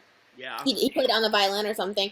I didn't know. I didn't even see the messages. I try to watch Nikocado Avocado, but I can't when someone... The only time I heard of him was when he did my Warrior. Now, obviously, none of this is really the case. We know that Trisha Paytas and Nikocado at least spoke in DMs very briefly. We know that Trisha Paytas made a comment saying that she was brought to tears because of Nikocado's amazing performance on the violin. So this obviously is fundamentally a complete and utter lie, and clearly Trisha Paytas trying to manipulate the truth and sway the audience onto her side. And this is kind of where these two massive nukes come up against each other, because this is something we've seen Nikocado do throughout his entire history, and now it's happening to him. And as I said earlier, I feel like Nikocado Avocado got most of his skills on YouTube from Trisha Paytas, so it's kind of interesting to see these two go at war with each other, because they both apply the same tactics and same methods into getting attention and into getting the audience to be on their side. And yes, that does finally bring us back to this video in 2019, which absolutely broke the community at the time. Because Nick was clearly still hurting from this situation, he had clearly not moved on from this situation, and I think in general, most audiences were kind of shocked that Trisha would allow it to get to the point of where he would travel across the country and she would still air him. She wouldn't at least just, you know, have the, I don't know, responsibility of messaging him saying, hey, I just can't come, or I don't want to come, that's perfectly fine, but she seemingly just completely left him on red. I haven't been able to move on. I haven't. And it's because I was really hurt. I was mortified in front of thousands of people. I was made fun of. I don't even know why. I don't know what I did to deserve this. I have no idea what I did wrong. And I've realized after getting this video from Trisha that I won't be able to move on until I let people know what happened and what she did to me and how it made me feel. Now, I can understand completely why Nick is hurting and why he was still upset at this point of time, but it is quite interesting that he has only chosen to make this video now, in early 2019, specifically during the phase that we've dubbed as his war arc. He's had over 2 years to make this video and speak about this situation, but he didn't. He never spoke about it, and I think the reason for that is because Nick, in 2017 and 2018, was not the top dog. He wasn't one of the biggest mukbangers in the world, and now in 2019, he very much was the king of the mukbang community. I mean, he literally describes himself as that in this very same video. I'm my own empire now. I'm the mukbang king. And you messed with the wrong person. Now, despite as cringy as that phrase was, ultimately there is a little bit of truth to it. At this time, Nick was getting very, very popular to the point of where he was arguably becoming as popular as Trisha Paytas. And that's why I think he made this move. I think he clearly had something on her, and he had been keeping it in the locker until he really needed to use it for his advantage. And with him getting bigger and bigger and more successful and ultimately more confident in his victories against other content creators that we've gone through in the past, he thought this was the best time to make his move. Because in 2019, Trisha Paytas was being criticized by plenty of other YouTubers out there, from tea channels to commentary channels, and I think Nick knew now was the time to strike. But now you may be wondering, in terms of the actual expose that Nick did on Trisha, what did he necessarily expose in this video? Well, Nick starts off by speaking about the origins of the situation, the competition, Trisha getting in contact, making the tweets and comments, and then he starts to go into showing screenshots between him and Trisha. And what's interesting is, as we saw in the clip previously of Trisha speaking in 2017 about her ghosting him, she says that she had only heard about Nikocado because of the violin video, but Nick exposes in that video that that is absolutely not true, and she had actually been watching him for months at that point. And so I decided to DM her. I'm going to bring you here to show you. This is really her account, Trisha Paytas, and I'm going to show you that these can't be edited. Like, this is what she said something. If I press it, I can delete the message, but I can't make a message appear, you know what I mean? I can't swipe it one way or the other. They're here. This is really her. If you click on her face, that's her. Alright, so let me just read you, and I'm gonna also flash it on the screen. Okay, so I said, I'm so happy you liked my video. I live in Colombia, South America, because she asked to collab. I said I live in Colombia, South America, but I could definitely fly to LA to see you because my visa runs out in a few weeks. So if you don't know anything about me, I used to live in Colombia. My husband's Colombian. Every couple months I had to leave, go on American soil, and come back. So I was constantly having to travel regardless of what was happening. So I told her this was perfect timing not to leave anyway. And then she said, oh my god, what? Are you Colombian? I don't understand. LOL. You look American AF. Ha ha ha ha ha. Honestly, let's do it. Your cover of Warrior was so crazy amazing. I was like so impressed and honored and humbled. I've been watching you for a few months. I just adore you. So yeah, it's clear that Trisha Paytas was lying to the world, and honestly, I don't really understand why. She didn't really need to do this. She didn't need to create this drama or try to create this narrative, but ultimately, these two individuals are two peas of the same pod. They just do things for the sheer chaos of it because they know it will get attention and they know it can put a narrative in a way that could possibly benefit them. And after this, Nick only goes on to show even more screenshots, which seemingly do make things look even worse for Trisha. Would you want to collab as soon as next week? I don't know if you've seen my videos about not wanting to be vegan anymore, but it would be so fun to eat something non-vegan with you. She responded, hell yeah! Actually, I'm pretty free next week. What day are you thinking? I said, I'm free all next week too. I just do YouTube, that's it, super flexible, so you can pick the day. I'm looking at flights now. So I let her know I'm flying. I said, I'm looking at the flights. I let her know, are you available? And she says, I'm free all week. And I said, I've never been to California before. The best flight deal is Tuesday the 17th. Then she responds, I can make that work. Should we do a 2-day shoot? Like maybe vegan food on mine with you and non-vegan on yours? Or just stuff ourselves in one city, ha ha ha. I'm like, that sounds great. Oh my god, this is legit happening. That's the last time I ever heard from her. Ever again until today. On my phone. 2.5 years later. This is my Nikocado Avocado.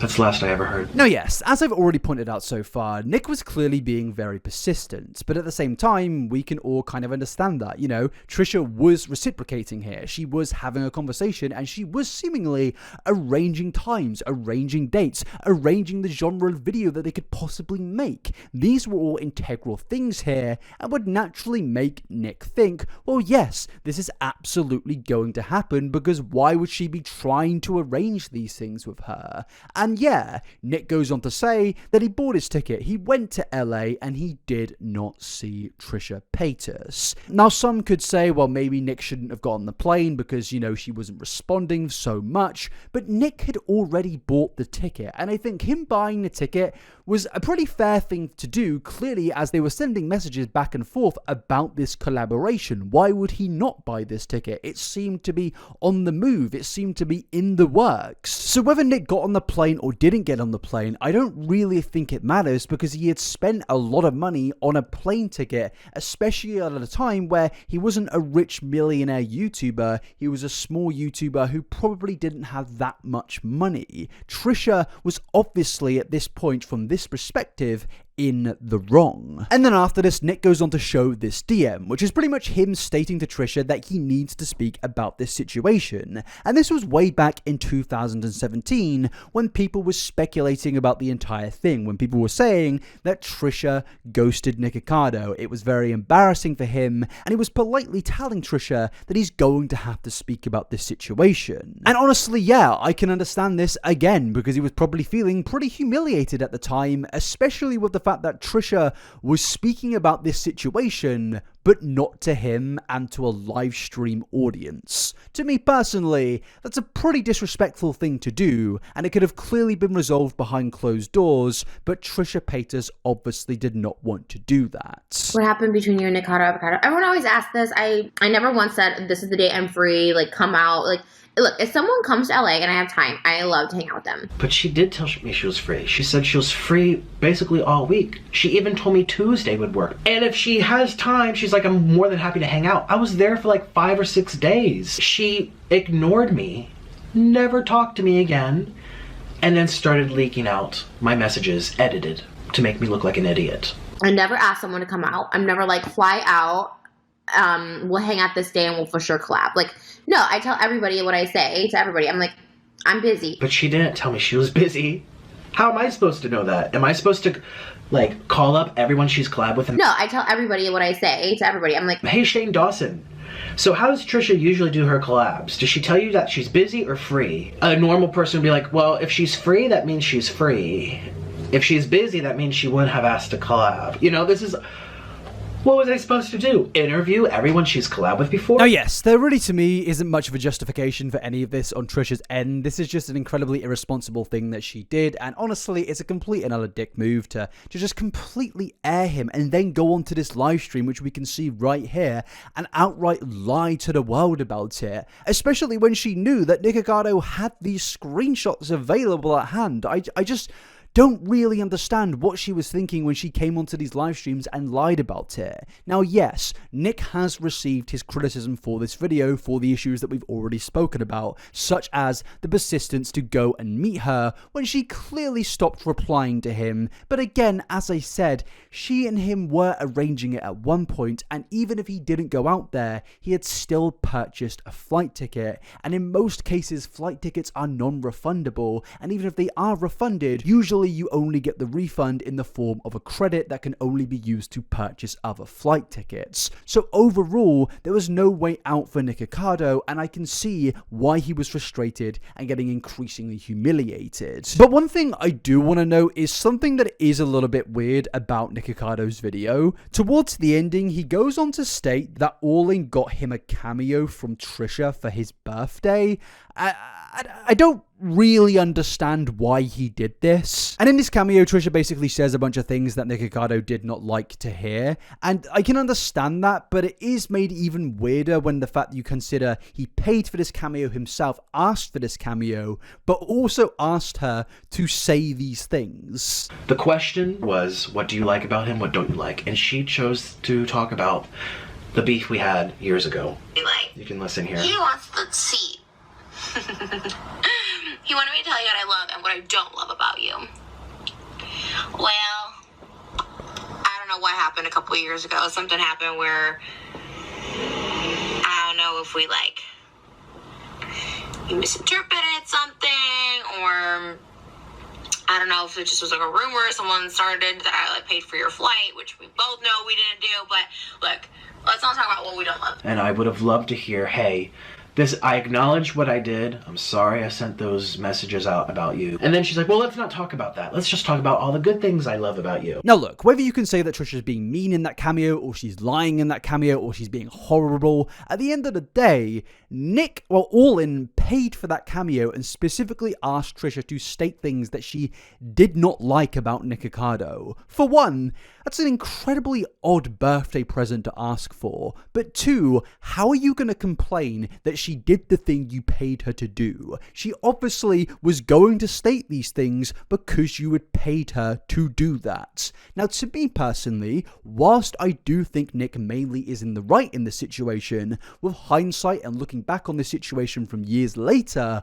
I can only think that this cameo to me personally contributes to my belief that Nikocado was waiting for the perfect time to strike against the Trisha Paytas empire. I'm sorry to call it that, but I mean, he's calling his old YouTube channel an empire, and at this point of time, it basically is turning into YouTube Game of Thrones. But yeah, I think this was a very calculated thing, and on top of having the receipts, I think he wanted something else, so I think he was being very sneaky with this cameo and trying to make it look even worse on Trisha by being like, oh, she said nasty things about me, even though I asked her to. Actually, paid her to. But overall, this video was an absolute success for Nikocado once again, and it did kind of seem that Nikocado could not stop winning. Trisha Paytas was very much getting a lot of hate. Nikocado got 3+ million views on this video, and it really did just seem that nothing could go wrong for Nick. Until a certain YouTube commentator appeared and went against the popular narrative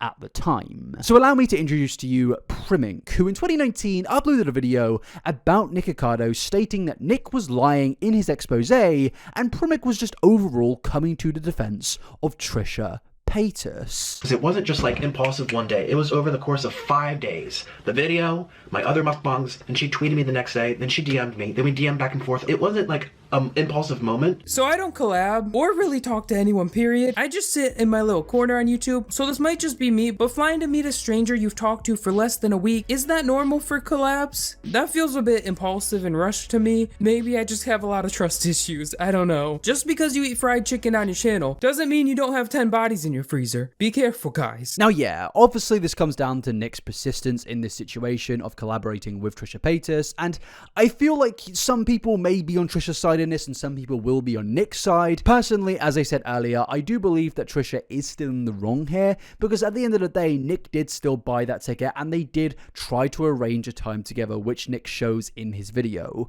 Was it a little bit persistent? Yeah. Was it a little bit weird? Yeah. But at the same time, Trisha could have just said, hey, I don't want to do this. And she also is a multi-millionaire. She could have just, maybe refunded Nick's ticket if, he did buy a ticket and couldn't get it refunded. responded. All that was needed in this situation was communication. And that's only really proven further in some screenshots that Primink showed in his video of where Trisha originally leaked her DMs with Nikocado in 2017. As you can see here, Nick's DMs were still blue, which means that Trisha Paytas had not opened the DMs. Now, that could work in two ways for Trisha here. It could work in the way of, oh, she didn't know what was happening, but at the same time, we at least know that Trisha knew that Nick was organizing this, and they had spoken about this together, and they were arranging a date, and he had specifically said to her that he was going to buy a flight ticket. So really, this all comes down to communication. Trisha clearly didn't want to do this collaboration, and all she really had to do was say, hey Nick, I'm really not feeling it, and then she could just end it there. Now maybe you could say, well, maybe Trisha was scared to do this because Nick might go on a tirade and expose her like he has here, but really at the end of the day, if Nick was to make an exposed video in 2017 saying, oh no, Trisha Paytas said she doesn't want to collaborate with me, I think most people will just laugh at him and call him pathetic like they already have done a million times at this point. But for me personally, where Primink's video gets particularly interesting is when he starts to go into the follow-up videos that Nikocado made about Trisha. Because yes, of course, there are two of them. He has to make a million videos about every single situation. And the big talking point that came from these new follow-up videos from Nick was the fact that Trisha Paytas was seemingly degrading Nick for his weight. Trisha, for whatever reason, liked to talk about my weight gain, and I didn't know why, or I wasn't sure why. Avocado. You made fun of him? What was that? His weight gain, Nikocado Avocado. So she loved to talk about my weight gain. I'm really not sure why. Nikocado gaining weight, all these people fucking being fat. I like your Nikocado Avocado stuff, though. You do? Oh, you like the Nikocado videos that I make? I'm gonna insert that in here. I know for a fact I did not say Trisha fat shamed me or Trisha came for me for being fat. I said that she mentioned my weight often and it bothered me. Now yes, these clips at face value are obviously terrible, but face value is the key here, because Primink goes on to pretty much expose the fact that these clips are completely out of context, and in fact, these clips are actually Trisha Paytas defending Nikocado and calling out another individual for mentioning Nikocado. And obviously, this looks really bad on Nick. First off, Nick was brought up first by Martin Lewis in the stream because it was a drama topic. Be careful with Charlie. I don't know if you are going to vlog with him, but if you don't want another drama like Nikocado, I'm telling you, be careful with Chucky. And if you let the clip play for a few more seconds than Nick did, you can see that Trisha was actually saying she doesn't like when Martin is mean and makes fun of people. Yeah. I mean, you can be mean, but lately you've been nice. Well, I haven't watched you lately, so maybe you're mean again. But for a while there, you're being like really nice. Well, I can say I've gone more PC now. Like I don't say. Well, that's okay. It's better to say than you're a fat ugly. I've never done stuff like that. Like you're a fat piece. You know what I mean? I've never said anything like that. I made jokes about all weights, you know, even my own weight. Like today I was making fun of my skinny arms, you know? Like I made jokes, you know, not... Yeah. What about Nikocado Avocado? You made fun of him? She didn't just mention him out of the blue to talk bad about him, like Nick portrays. I like your Nikocado Avocado stuff, though. You do? Oh, you like the Nikocado videos that I make? This clip is from a You Now with a guy named Vegan Cheetah. Vegan Cheetah was making quite a few videos on Nick at the time, and Trisha popped into his You Nows all the time for hours and hours. Throughout this whole You Now, Vegan Cheetah was asking Trisha how to improve his channel. So, what's, okay, so what direction do you think I should go in? Just make more videos about you? Are you cool with that? I mean, that obviously gets you the views for sure, but just be drama. That's what people like you for. You're just trying to be like something that you're like not, you know? He asked how to improve his topics, what videos does Trisha like, all this stuff, and finally she told him that she likes his Nick videos because he made a lot of Nick videos at the time. I like your channel because like at least you like upload consistently and talk about drama only. But once you start talking about like your girlfriend, I'm like, nobody care, you know, not even just her, but just other people that are irrelevant. I'm like, oh my god, stop talking about them. I like your Nikocado Avocado stuff though. You do?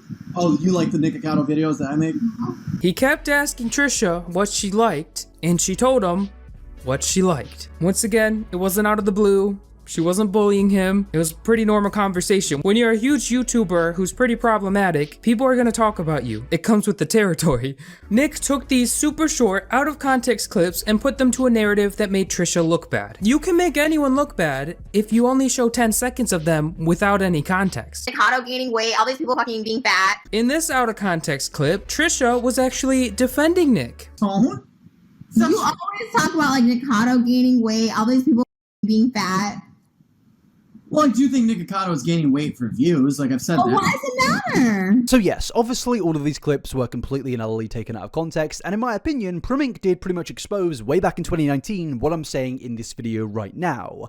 Nick was lying to the world. Nick was manipulating his audience into thinking that Trisha Paytas is this evil person who set him up, was degrading him, bullying him online, when the reality is the situation is far less serious than that, and honestly, it's petty from Trisha Paytas. She didn't need to do what she was doing, and I do still think that she mainly is in the wrong in this situation, but also, it doesn't look good on Nick for the fact that, to me personally, he is clearly trying to take out a competitor by manipulating his audience with out of context clips and using a situation that he could have spoke about years ago. And look, he may say, I wasn't ready to speak about the situation, but at the end of the day, it really isn't that big of a deal. I know it's bad, but given everything that happens in the YouTube sphere, this is a very minute piece of drama, and to span this into 3 videos making Trisha out to be an insane villain, to me personally, is a pretty wild thing to do, considering how there are so many other ways to go about criticizing Trisha Paytas. But yeah, it's very clear to me that this whole thing was once again YouTube Game of Thrones, and it was Nick trying to position his empire right at the top. I'm my own empire now. I'm the mukbang king. And yes, the fact of the matter is Nikocado, after this video, ultimately took the win again in this situation. Yes, Primink's video very much did expose Nick and show that he was manipulating this situation, but at the end of the day, not every single person out there watched Primink's video, and the general consensus was that Trisha Paytas had done Nikocado dirty. But this really was only the start of the whole Trisha Paytas, Nikocado, Nemesis beef, whatever you want to call it, because these two over the years have had plenty of other interactions, negative and positive. Because what's interesting is when you fast forward to December 2019, Nick and Trisha actually made a video together, and even in the future they have made other videos together. So Nick not only won in this situation, but they seemingly ended up in becoming acquaintances, recording podcasts together, and just in general, I think it does just summarize Nick and Trisha very well. They are the embodiment of chaos. There is no reasoning behind anything they do other than views, and they are willing to do anything for those views. They can go from hating each other to being in the same room as each other. It doesn't really matter as long as it gets views, and it really does just exemplify where Nikocado Avocado's life was at this point. He was just a complete and utter theatrical circus show that seemingly was never going to end. But my friends, the year we're currently analysing is indeed 2019, and now I need to factor in what I've been comparing Nick to throughout this video, and that is characters from Game of Thrones. And what happened in 2019? One of the biggest and largest character assassinations in human history. Game of Thrones Season 8. One of the most god-awful things to ever happen, and ultimately led to the demise of a television empire, and with that came the demise of Nikocado Avocado. Because like poetry, my friends, it rhymes.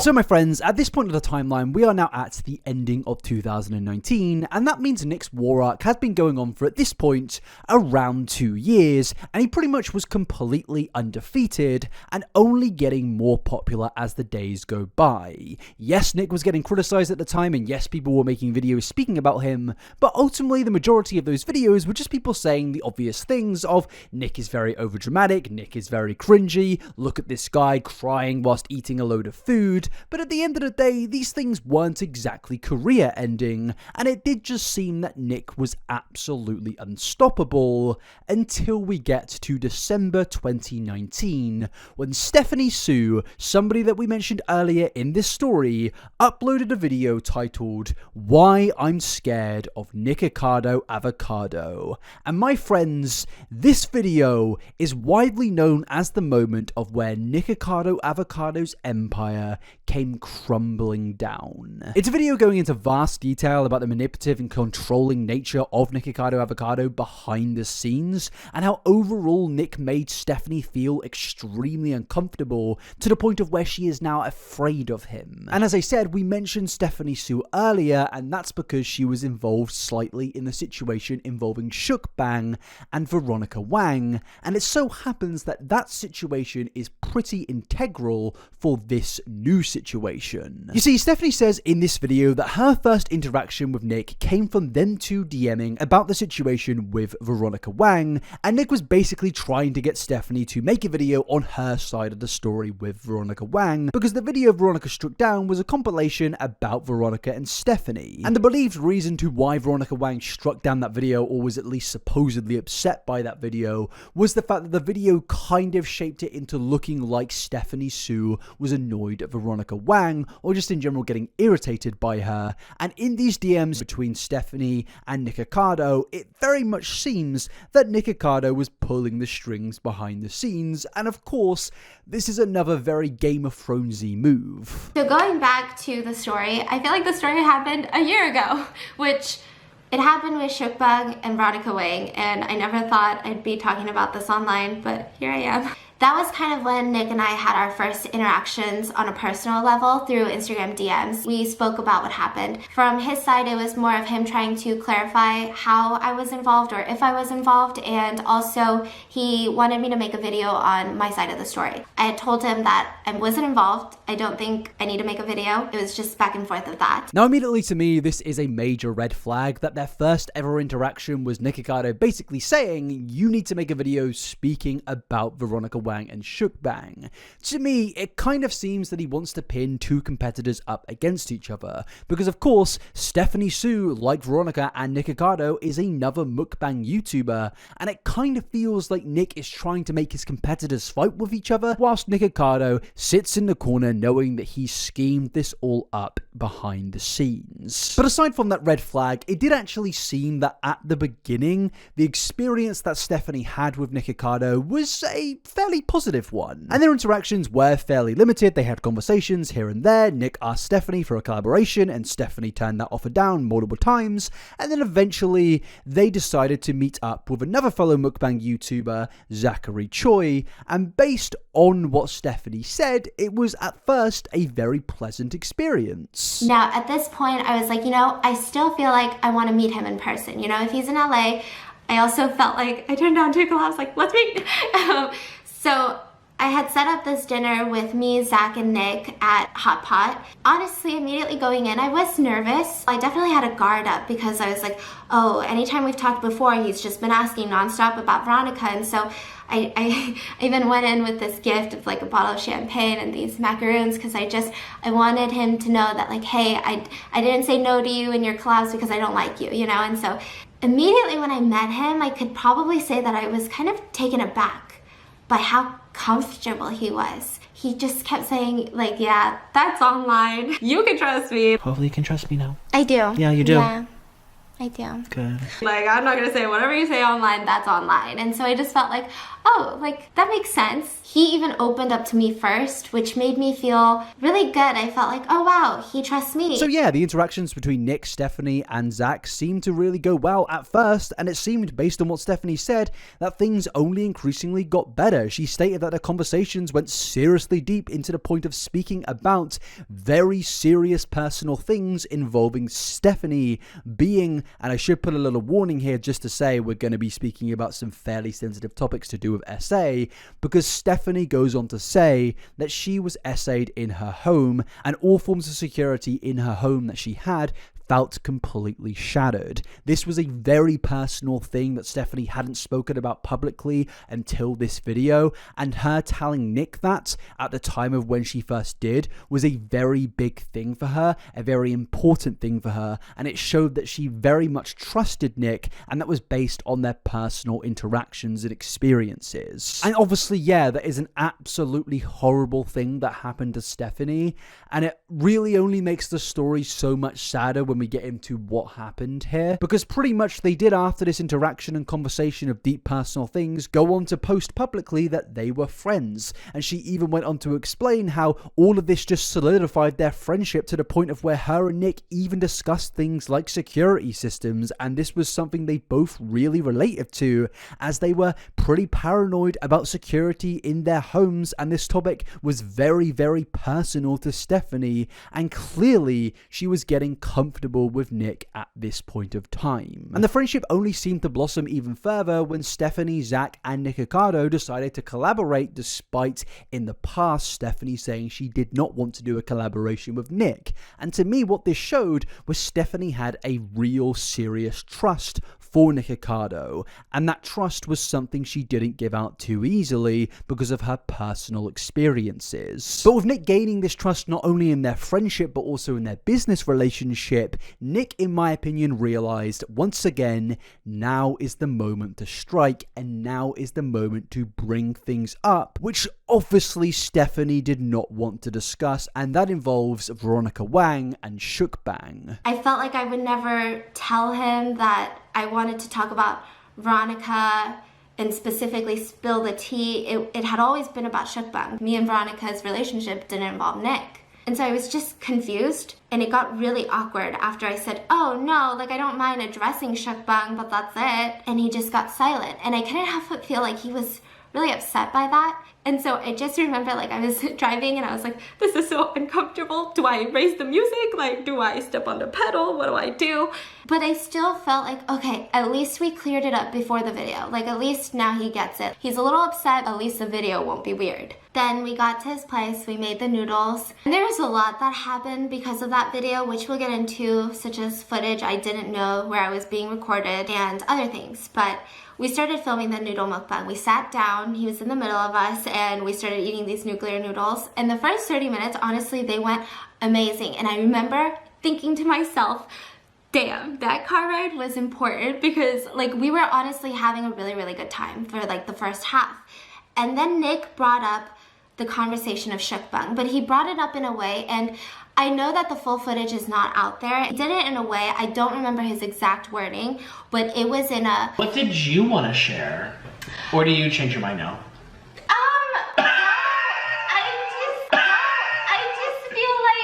You said you wanted to talk to your viewers with me here, because you never talked to any of your viewers. And I just remember feeling just shocked, because the way he went about it was just so, almost like an interrogation. But I was like, you know what? It's fine. It's fine. I'm gonna, joke it off. I'm gonna say my piece. I said, I don't have any hard feelings because you made those videos, and I get why you made those videos. I had these baby wipes in front of me, and I kept wiping him every time he got too serious to just kind of play it off like, let me wipe him. And every single time I tried to do that, increasingly, it seemed like he got more offended. He would look at me with such a shocked face. Like, I can't believe, but you said you wanted to talk about it and now you don't?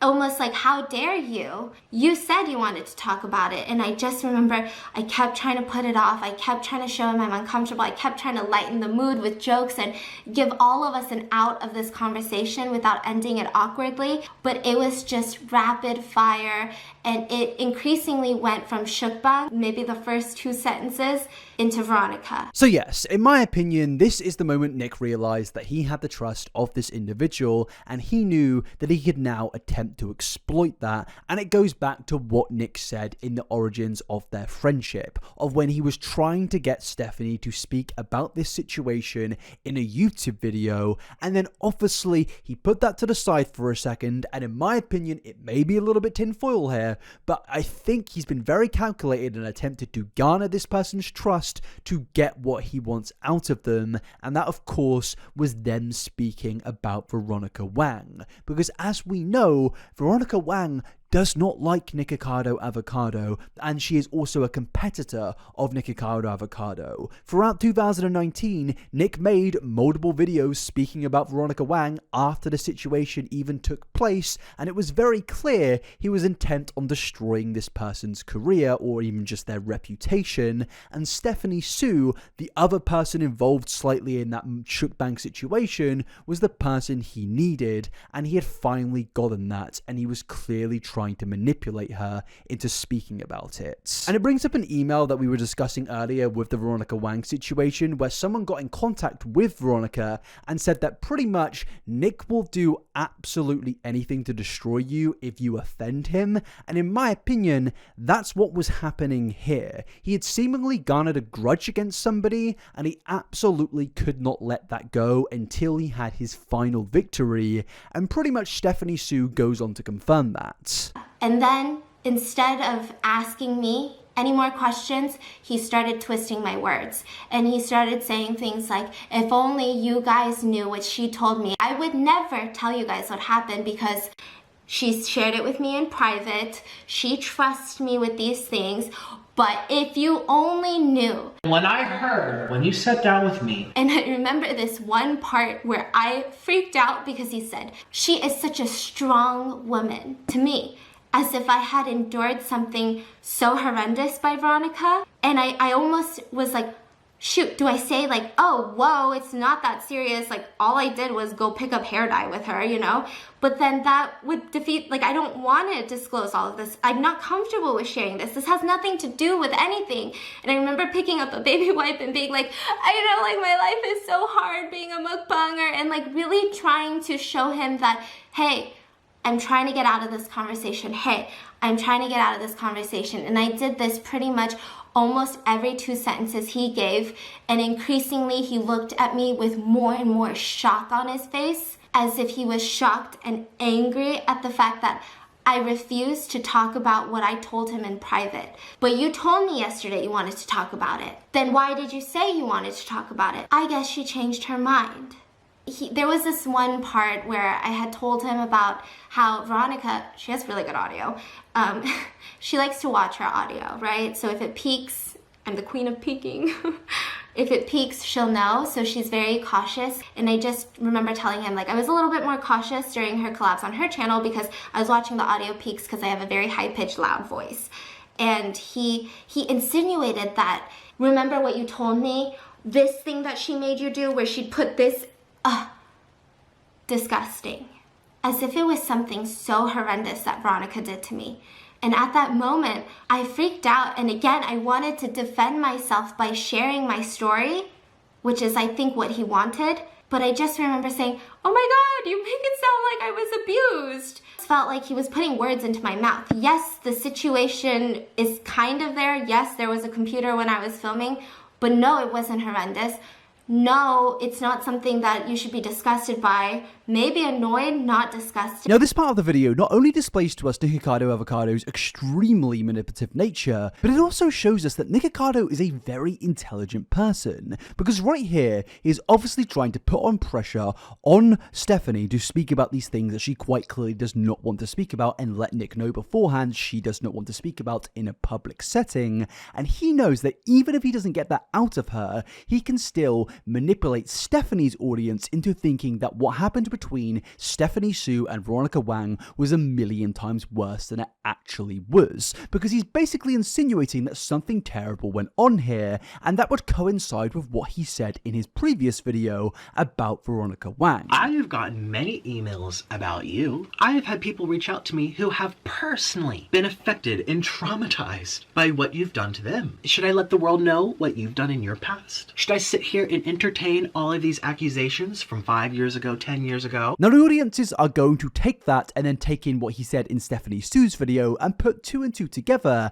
and think that something truly terrible took place between Stephanie and Veronica, and obviously that's all Nikocado cares about in this situation, destroying Veronica Wang's reputation, and he knows that if he can't get Stephanie to speak about these things, then he's going to try and at least get her to, in a way, co-sign what he's saying, because he knows he's going to put her under pressure, and he knows that she is unlikely to defend herself in that moment because obviously it's a very awkward setting and she was scared about this whole thing blowing up out of proportion and becoming another piece of massive drama. I think what's disturbing about this situation in particular is Nick has gotten Stephanie to a point of where she feels comfortable enough to have Nick in her home, and that has all just been a massive scheme and ruse to get back at Veronica Wang. This whole thing is so unbelievably manipulative and just odd. It's weird that Nick simply just cannot let go of this beef or grudge that he has for Veronica Wang, and he is so desperate that a year later, well, almost a year later, he is still trying to destroy this person's career. I get what Veronica Wang did was bad and an abuse of the copyright system, but to me personally, this doesn't justify the treatment that Nick is putting onto Stephanie Sue here, manipulating her, making her feel comfortable by using very serious and personal conversations to garner trust. It's a very disgusting thing to witness, to be honest with you. And from my perspective, Stephanie Sue was never really a friend of Nikocado Avocado's, and she was just another pawn that he had added to his game. And that really is only proven when Stephanie goes on to say that she was afraid to ask Nick to stop speaking about Mukbang or speaking about Veronica or just doing the things that he was doing because she was scared that he would then turn on her, which he absolutely did. And he didn't care what I wanted to talk about. He didn't care how I felt. It went on for 30 minutes.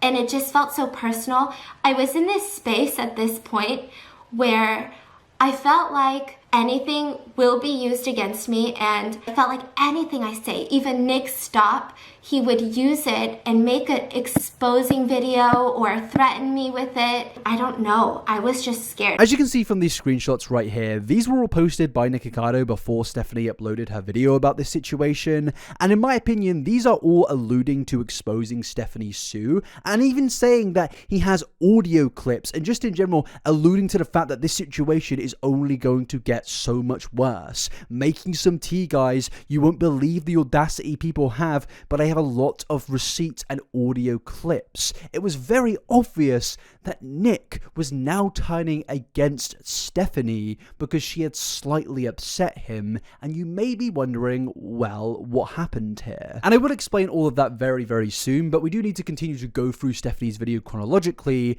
and basically, she goes on to explain how terrified she was in this situation because she knows what Nikocado was like, and it was very clear to me that Stephanie had realized that Nick had been using her this whole time to get back at Veronica Wang, and naturally that made her very, very scared. He knew that I was uncomfortable. He knew I didn't want to talk about this, but he kept going.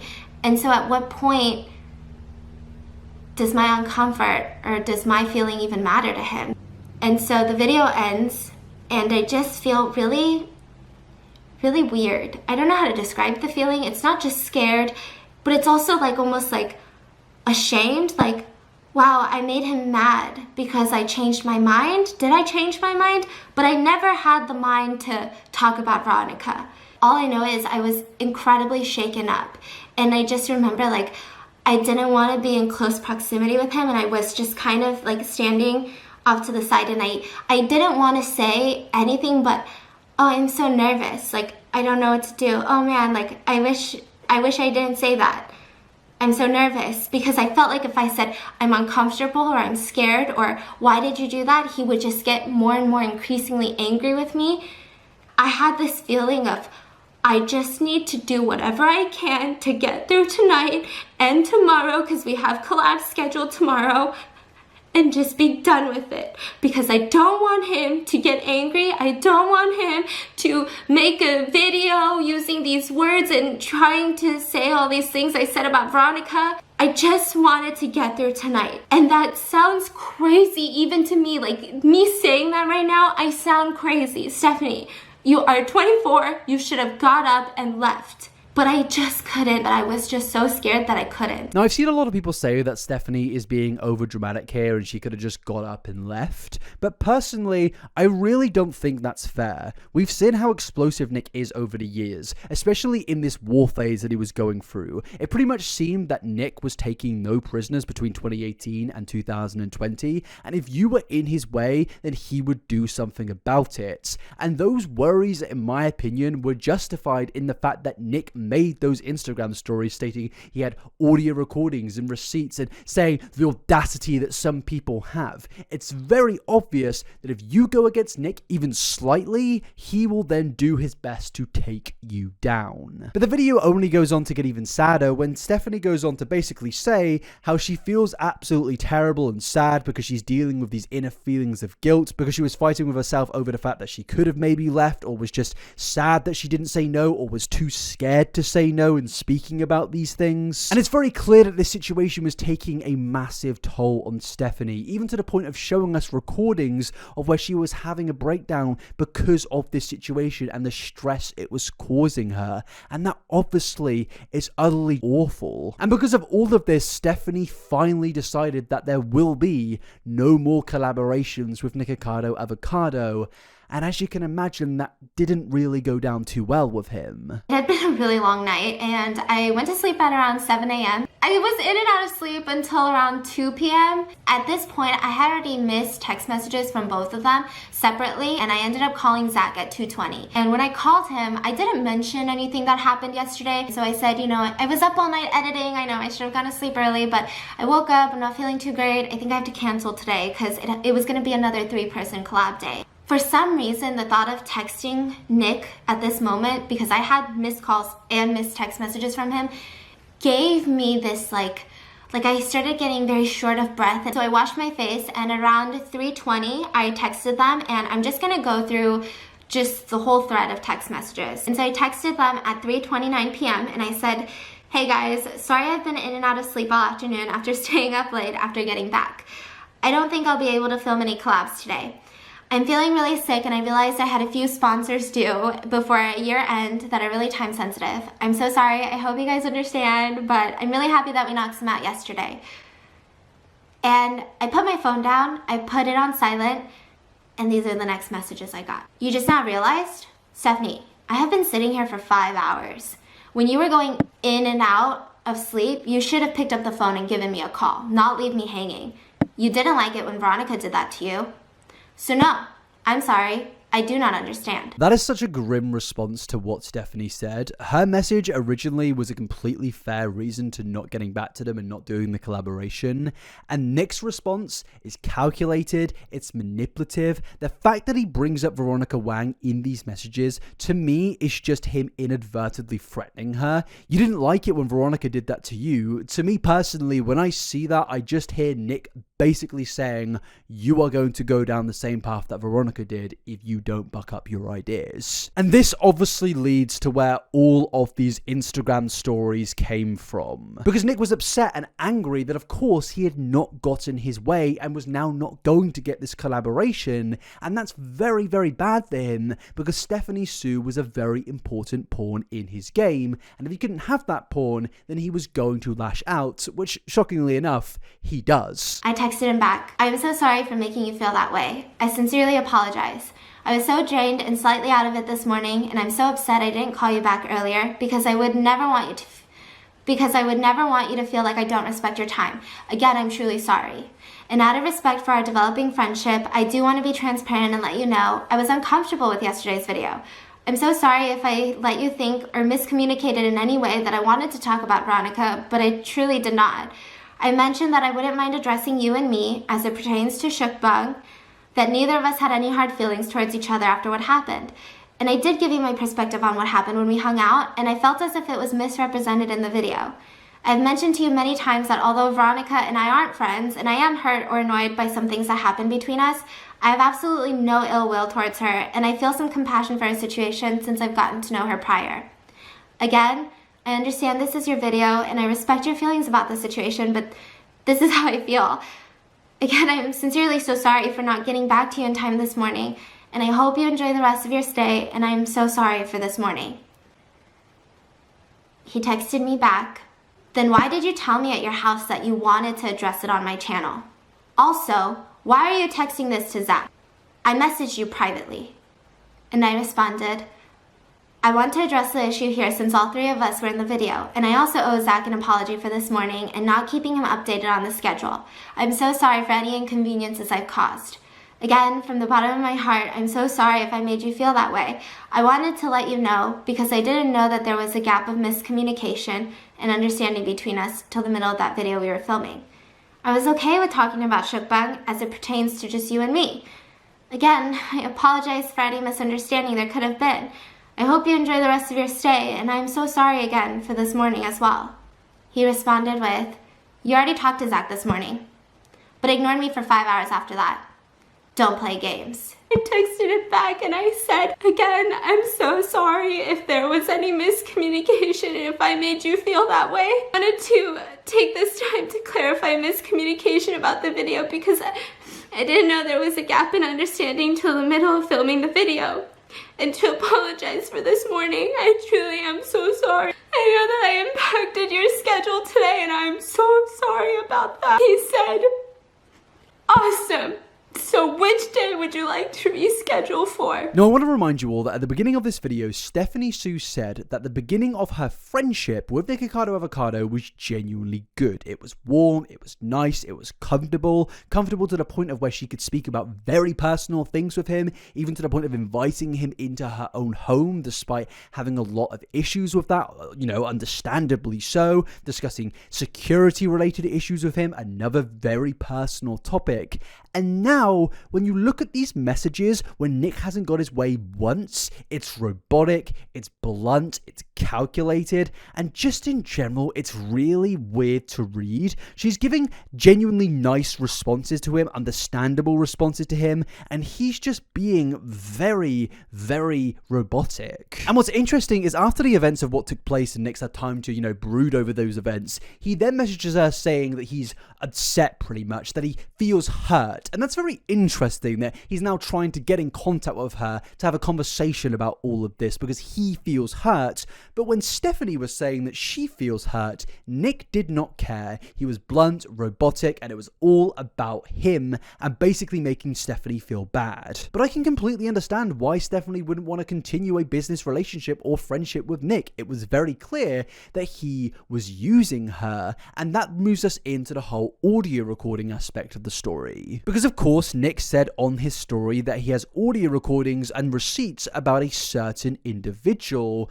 and Stephanie basically goes on to explain her fear behind this. And later on, after all of this, there were some Instagram posts and stories that were made that I didn't know, but they were made while this conversation was happening. And the first is his Instagram post that's still up right now as of filming this, and I'm gonna put it right here.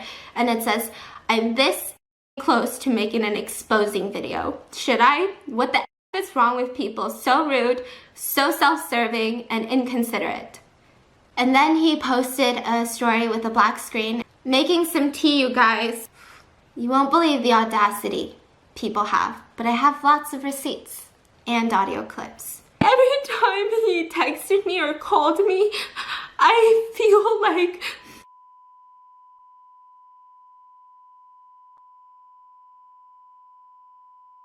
And the audio clips that he posted on his story, audio clips, I got alarmed because I felt weird about that. I never consented to any audio clips. So that means these were illegally recorded. When and where and how? I didn't know what he was talking about. I didn't know if this was just an empty threat to scare me even more, or if something happened that I don't know about. The only thing I can do is check what I have of security footage, and I went through all of Saturday when he was at my house. He was here for about 5-ish hours, and out of those 5 hours that he was here, I used the restroom once.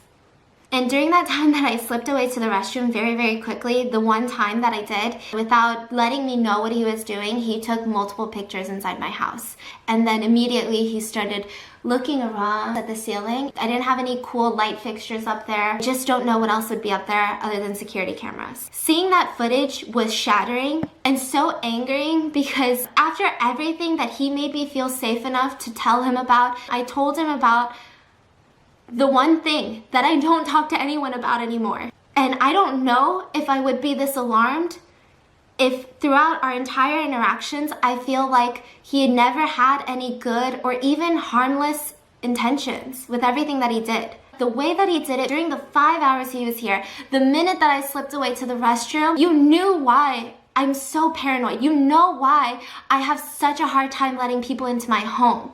It was a very violating feeling, and it was just something that I don't think I'll ever be able to understand. Now, this is obviously an incredibly inappropriate thing to do. You should not go inside somebody's home and take photos and videos of it if you don't have permission or consent to do so, especially if you're waiting for that person to go away so you can take as many photos and videos as you want. To me personally, that's very sneaky, and I feel like what Stephanie is saying in this video can only be backed further by the fact that Nick went onto his story to say, I have audio receipts and all of that good stuff. Because from my perspective, if she's caught him recording the house, what else could he have possibly recorded? So naturally, I can completely understand why Stephanie would be even more scared of Nick. Because let's be real, when you're friends with somebody and there's no cameras on or phone calls on or whatever on, you're gonna talk.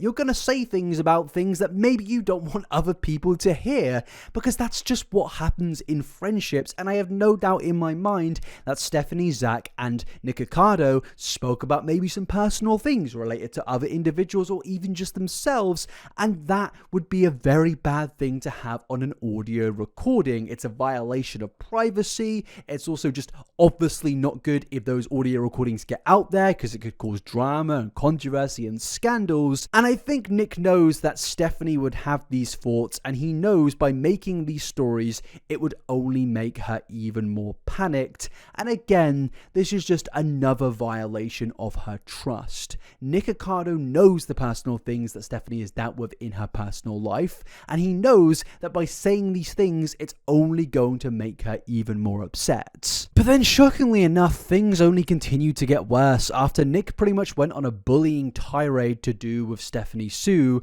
where he clearly had gone to other content creators and people in the industry and spread lies about her. Pretty much it just felt that Nick was going all out to now not only destroy Veronica Wang's reputation, but also to do the same to Stephanie Sue. There's just been a lot of online bullying, and I'm someone that I've been through high school bullying. I talk about it a lot more on my other channel. He knows that I've talked about it with him before. It just was a gross abuse of power and an abuse of his platform and his voice. First, I felt, again, like more shame and embarrassment, because a lot of the people that he tagged are people that he knew that I would say, oh my god, I've watched her since high school, or oh, I love her, you know, I did a collab with her. And these are people that I respected.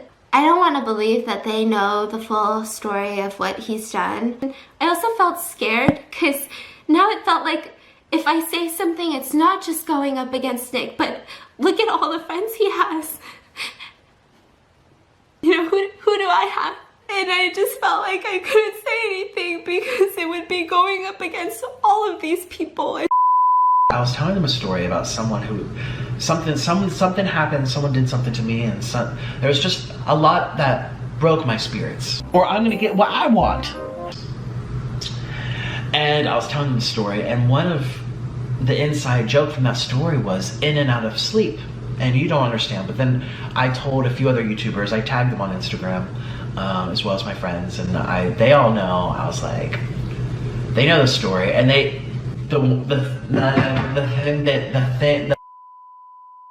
the major thing that they take away from that was the in and out of sleep. In and out of sleep. I've just been in and out of sleep, and I don't know what's going on, but you know, I got things to do. I got things to do. Have you been in and out of sleep? I'm in and out of sleep. Oh my gosh. In and out of sleep right now. They're like, what the That is the most obnoxious, bizarre thing they've ever heard. Like, what the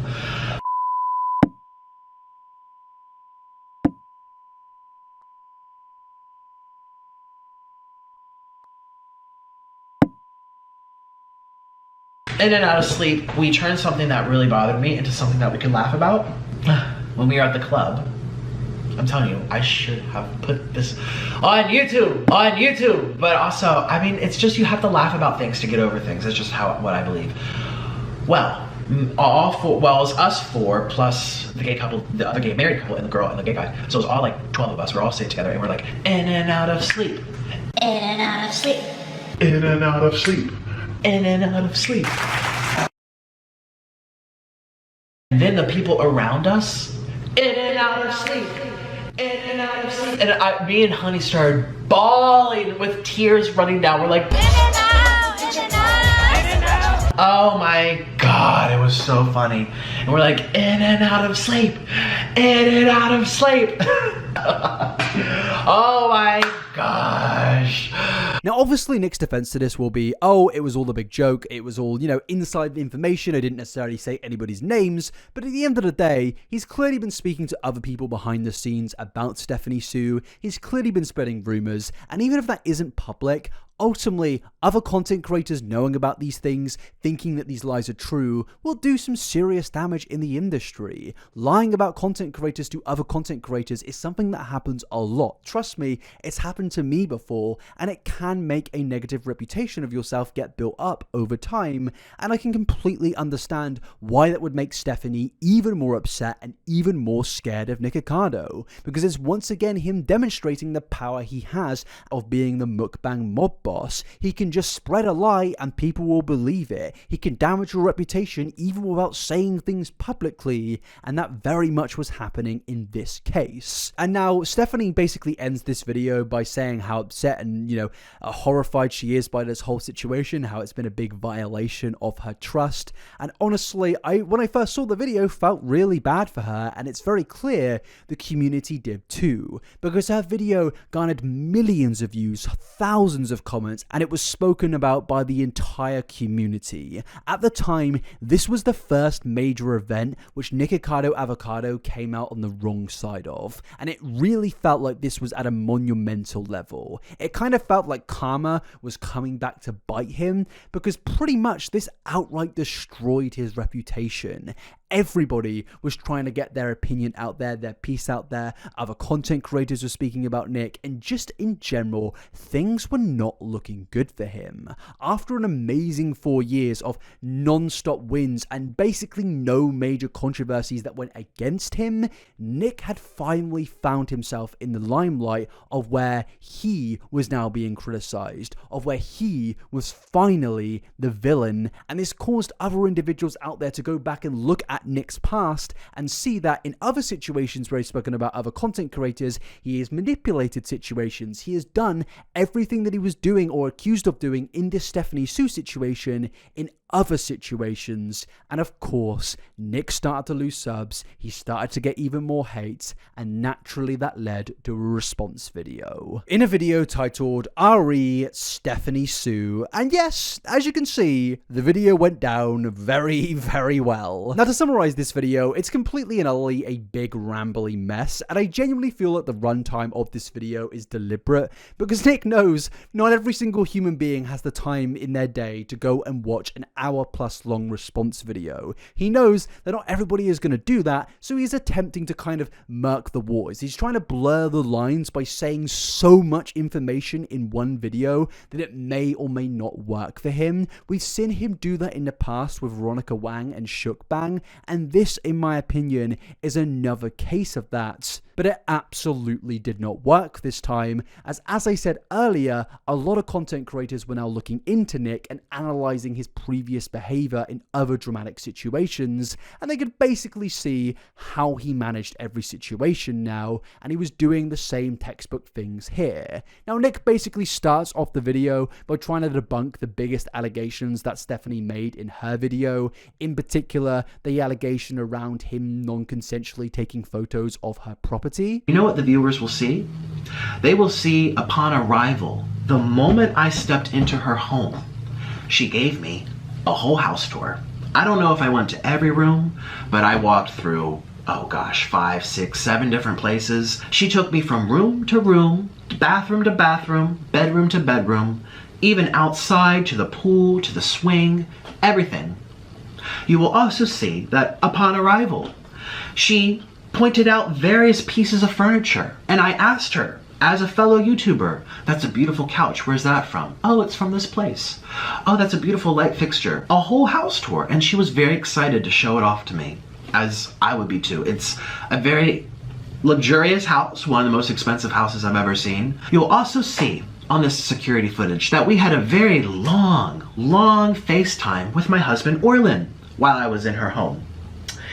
And during that FaceTime, she proceeded to show off her refrigerator, her microwave that slides out or something from the counter, the marble countertops. She pulled out her phone and said, oh, this is the type of marble I had. And then she went to the stove and showed us the stove. Oh, this is Thermador this, Thermador that. She showed us the water spigot that's used to put water into pots. She showed Orlin the sofa, the lights. She gave him his own version of a house tour. And she's claiming that I was taking photos for an odd reason that she has no idea what it was for.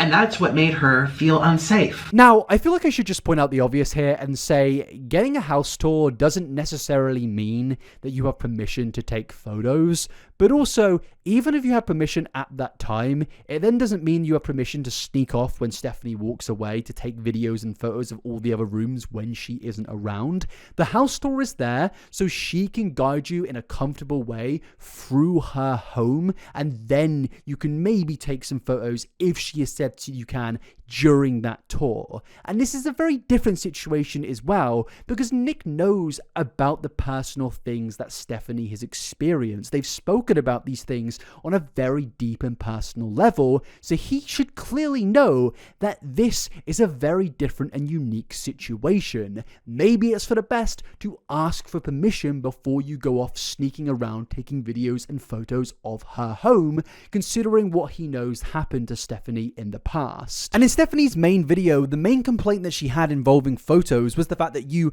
took photos and videos after she walked off. It was obviously a very sneaky move, and it didn't really feel too right to her, especially again after everything that's happened in the past. It made her uncomfortable, it made her feel violated, and honestly, if I had people around my house and they weren't taking photos or videos of everything, but then say I went to the toilet and they randomly got up and started taking videos of my rooms and everything, I'd be like, why are you doing that? And honestly, it would make me feel uncomfortable, especially if they then went on Instagram and said, I have audio recordings. Like, obviously, that's gonna lead to people saying, yeah, I feel violated. So to me personally, with everything that Nick is saying here, it doesn't disprove absolutely anything. And then his next attempt at debunking things is by him saying that he took photos and videos when he was around her. But she was sitting right there as I took a photo, watching me. Watching me. What she's saying here is so incriminating. She's making it look like I did something without her knowledge that therefore threatened her peace of mind or implied the overall safety of her home was in jeopardy. Stephanie, you painted the stage for your viewers that you had no idea I was taking photos, and that was the reason you're questioning your safety. That's the only thing you supposedly had on me. Again, this is a very different situation. For example, if you were taking photos and videos on the house tour and she gave you permission, then I can understand that. And in this situation, as you can see, there are cameras, there is a microphone, there is lighting, and these two were about to record a YouTube video. They were about to make content, so obviously the context is very different to when you are making content creation and when she leaves the room and you sneak away to take videos and photos without her permission. The context is key here, but as we know, Nikocado Avocado absolutely does not care about context if it benefits his narrative. But then after this terrible debunking, Nick then moves into the topic of Veronica Wang, because obviously Stephanie said in her video Nick made her feel incredibly uncomfortable by bringing up Veronica and bringing up Mukbanger, because she said to him beforehand she does not want to speak about these topics and she almost felt pressured into speaking about them and that it was a violation of her trust. Now Nick tries to debunk this with receipts and a conversation surrounding a potential documentary. She wants her viewers to think she'd never take part in a discussion about Veronica. Well, she forgot to mention and show in her text messages, there's my other phone, that she asked us, me and Zach, to take part in a multi-video documentary about Veronica Wang, Shane Dawson style. Let me read you what she said. This is at the end of August, a couple of months ago, 3 or 4 months ago, and this is what she said. Hi, so I have a wild idea. Veronica Wang is going to be in Los Angeles and wanted to meet me to talk. I haven't run the idea by her, but I'm pretty sure she'll be on board considering everything. I want to do a more serious docu-series type video, Shane Dawson type, with Veronica, highlighting not only everything that happened with Mukbang and including what happened between Veronica and I, but also all the personal conflicts that were involved. It would be a good cliffhanger to whatever you have to say to her afterwards, yada yada. I'm texting Zach at the same time personally, and I'll show you those texts in a minute. Zach says, I'm not involved in that drama, but I'll help out wherever you need me to. She wanted Zach to be in this video, and Zach doesn't even speak. And he wasn't even on YouTube yet. Okay, or maybe he was, but no one knew him. Sorry, Zach. And then Stephanie says, so essentially, I want to address everything that she did that hurt everybody involved, starting from Mukbang, and maybe finally get her to understand that she wasn't the victim here. And I would also like to showcase a side of you that shows you're not just here for the drama, but you're here for the underdogs, and the words she said against you hurt you, and not just angered you. I would also like people to see a glimpse of vulnerability from Nikocado, obviously to your comfort. This absolutely does not disprove anything whatsoever. The original conversation that Nick was having with Stephanie about this potential documentary was in August, and the conversation surrounding the collaboration with Zach, Nikocado, and Stephanie was in December. That is 4 months apart. You cannot then take the context of a message 4 months ago and say, oh, that means that you're now comfortable with these things, despite 4 months later saying you're not comfortable about speaking about it anymore. And also, as you can see in the messages themselves from August, Stephanie is clearly saying that she wants to make a drama-free video in a Shane Dawson documentary style, where she wanted to give a bigger perspective on the situation and just in general give a balanced, nuanced take on all of it. That is a very different idea to Nick's idea 4 months later of saying to Stephanie and Zach, oh, let's spill the tea on Mukbang and Veronica Wang. That's very, very different. One is a pretty decent idea that probably would have went down well in 2018, and yes, there were connotations of drama attached to it, but ultimately, she clearly wanted to make things better involving the situation with Veronica and Mukbang in August of 2019, and in December, she had finally decided to not do that, but Nick then wanted to spill the tea in a much more trashy, drama-centric video. And honestly, the whole thing to take from this is the very obvious glaring factor of, if somebody says, oh, I want to do this thing, and then 2 seconds later says, oh, I don't want to do this thing, you need to take their more recent answer of what they said, which was, I don't want to do this thing. And 4 months later, she said she does not want to do that thing anymore. No matter what she said 4 months previously, that isn't meaning that she's now consenting to that conversation because she said it in the past.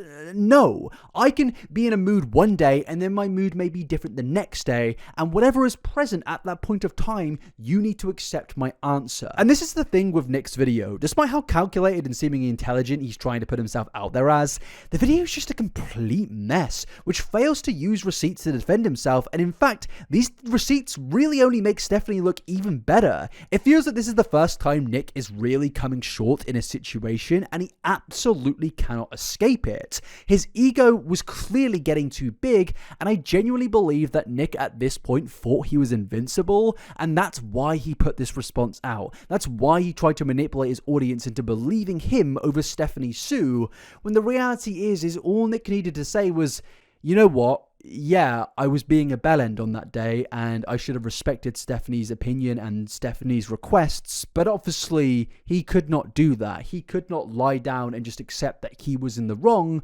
because as he said earlier, he's the mukbang king, and this is his empire. I'm my own empire now.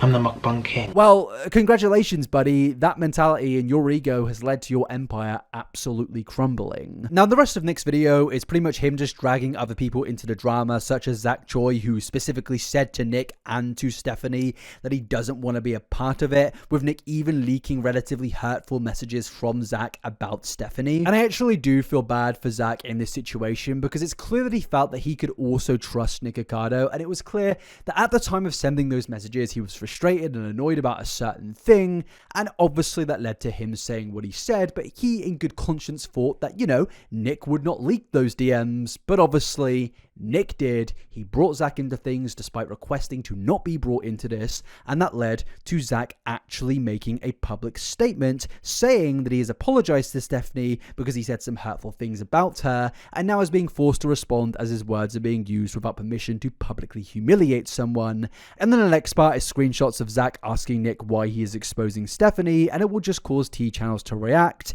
And then in the next screenshot, Zach is saying that he does not want to be a part of this. So yeah, things were just going from bad to absolutely catastrophic for Nikocado. Not only did he have Stephanie Sue's audience against him, but he also had the T channels against him and the YouTube community against him, but now he had Zach Choi against him. It really felt that he could not escape from this, and his empire was gradually just getting crushed upon crushed upon crushed, and that leads to Stephanie uploading this video on the 2nd of January 2020 titled How Nikocado Manipulated All of Us, and in this video it's Stephanie once again sat down exposing Nikocado, and this time saying that she sat with her lawyers, and basically things immediately get serious as Stephanie comes out with more receipts. And the video itself starts off with her pretty much exposing Nikocado for multiple things, but I want to focus on one of the main debunkings, and that's to do with the whole docu-series that Nikocado spoke about. Obviously, Nick thought that that would be a big win for him. He thought that, oh, the world would see this and think that Stephanie is a complete hypocrite who clearly wanted to speak about Veronica Wang. But no, Stephanie speaks about this docu-series and actually shows receipts of her clearly speaking to Veronica Wang about this series possibility in mid-2019, and obviously they decided that it wasn't for the best. This is what I said to Veronica, which Nick has never seen. We didn't leave off on the best terms, and she said, "Hey Steph, I hope you're doing well. I know we left off on a really horrible foot, but I just wanted to let you know I've missed you. I also recently got accepted into a couple culinary schools in California, so I might be moving there for a year. I'll be there this week looking at apartments and was wondering if you'd like to meet up for food to talk. Let me know your thoughts." I responded, "Hey, yeah, I know it's been forever since we last spoke. We did leave off in such a way, but I'm glad you reached out. I know it's super awkward after everything that's happened, but I'm genuinely happy that things are going super well for you. Bottom of my heart, congrats on all your success with culinary school. Let me know what days you'd be here. I'd love to talk." Now, at this point, I did have this idea of doing a docu-series because I felt like, well, Veronica might be in LA, and in the eyes publicly, nobody really understood what happened behind the scenes because I never wanted to speak on it without Veronica. And so I thought that it'd be very nice to sit down. It had been a couple months, the drama had kind of concluded, and to just show that there's a lot of real people behind the drama. And that's what I wanted. I wanted to showcase different perspectives of not just me, but Veronica and of Nick. You know, I would also like to showcase a side of you that shows that you're not just here for the drama, but you're here for the underdogs, and the words she said to you hurt you and not just angered you. I would also like people to see a little glimpse of vulnerability from Nikocado, obviously to your comfort, just like how my perspective changed when I actually got to meet you in person. I don't know how he took this and twisted it so out of context to make it seem like I am obsessed with Veronica and I need to get an apology from her and she did me so dirty and I just will not let it go. I ran the idea by Veronica. This is what I DM'd her after we spoke on the phone. I said, "I'm glad we got to speak on the phone. I know we barely touched the surface on how we felt, but at least we kind of know where each other's minds are. I hope I communicated everything across well, but I do want to mention that I don't want the entire thing to be so past motivated. I also thought it would be interesting to show everyone your culinary journey and your true passion in food. Show different sides and dimensions to you that not everyone may necessarily know." Again, that is what I told the group chat, and that is what I told Veronica. And Nick claims that I didn't do it because Nick didn't want to be a part of it. In reality, Veronica shut me down. She's moved on, she's thriving. So yes, Veronica didn't want to do the documentary, so Stephanie heard that and thought, you know what, yeah, I'm going to move on from this, I'm going to put that drama to bed, and then she just went about the rest of her life, leading towards December 2019, where of course, Nick then put pressure on her to speak about these things, and Nick obviously thought that he would get his way, which we all know now that he absolutely did not. And what's interesting about Stephanie's video is it does act like a debunking, but Realistically, it didn't really need to debunk anything. Nick's video in itself only makes himself look even worse, but yeah, these screenshots only do make Stephanie's case look even better. And look, even if Stephanie did speak about these things privately, that doesn't mean she wants to speak about these things publicly. She's an influencer, she's got a massive platform and reputation to hold, and she can't just go around speaking about other influencers because, you know, who would do that? But now I want to quickly jump back to Nick's original response video, where in this video, a big thing he uses to kind of expose or debunk Stephanie is audio recordings from some of his friends talking badly about Stephanie. And I guess Nick's whole reasoning behind showing these audio recordings in his video was that maybe his audience would see these and think, oh, Nick's friends don't like Stephanie, therefore he's in the right. But obviously that really makes no sense because naturally Nick's friends would back him. They don't know the full story. Nick's a very calculated and manipulative guy. He's obviously not going to paint the full picture. And yeah, this really didn't go down well after Stephanie basically just exposes all of this for just being a completely weird and messy point. She's very self-serving. She seems very manipulative. Just rude. I don't know how these people were raised. So that's the truth. You're using private conversations that you had with your friends talking badly about me. It's a pattern of you posting people's private conversations in order to further your own narrative. And these were the receipts that you were showing. And I've never spoken to Carly Steele. I'm not sure how you can say her opinion about me is the truth. That is just not the truth. So you said that a lot of your frustration was coming from that I ghosted you and you have problems with people ghosting you. Blew me off the next day for our collabs.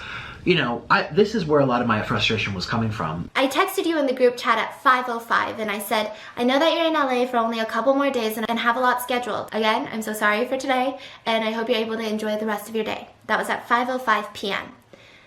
At 5:18 p.m., which is, you texted Carly Steele saying, I'm being ghosted by Stephanie Sue right now. The definition of ghosting is the practice of ending a personal relationship with someone by suddenly and without explanation withdrawing from all communication.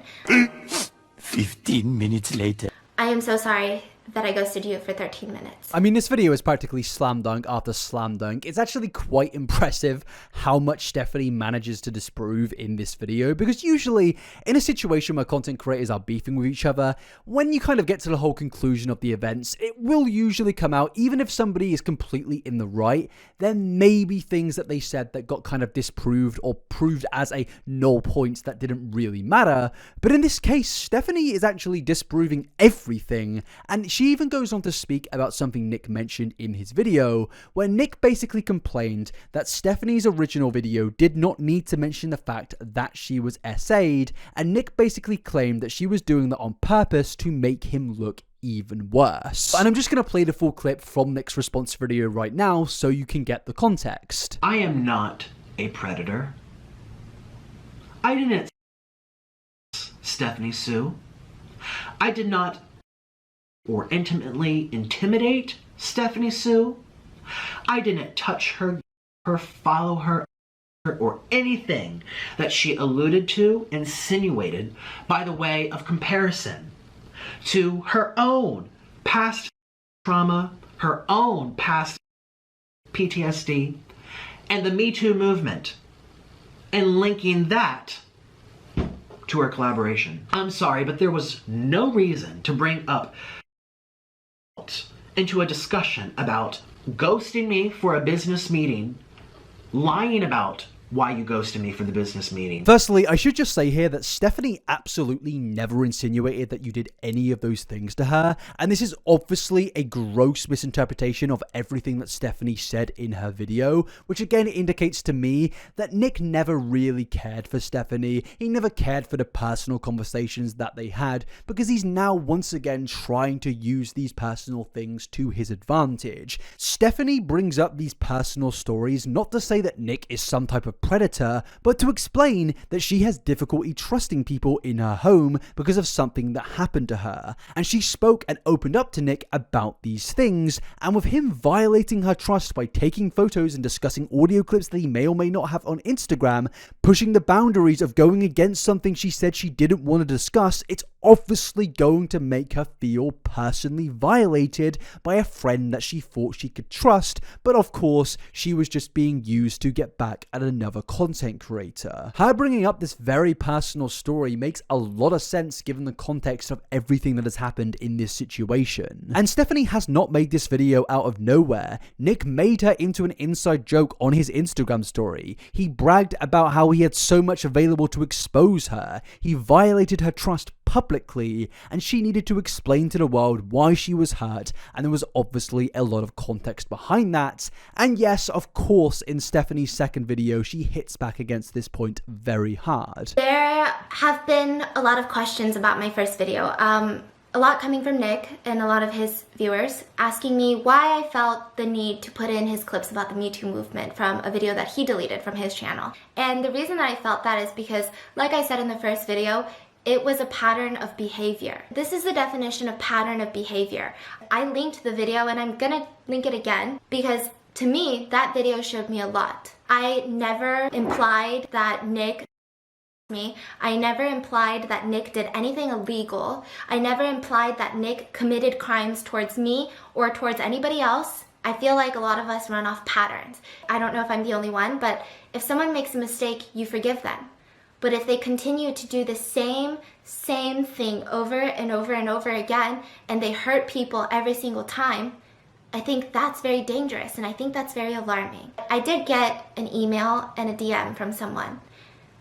Posting that video was really scary because I felt like even after I posted it, I'm crazy. I'm over dramatic. That's what I am. But I was scared. So I posted the video. Now honestly, I feel like this is a completely fair response, and I actually think that Stephanie could have went even harder against Nick if she truly wanted to. And I should just say, when I first watched Stephanie's original video about the situation, I didn't come out of it thinking, oh, Nikocado Avocado is some type of predator. I came out of it thinking Nikocado Avocado is somebody who is very calculated and manipulative and will do absolutely anything he can to get what he wants. These two things are very different things, and I think Nick knows that, but he obviously wanted to try and paint Stephanie as this manipulative mastermind when the reality is she is somebody that just felt violated by a major content creator in the space. And with this second video from Stephanie Sue, it only made things a million times worse for Nikocado. And at the beginning of 2020, Nick was undoubtedly building this reputation as a content creator who could not be trusted. Someone who, when you see their video, you just automatically assume everything they're saying is absolutely not true. Whether it's actual real drama, his whole relationship with Orlin, or anything, nobody in 2020 was trusting Nikocado Avocado, and at this point, he was getting exposed left, right, and center. Tea channels were covering him, commentary channels were speaking about him. Everybody was coming after Nikocado Avocado. And if you're wondering, did Nikocado respond to Stephanie Sue's second response to him? Yes, he actually did, in a video titled Addressing Stephanie Sue Mukbang. And this is pretty much a video of him just rambling and eating food for a very long time. Nothing really productive came out of it. It wasn't an expose in any way, and it really only made things look even worse for Nick, but it somehow doesn't end there, because then Nick spent his time trying to expose Zach Choi even further, but these videos obviously went nowhere other than tainting Nick's reputation even further. Regardless of what was said in these videos, no one believed him no matter what. Nick could show the most incriminating receipts whatsoever, and people just wouldn't believe him because of the amount of manipulation that he has put out into the world in the last year or two at this point. And you could just see the comments and dislikes building up. People were disagreeing with him on absolutely everything, and Nick's once great reputation that he built over his war phase had been completely and utterly destroyed. And that basically does bring us to the ending of Nikocado Avocado's war phase. For the most part, it was a very successful time, which was completely unraveled in one moment of madness, when Nick clearly got too big for his boots, his ego inflated, and he thought he could get away with absolutely everything, but of course, that all blew up in his face. Now, you may be wondering, does the story end there? Did Nick run along into the sunset? No, I'm sad to say, we're still in 2020, and we've got 4 more years to cover. So let's let's just get into it.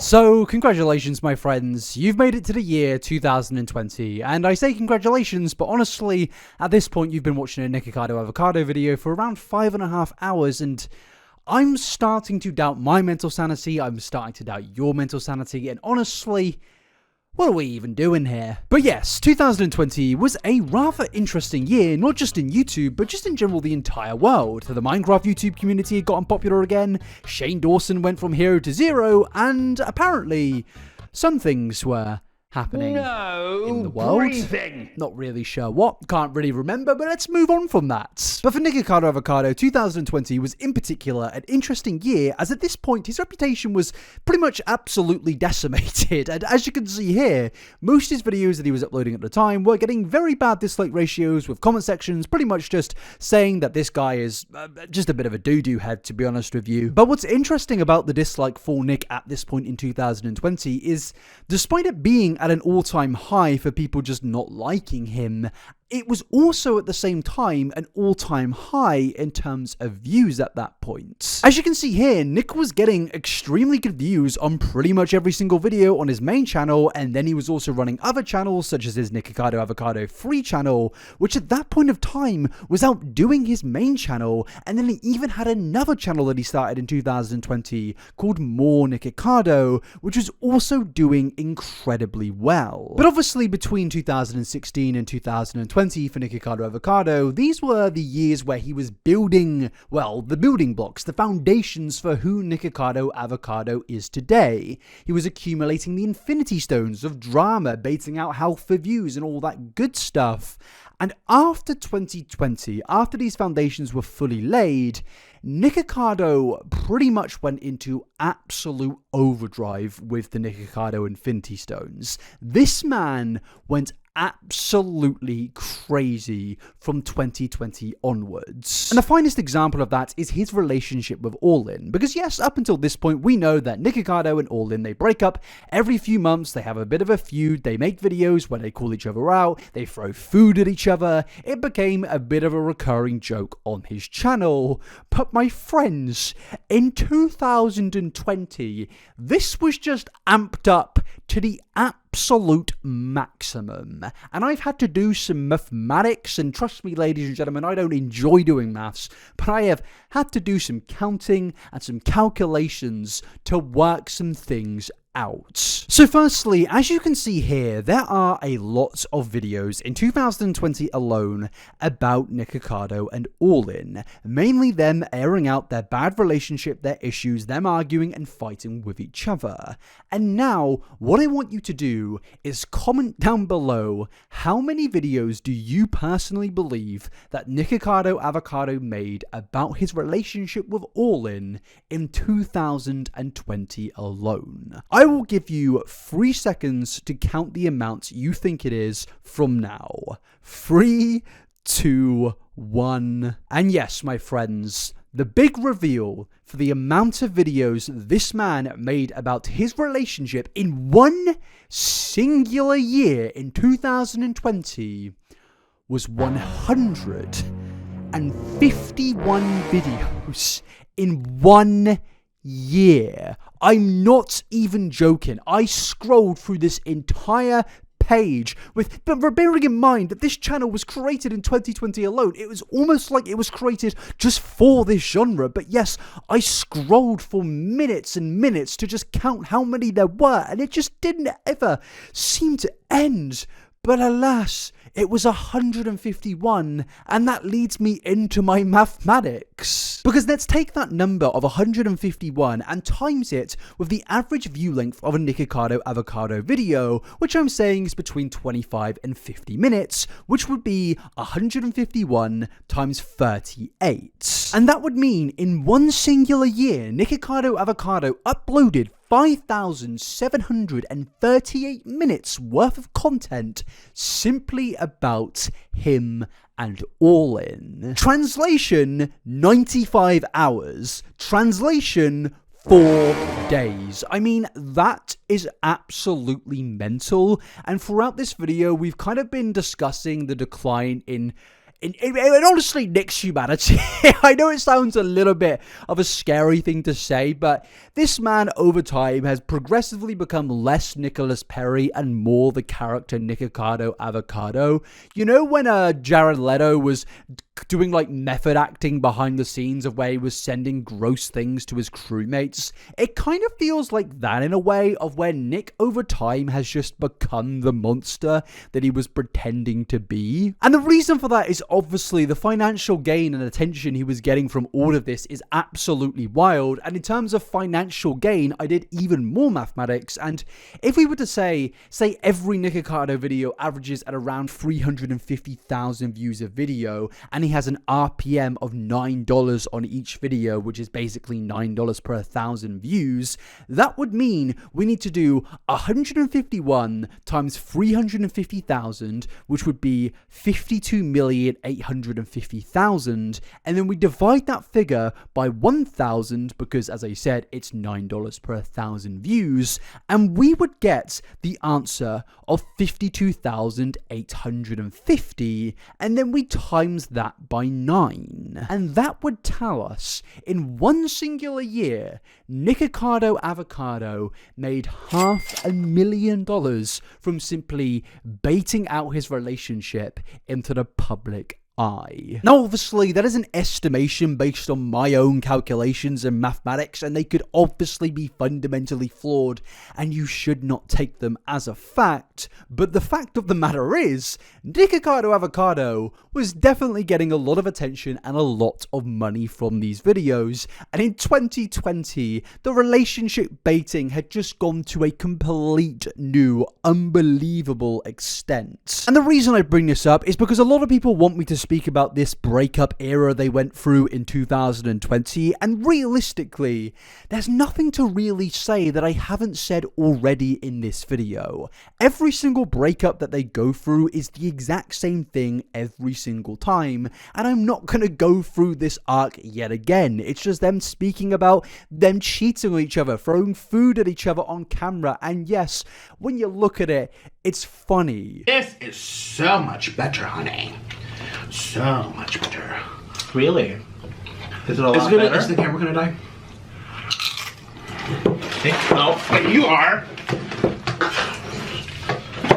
I made it for you with love.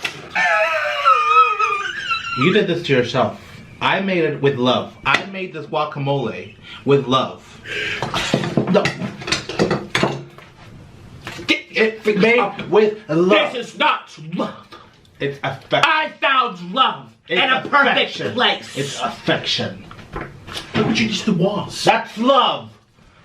Like, yeah, obviously, I can't not look at that and laugh because of how utterly ridiculous it is, but the reality is I would be doing a disservice to you all if I didn't just say, obviously, this is all fake, yet at the same time, there is a glaring part of me that thinks maybe it is real. Maybe the beauty behind the madness is these two actually are just But at the same time, obviously, there is a very sad reality around Nikocado and Orlin's relationship, because this will be the last chapter I fully cover it in this video, because there is not much more to say, but what we can see here is that from 2014, where a wholesome relationship blossomed from a vegan Facebook group, and it's just depressing to see where it now is at, how the algorithm can truly destroy something that did seem pure and nice,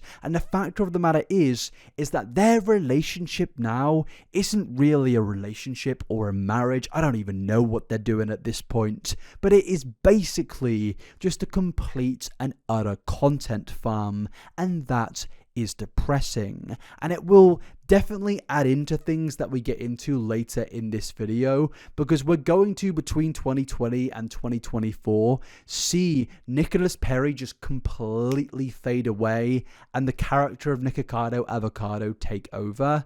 And I don't really know what that does to a human being when they're playing that character every single day, 150 plus videos in 1 year about their relationship.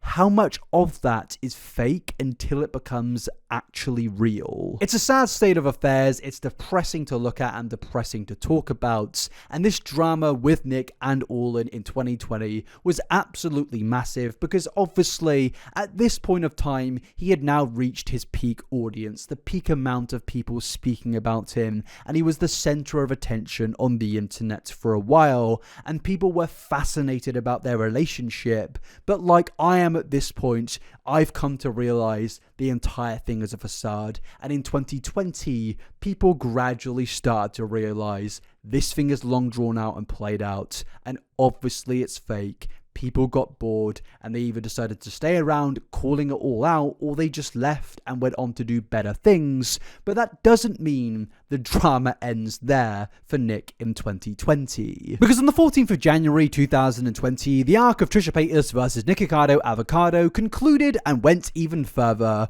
when Trisha Paytas uploaded a podcast featuring yours truly, Nikocado Avocado, and this throws back to the beginning of this video where we spoke about Nick's origins, where he moved from Ukraine to America and obviously became a drama-centric YouTuber. But they don't just talk about this on the podcast, of course, and yes, they address the beef between them that occurred just under a year before this podcast. And what's interesting about that is that Trisha and Nick are seemingly pretty good friends at this point, and honestly, they just admit that, yeah, the drama was pretty petty, and considering how massive the drama was in 2019, this was a bit of a surprising move. And yes, they had collaborated before this, but ultimately, this just seemed like them putting everything to bed. I love you and didn't like you at the beginning of the year, but we love you now. We were just talking about that. Yeah. She's like, because I still, people ask me to this day, like, what's the reason for why she did that? I'm like, I don't know.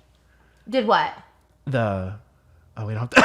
No, we can. Wait, what? Why I did? Where you would like talk smack on you now and stuff and be like, oh, who did it? Just kind of we can talk about just it. like pick at me. And I was thinking like, I didn't do anything to you. And I kind of just like, she was probably just in a bad mood or just okay, bitchy. so if you guys don't But you're making it seem know- like we're so similar, so that's why you hated me.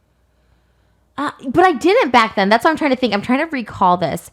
You're bored. No, because I'm not that person either. I'm definitely not someone I'm bored. Let me pick on someone. I've never been that way. I can get feisty, and I feel I'm very defensive. So I feel, not to even say you started or something, I feel, I want to say like a drama channel at the time or something said that like there was a rumor, which you said you never said. I think someone had came into my emails and Nikocado said you paid for his first class ticket out. I think that's what started it. Yes. And I was like, well, that's a straight out lie because like I didn't. And then you said you never said that. No, never. But because someone has fed that in me, I was like, no, like, and maybe that's when I went off. And again, we were talking about this. You're 27, I'm 31. And I think I might have been 27 back then or 28. And I think when you're younger, you are more apt to just get into. You snap. And maybe throw shade. I was definitely petty for sure. Now, what's interesting about this is for once in her life, Trisha Paytas actually admitted to pretty much being in the wrong here. And it seemed that this entire thing came down to what I said it was earlier, a communication issue. If they simply spoke to each other, if Trisha replied to Nikocado when he was reaching out to her, this could have all been resolved without there being some massive piece of drama where Trisha Paytas was getting exposed left, right, and center. But what's also interesting about this is Nick really couldn't help himself on this podcast, because despite sitting next to Trisha Paytas on her couch and despite Trisha basically taking the blame for the situation, Nick still had to somehow make a misconstruing of the... Is that even the word to use here? Basically, Nick couldn't help but lie on this podcast. A lot of things was taken out of context. Like with I think someone said, like, I was like, so what? He gained weight or he got fat or something. Like, who cares? But the who cares was cut off. It was like, he got fat, and then it was like edited. Yeah. So yeah, I addressed that though. And we're even what did you do? Was that your edit? That I don't know what it was. It doesn't matter. I was just trying to show people that you knew who I was. Okay, right, yeah. I mean, the thing is, here's the thing. Because you said, like, I've never heard of him. I don't know who he is. I was like, no, I'm like, let me just show you all the times where she brought me up or responded. Now, if there's one thing I've discovered throughout this video so far, it's that Nikocado Avocado is a very intelligent person. He knows how to get people talking. He knows what the viewers want to see. And somebody that everyone likes to speak about on this platform in terms of knowing what people like to see is Mr. Beast. Everyone looks at Mr. Beast and is like, oh, this guy's an algorithmic genius. He knows what's going to be the next trending thing and he knows how to get attention. But honestly, the biggest biggest algorithmic genius over the last 4 years on this platform has arguably been Nikocado Avocado. The man is smart and he knows what's going on and he knows how to get you and me talking, as I'm literally doing right now in a 7-hour video. Please, Lord, strike me. Don't do that, actually. Don't strike me down. But what I'm saying here, Nick is somebody that knows how to get people talking. So what I hear him saying here is honestly complete and utter bollocks. Nick knows what he was doing when he was cutting those clips up together in 2019. He knows that those clips were presenting the argument that Trisha Paytas was fat-shaming him when he took those clips out of context. And when you go to the original comment section of Nick's video about this, people were basically saying that Trisha Paytas was fat-shaming Nikocado. Nick knew what he was doing here. He knew how to make this a narrative by not even saying it and just taking clips out of context. Avocado. You make him? What was that? His waking, Nikocado Avocado. Because the real question is, well, why did you cut the clips up in that way? Why would you conveniently cut the clips off about 3 seconds or even a second off to where the full context reveals that Trisha Paytas was actually defending Nick in those clips? Why would you do that? It obviously isn't some sheer coincidence. We know what Nick was doing there, and I really don't actually understand why he feels the need to come onto this podcast and lie like this, because Trisha is ending the beef. She is saying, you know what, it was petty, I don't want to be a part of it anymore. But Nick is like, no, we're still going to continue doing this even in 2020 when, you know, the world shut down and maybe, you know, that's the time to reflect. But no. Nick had to keep on being Nikocado Avocado. But the podcast itself actually isn't that bad. I've sat through it, I've listened to it. The full hour-long episode was uploaded on Spotify, and, you know, it's the most standard thing ever. It's Trisha and Nikocado, two forces, you know, that realistically shouldn't have met. You know, these two people are people that should have been kept away from each other, if I'm honest with you, because as I said earlier, it's an immovable object meets an unstoppable force. It's just something that at one moment of time could trigger a nuclear explosion, and I'm not comfortable with these two sat in the same room. And honestly, a lot of other people out there weren't comfortable with these two sat in the same room with each other, and not because of drama-related reasons, but related to some things that I saw in the comment section, and it honestly kind of confused me, dumbfounded me to a monumental degree of I still really don't understand this. And if you're wondering what I'm talking about, pretty much doing my research, went to the comment section, and I saw people basically saying he's pooing himself here. Nick is dropping a dookie on the chair, and I was thinking, what are people talking about? So I started doing my research, and apparently, allegedly, there is a clip out there of Nikocado Avocado admitting to dropping a deuce on her chair during the recording. Like, it's coming out of him whilst he's recording it. For some reason, that day he may have had a bad tummy, and apparently this is a pretty common thing with Nikocado. Again, this is alleged, but just based on some of the things out there, this is a thing, and I don't really know how to present this information without seeming a little bit weird or intrusive, but apparently this happened, and, you know, this is a whole video dedicated to the law of Nikocado Avocado, and if the law of him, you know, pooing on Trisha Paytas' couch is law, then we're gonna have to talk about it.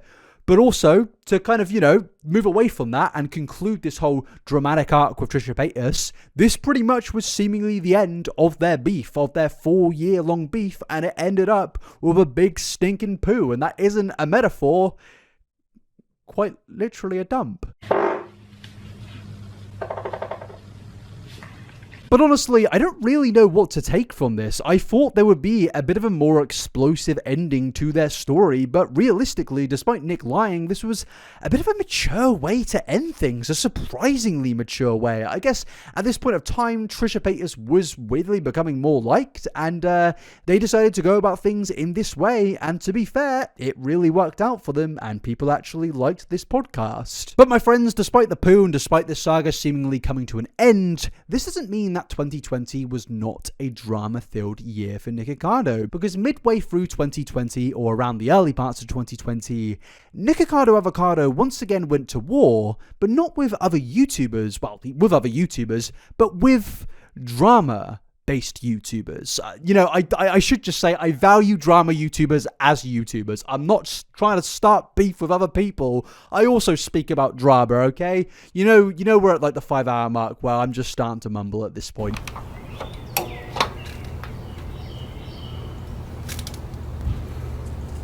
Yes, my friends, after Nikocado's war arc went to an end, we thought it would all, end in terms of drama, but no. In midway through 2020, as I said, Nikocado Avocado went to war with drama channels, and in particular, commentary or former commentary YouTuber James Marriott. But before we get into that lore, I need to do a bit of previous lore to kind of set up the lore that we're going to get into, and that takes us back to even earlier in 2020 or even late 2019. I'm not exactly too sure on the dates on this, it's kind of unknown at this point, but basically, in early 2020, Nikocado Avocado joined an adult content creation website. And I'm not going to name that website, but you can probably guess what happened on that website. Nikocado Avocado displayed a lot of explicit content of himself doing pretty explicit things. And in 2020, a subgenre of content appeared where basically people would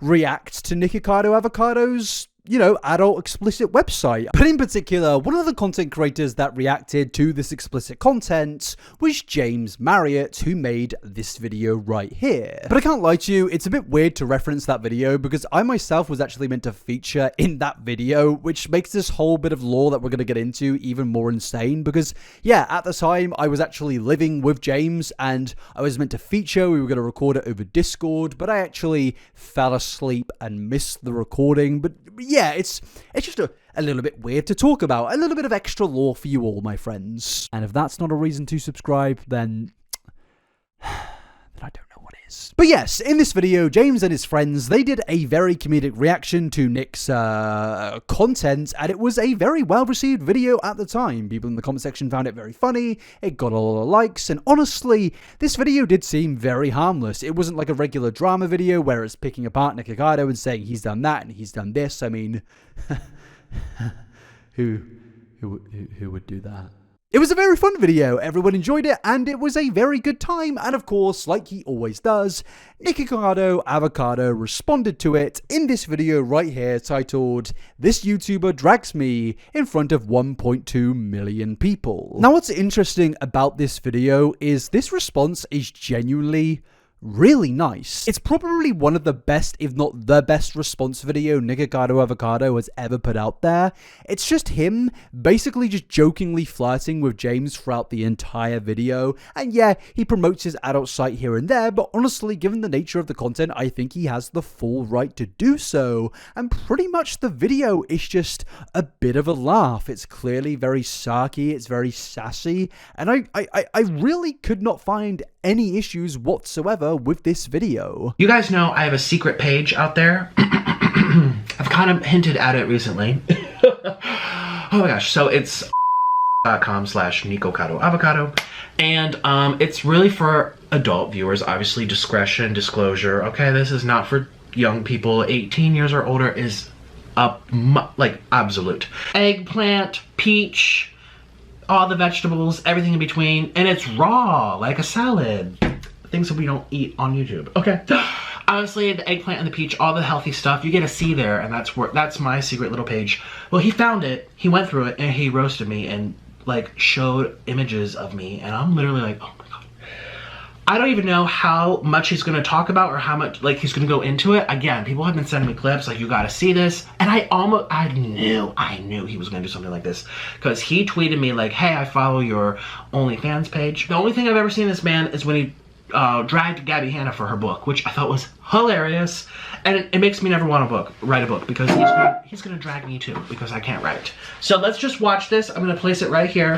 We're 2 minutes in. That's a long enough intro. And let's see what this guy has to say. Oh my god, he's handsome. Ooh. I mean, honestly, he's totally my type. Now, Nick calling James handsome is pretty much the entire gist of this video. In my opinion, there is really nothing bad about Nikocado's video, and you feel like the community would see this one thing and think, you know what, this was a really nice little interaction between a drama commentary YouTuber and Nikocado Avocado. It's a very different thing, because up until this point, Nikocado Avocado had been somebody who had only been seen for negative drama pieces, but this was, yeah, a little bit dramatic, but at the end of the day, it was fun, it was lighthearted and good humor. But this is where some problems started to arise, because firstly, it was very clear that the comment section did not understand that Nick was being nice and joking around in this video. People were actually saying that Nick himself did not understand James's humor, but honestly, I feel like these people at this time didn't actually understand Nick's humor. Nick is a master He's a master at baiting individuals out there. He knows what he's doing, and he knows how to get people to laugh and to laugh at him at the end of the day. And what he's doing in this video is all obviously deliberate. He is being sarcastic. He's playing into the fun. And for once, I am actually going to defend Nikocado, because honestly, his interactions with James Marriott over these next few months are weirdly the most human we ever actually see Nikocado throughout the years of 2018 and 2024. It's a fascinating thing, but before we get into that, we of course need to get into the drama that sparked off from Nick's response video. Because on April the 4th, 2020, Spill uploaded a video titled Nikocado Avocado Goes Too Far with Shocking Video. And I do believe that this video has now been removed from the internet, but the general gist of it was pretty much Spill was saying that James was uncomfortable with what Nikocado was doing in his response video, and pretty much apparently, based on Nick's words, it was kind of alluding to the fact that Nick was being a creep and a bit predatory towards James Marriott. But the reality is, in my opinion, is Nick was just reciprocating the same level of humor that James put towards Nick in his original video. I think it's a bit weird that the community at the time was basically being like, he's being a creep, he's being a weird, how dare he say these things, when the original person to say these things in the first place was James Marriott. And that's not a critique of James, he's a funny guy who was making a funny video meant for humor at the time. I remember living with James, and at this space of time he did not want to make serious videos and hasn't made serious videos since. He was just wanting to make people laugh at the time, and that's what this video was, and Nick engaged in that. So Spill's video was very confusing to me personally, as somebody that was just sat watching it from the sideline at the time. And of course, Nick responded to this video in a video titled Spill Channel Spread Lies About Me with Receipts. And honestly, Nick with this response has now gone 2 for 2 for good responses in a row. And yes, this is a bit of a rare occurrence, but you know, I wish there could have been more of this. What they did was report on a situation involving me and another YouTuber named James Marriott. And what they did was they took out key context of the situation in order to perpetuate that image of me. Now listen, I get it. People have opinions about me on the internet. I know I do outlandish things for attention, and I'm kind of crazy. My personality is you love me or hate me type of thing. But at the end of the day, no matter who it is, it doesn't make this okay. It doesn't mean that I'm not hurting for this, or that I'm gonna have to for videos like this, or that my business, my brand is tainted even more because of stuff like this. Again, you can think I'm crazy or dramatic or react to my meltdowns, but when you push notions that I make people unsafe, uncomfortable, unwanted, and I'm gonna have to bleep these words out, but predator, all right, use your imagination. These types of things will follow me for life, and it's kind of like I've already dealt with it in different scenarios over the years, but it doesn't make it okay. And this, I believe, is false light. And I have receipts to show for it. No, yeah, I think this response is completely fair. I did not get the vibes of all of the accusatory descriptions Nick was receiving at the time, and as I said earlier, I think people just didn't understand Nick's humor and didn't understand that he was playing into the bit that James and his friends started in his YouTube video. And honestly, I do think that that's the audience's fault, yet at the same time, I do think it's Nick's fault, and we will get into that. but I just want to allow Nick to explain his case even further. Nikocado Avocado goes too far with shocking video. All caps. Too far, shocking video. And of course that's gonna get a lot of views, and it did. So let me kind of just lay it out for you. There's a YouTuber named James Marriott. He made a video about me, and I responded to him. It was one way. I didn't know he was gonna make a video about me. I kind of woke up to it. And what he did was, I have a site out there that he went to, he paid to be on, and he took the images and photos and videos from there and kind of reacted to it with his friends and kind of made fun of the way it looked. Okay, I have a legal notice for you. It says here, by following the site, you represent and warrant that you're of legal age in your area to view content material, and if you wish to view such material that you're of legal age to form a binding contract with me. And if you do not meet all of these requirements, you must not follow the page. Okay, yeah. And he paid for it, and he reacted to it, and then he put it in a YouTube video, and 1 million people saw it. And I reacted to that saying, oh, you like what you see? And I was like purposely flirting with him, pretending like I didn't know British humor, pretending like I didn't understand his accent, just trying to be funny, because I knew that if I reacted, it would get views too, and we could kind of go back and forth. And I did it out of lightheartedness rather than like crying about it or having a meltdown. I'm like, let me just like give him a compliment and laugh about it too, because I thought it was really funny. I'll make a special picture for you. If you're already signed up, you're already wanting to be there, well, I'll give you what you're paying for. I'll make a photo for you. And I make photos for people all the time. So anyways, I made a special photo for him, and he reacted to it, and he was like, oh my god, no, jeez, oh, my eyes, whatever. And I thought it was really funny. Well, the commenters did not think it was funny, and everyone was saying that I was, can't use these words on YouTube, but him, being predatory, having toward him, that I was making him uncomfortable. People were saying he needs an attorney. He needs to call the police, that I belong in jail for going after an innocent person and making them so. So I was like, what the heck? And then I made another video. So I'm like, look, he made a video, I reacted. He made a video, now I'm gonna react. And I said, look, at the end of the day, I didn't do anything to anybody. He paid for it, he signed up, I reacted to it. No, honestly, I feel like this response is genuinely quite perfect. I feel like there's nothing else Nick could have said. And what's interesting about this response is, this is Nick being level-headed. This is Nick being Nicholas Perry, a human being sat down, not playing a character who is debunking things that has been said about him in a very humane way, in a way of where he's speaking like a regular person. And this is where the problems start to arise for me personally, because Nick, I feel like the reason people at the time did not believe you or thought that you were being malicious or bad in some certain ways is because for years up until this point, you have been playing a character where in every single instance you do things for drama, for attention, for bait. So obviously the community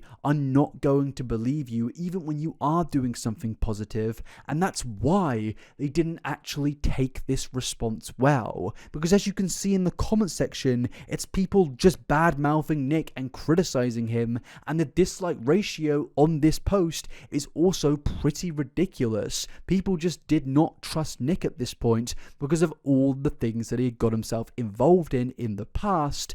And you know, I really can't blame people. It's like the whole boy who cried wolf thing at this point. You lie and you lie and you twist things and you twist things. It's going to get to a point of where you could be the best person on planet Earth, but people aren't going to believe it. And people did not believe it. Even with James himself confirming he wasn't upset, offended, or uncomfortable with what Nick had said. A lot of you said that I was and a lot of you were worried that I was very uncomfortable with Nicocado's reaction. I'm not uncomfortable with it. I bought the guy's I actually loved his response video. It was hilarious. If I looked uncomfortable in the video, it was acting. It was like it was funny to me, like someone talking about my from the other side of the world. That is inherently a very funny thing to me. Should catch that he was acting. So it's always mind-boggling to me that other people can act and it's whatever, but if I act, oh, I'm a terrible monster. Obviously to some people that made them uncomfortable, and I'm sorry if you felt uncomfortable with any aspect of it, but I thought it was a very entertaining situation. Now, I want to address something quickly that was mentioned in a tea video, and I just thoroughly disagree with it. No hate to them. It's the Spill channel. They report on this stuff, or this genre of things a lot, but I do have something that I want to show and disagree with. This is the clip in question. James was uncomfortable with the flirty comments Nick made. For example, he called out Nick for using his last name in a sexual way. Just because my last name is a hotel, that does not mean that you can pay to me Right. Okay, you cannot decide if I'm uncomfortable, first of all. What I was saying was a joke. Proof of the fact that it was a joke is I'm now going to show you the clip they used in context. Just because my last name is a hotel, that does not mean that you can pay to with me unless the price is right. I literally told Nikocado that he could pay to with me. That is what I'm saying there. I'm not saying, oh, I'm so uncomfortable with the idea that he's going to with me. I literally joked about him with me. That is not a man who is uncomfortable with the situation. The reason that this is important is I don't know much about Nikocado. I don't know what he's been through before. I know that my friend Fraser made a few videos on him. Hi, it's me. I got a little mention. Sorry. Let's continue. On him, and I found him very extreme and very funny. That's why I thought he'd be a good subject for this video. I don't want you to think that he's me, because I would never want someone to be put in that situation who hasn't me. Like, I think that's bad. Also, if I am acting or if people think I'm uncomfortable, it makes me a huge hypocrite. Like, imagine I talk about someone's I raise someone's I buy their own, and then suddenly they respond to me in a way, make jokes in their own and I'm like, you harassed me, I'm uncomfortable. What? I literally initiated it. Another thing someone was saying was that I was being not the case. I comment on my own weight in my response video. I literally feel in no position to comment on someone's weight. I never comment on people's physicalities. The other video was largely a positive thing. It was like, it's a funny situation. Like, for example, if some random person that you're interacting with on the internet posted a picture of their asshole, you would be shocked. You know, it's not me going, oh, it's gross. It's me going, ah! Nikocado recognized that we weren't being mean because he was literally laughing along with us, and it boosted his. We've spoken in DMs and he's thanked me. The long and short of it is there's no issue between me and Nikocado. The only issue now is people kind of taking this situation out of context and calling him out or calling me out when it was something that we consensually agree was something funny. And now I think I missed something. So if any of you have any qualms regarding the situation, my involvement in it, Nikocado's involvement in it, please leave it up here. I'll address all of it on my story like right now. This is very important to me. It's all a bit of fun. Like I'm trying to make these videos during it's like a bit of like a relax, a bit of a chill, a bit of a lull, you know, a bit of a ruffle, a bit of a roll in. So yes, correct. I totally get this argument. A lot of people have been saying this online, but I am also saying don't flip out. So if I was a female also saying don't flip out, I don't think this is. Would that count for something?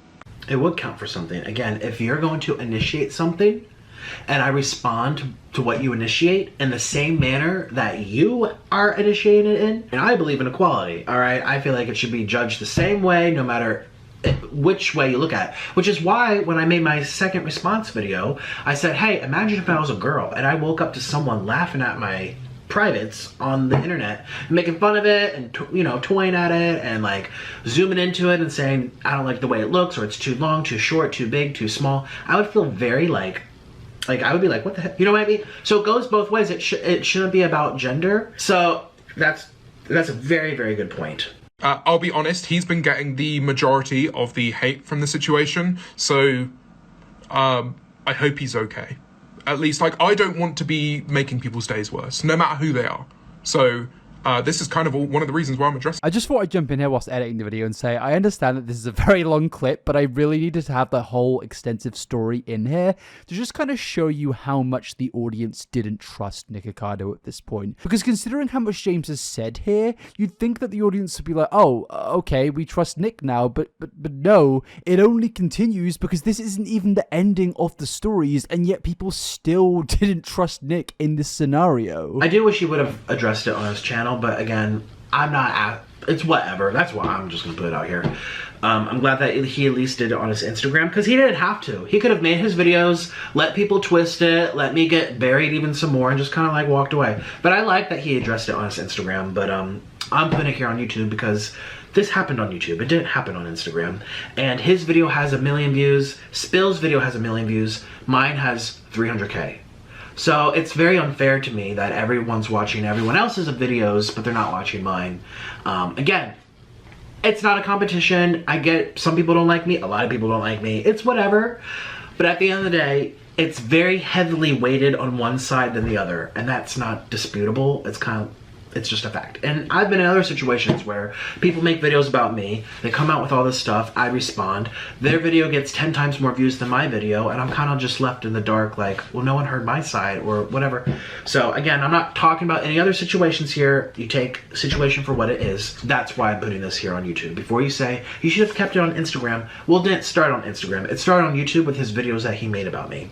And now it's continuing on YouTube 3-4 days ago by Spill, and it's continuing on YouTube on my YouTube channels where I have to have my comments appearing newest first to flood out all the crap I'm having to get about this whole situation. So I'm the one that's having to deal with the consequences and the brunt of the situation every day for many days, and they're all kind of like, they move on and they're done, but I'm the one being affected. So anyway. We've chatted about it, yeah. I did consider actually posting some of the screenshots from our DMs, and he gave me permission to do so.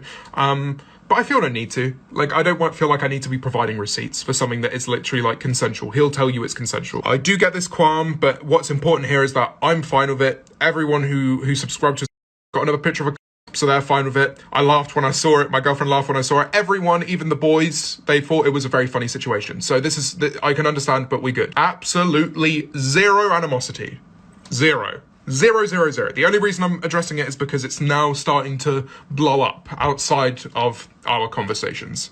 Zero animosity. We cool. Now, I know that was a very long response, but I felt like the whole context was very important for all the lore and for all the storyline here. But ultimately, what we can kind of conclude from James Marriott's stories there is that he wasn't offended in any way, shape, or form, and it was just a long-running bit that he was playing with Nikocado Avocado. It was something entertaining and funny designed to make the viewers have a good time, but still, people could not take this, and they were like, no, no, no, Nikocado, you don't say these things about T-Spill or Spill. Sorry, there's a lot of T-Spill channels. You don't say these things about Spill. And they in the comment section just got very mad, as I said earlier, and it's just very confusing to look at. I'm like, guys, everyone here is fine. The main guy you're worried about is literally saying he's fine. It's a grown man saying, guys, I'm fine.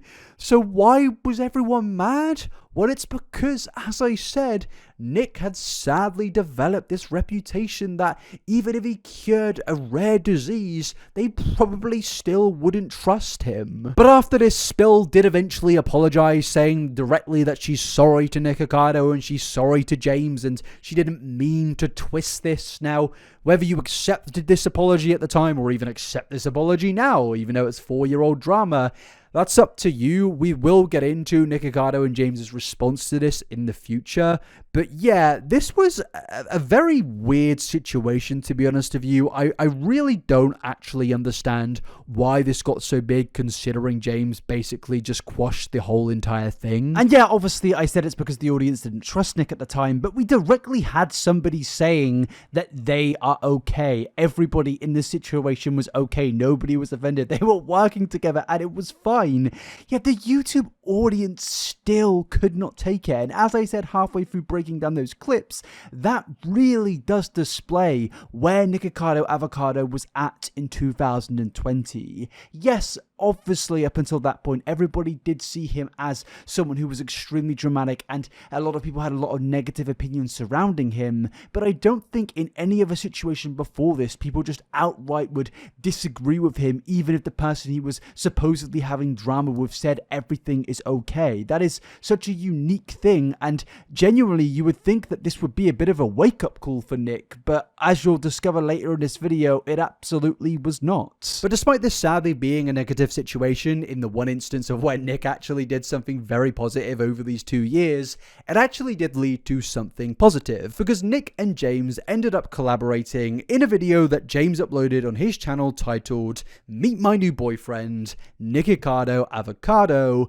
and it's a 27-minute long interview where James asks Nick a lot of questions, and this is what I referenced earlier, because this interview is weird in the fact that this is Nick being very, very down to earth. This is arguably the most down to earth we've seen Nick since 2016, and it's almost weird to see. I don't know what prompted this interview. Maybe he did just really like James Marriott, and if so, fair play to James, but it's weird to watch back on considering everything that develops in 2024, because pretty much this interview is the last ever time we see Nick being Nicholas Perry. And that's just kind of sad to think, considering this video came out 4 years ago. I mean, there is just so many wild things that he does after this. But yeah, I want to speak about a few things they go over in this video, and that starts us off with them reacting to Spill's apology. Spill did apologize though. I'm not sure if you saw that, but Spill did apologize. I did, like 4 days later, and I didn't think it was good. Ooh, are we spilling some tea? Are we? What? That was not an apology. That was a PR statement. Okay, first of all, I got no email. I tried reaching out to them, got no email. Wow. And the worst part of what they did, they didn't even address. That was taking your jokes, taking out the punchline, and deliberately editing it to make it look worse. They didn't even bring that up. They didn't apologize for that. They just said, oh, if we hurt you, we're sorry. This is the bit that Spill kept in of my video saying that I felt harassed. Just because my last name is a hotel, that does not mean that you can pay to sleep with me. This is actually the punchline of the joke. So I finished off the joke by saying this. Just because my last name is a hotel, that does not mean that you can pay to sleep with me unless the price is right. That's me joking about the fact you can sleep with me. If I was uncomfortable with the situation, I would go, that's fucked up. You can't say that to me. Stop replying to me in this way and stop speaking to me in this tone, you know? And that was never going to be the case. He or she, whoever does that account, changed the perception by taking that out. And like, I've seen some people trying to stand up for them, like, oh, well, they didn't have enough time, or it was the next 3 words. Like literally it was a second. And you could see my mouth moving to say the next part of the sentence. It literally cuts off at me going... They totally did that on purpose. No, yeah, I think this is a perfectly reasonable response. I do think Spill's apology wasn't exactly the best. It did kind of seem like a bit of a PR piece. And yes, this drama is 4 years ago, and I don't know Spill, I don't have any problems with them, but just in the context of this drama, it was a bit of a weird response to put out, especially with the whole twisting things, because they very obviously did twist things in saying James was uncomfortable when he quite clearly was not uncomfortable. But also at the end of the day, I don't really see what else Spill could have done. They don't show their face, or at least didn't show their face at that point of time. So realistically, it would have been a text response in any case. And maybe they could have said more here. But yeah, I can get what James and Nick were saying. But moving away from the drama with Spill, they go on to speak about some other interesting things. And in particular, they start to discuss Nick's health. And they go over a specific event that took place in 2020 with Nick, where apparently, according to Nikocado Avocado, he had a heart attack. I really have gone from an extreme to an extreme. And it's been extreme. I don't even know what to say. It's the story about you. I know a lot of your content can be falsified. It can be real. You know, it's kind of like a mix. You never really know what you're going to get. The video where you spoke about a heart attack. Yes. Did that actually happen to you? It happened, yeah. Yes, it happened. Oh my God. So talk me through that. How was that? I mean, how was your heart attack? It's like... It was pretty good. It was scary. I actually couldn't believe it was happening. And then now that I look back, it's, well, you know, look at what I'm doing, of course. So now I'm doing a lot of plant-based stuff off camera. Like this is what I'll eat in a normal day anyway. So I'm doing my mukbangs. I'm actually trying to eat less in the actual videos. And then off camera, I'm having lots of green juices. I just bought a super good green juicer. I'm doing lots of ginger juice. Have you heard of ginger shots? Yeah, I've heard of ginger shots. I've heard they're awful. They taste horrible, but they're very good for you. And they actually thin your blood naturally. If I'm going on the treadmill, I'm pumping all this blood around. Who knows what else is clogged in here? So it's like, might as well thin my blood a little bit. No, discretion. Don't do this just because I'm saying it. I'm not a doctor, but you know, I just... Don't worry, I don't think people are going to take your health advice. I don't think that's something that people are going to take away from this video, man. No, it's crazy. People do say, like, I actually just got a cameo the other day. Like, can you tell me how to eat well for weight? I'm like, you're asking the wrong person. You see what I do? Opposite of that, and you're good. Well, you know, my goal, actually, people laugh about it, but it is my goal. Watch, it's going to happen. I'm going to do these mukbangs for another year or two, and then see where I'm at, and then I'm going to lose weight, and then show everyone how to lose weight, doing my thing, and I don't even know what I'm going to do, but I'm going to do something with weight loss. Can you see yourself doing, like, lifestyle content? That would be the most ridiculous shift in YouTube history. To watch, you know, $100 worth of KFC to how to lose weight safely. How to have a flat stomach, how to have a flat tummy, how to count your carbs. Yeah, well, I kind of did it already, if you think about it. Like, before the mukbang stuff, I was already into, like, the lifestyle. And I was, like, into the life, like, a certain type of life story where it was, like, not using too many chemicals. It was very, like, natural, kind of hippie-ish type of stuff. So I am kind of wired that way anyway, so I definitely feel like I'm going to come up with something good. Yeah, how can I say... that didn't happen. Literally, at the time of recording in 2024, this is Nikocado's last video. You won't believe I'm alive. And yeah, the thumbnail says it all. But yeah, considering Nick's age at the time of recording that video, which I believe was 27 years old, of course, that's incredibly concerning to hear that he had gone through having a heart attack. Obviously, I wish nothing but the best for his health, and I don't want him to have to deal with anything terrible. But obviously this made a lot of people out there worried that, yes, people have been speculating about his health over the years, and consuming copious amounts of chicken nuggets and noodles and all that bad stuff is obviously not going to be good for you.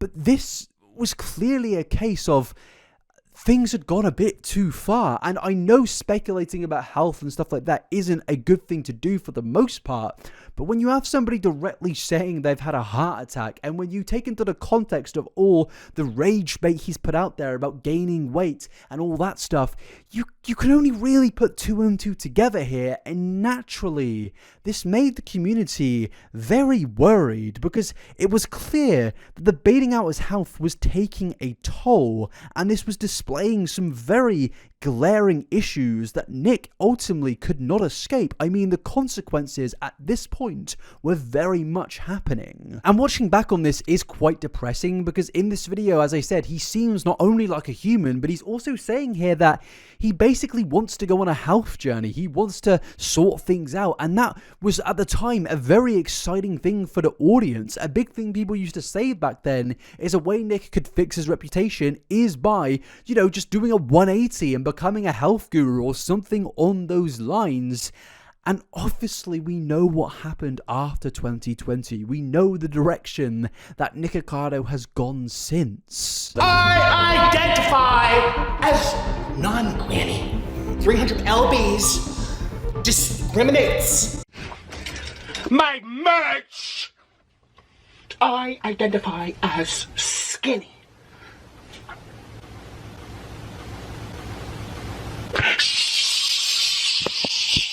This is not supposed to be in here!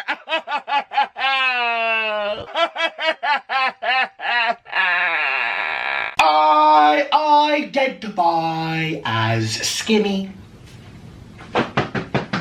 I do. If you identify as skinny like me.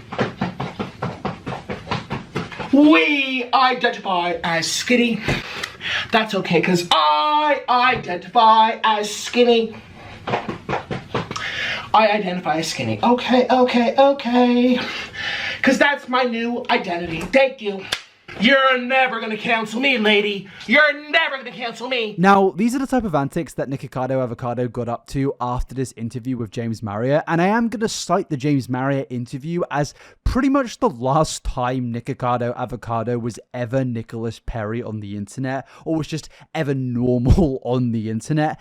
After this interview, he went on to do a lot of extravagant, insane things where he really bought into the character of Nikocado Avocado by selling merchandise like that I just showed you, and just doing more and more ridiculous things on camera. He continued to beef with other content creators and subtly diss other content creators such as even Anne Boleyn Reid. Nikocado Avocado pretty much just went, in my opinion, extremely downhill after this interview for a multitude of reasons. And this interview with Nick was obviously very well received at the time. In fact, I think this is the most well received Nikocado Avocado video to actually exist on the internet. People were praising Nick in this for being real, and people were very much interested and fascinated in where Nick's story could go after this. But sadly, my friends, Nick's story only went downhill from here, because as I said, this was the last time we're ever gonna see Nicholas Perry, and from onwards, this is just Nikocado Avocado on a complete rampage.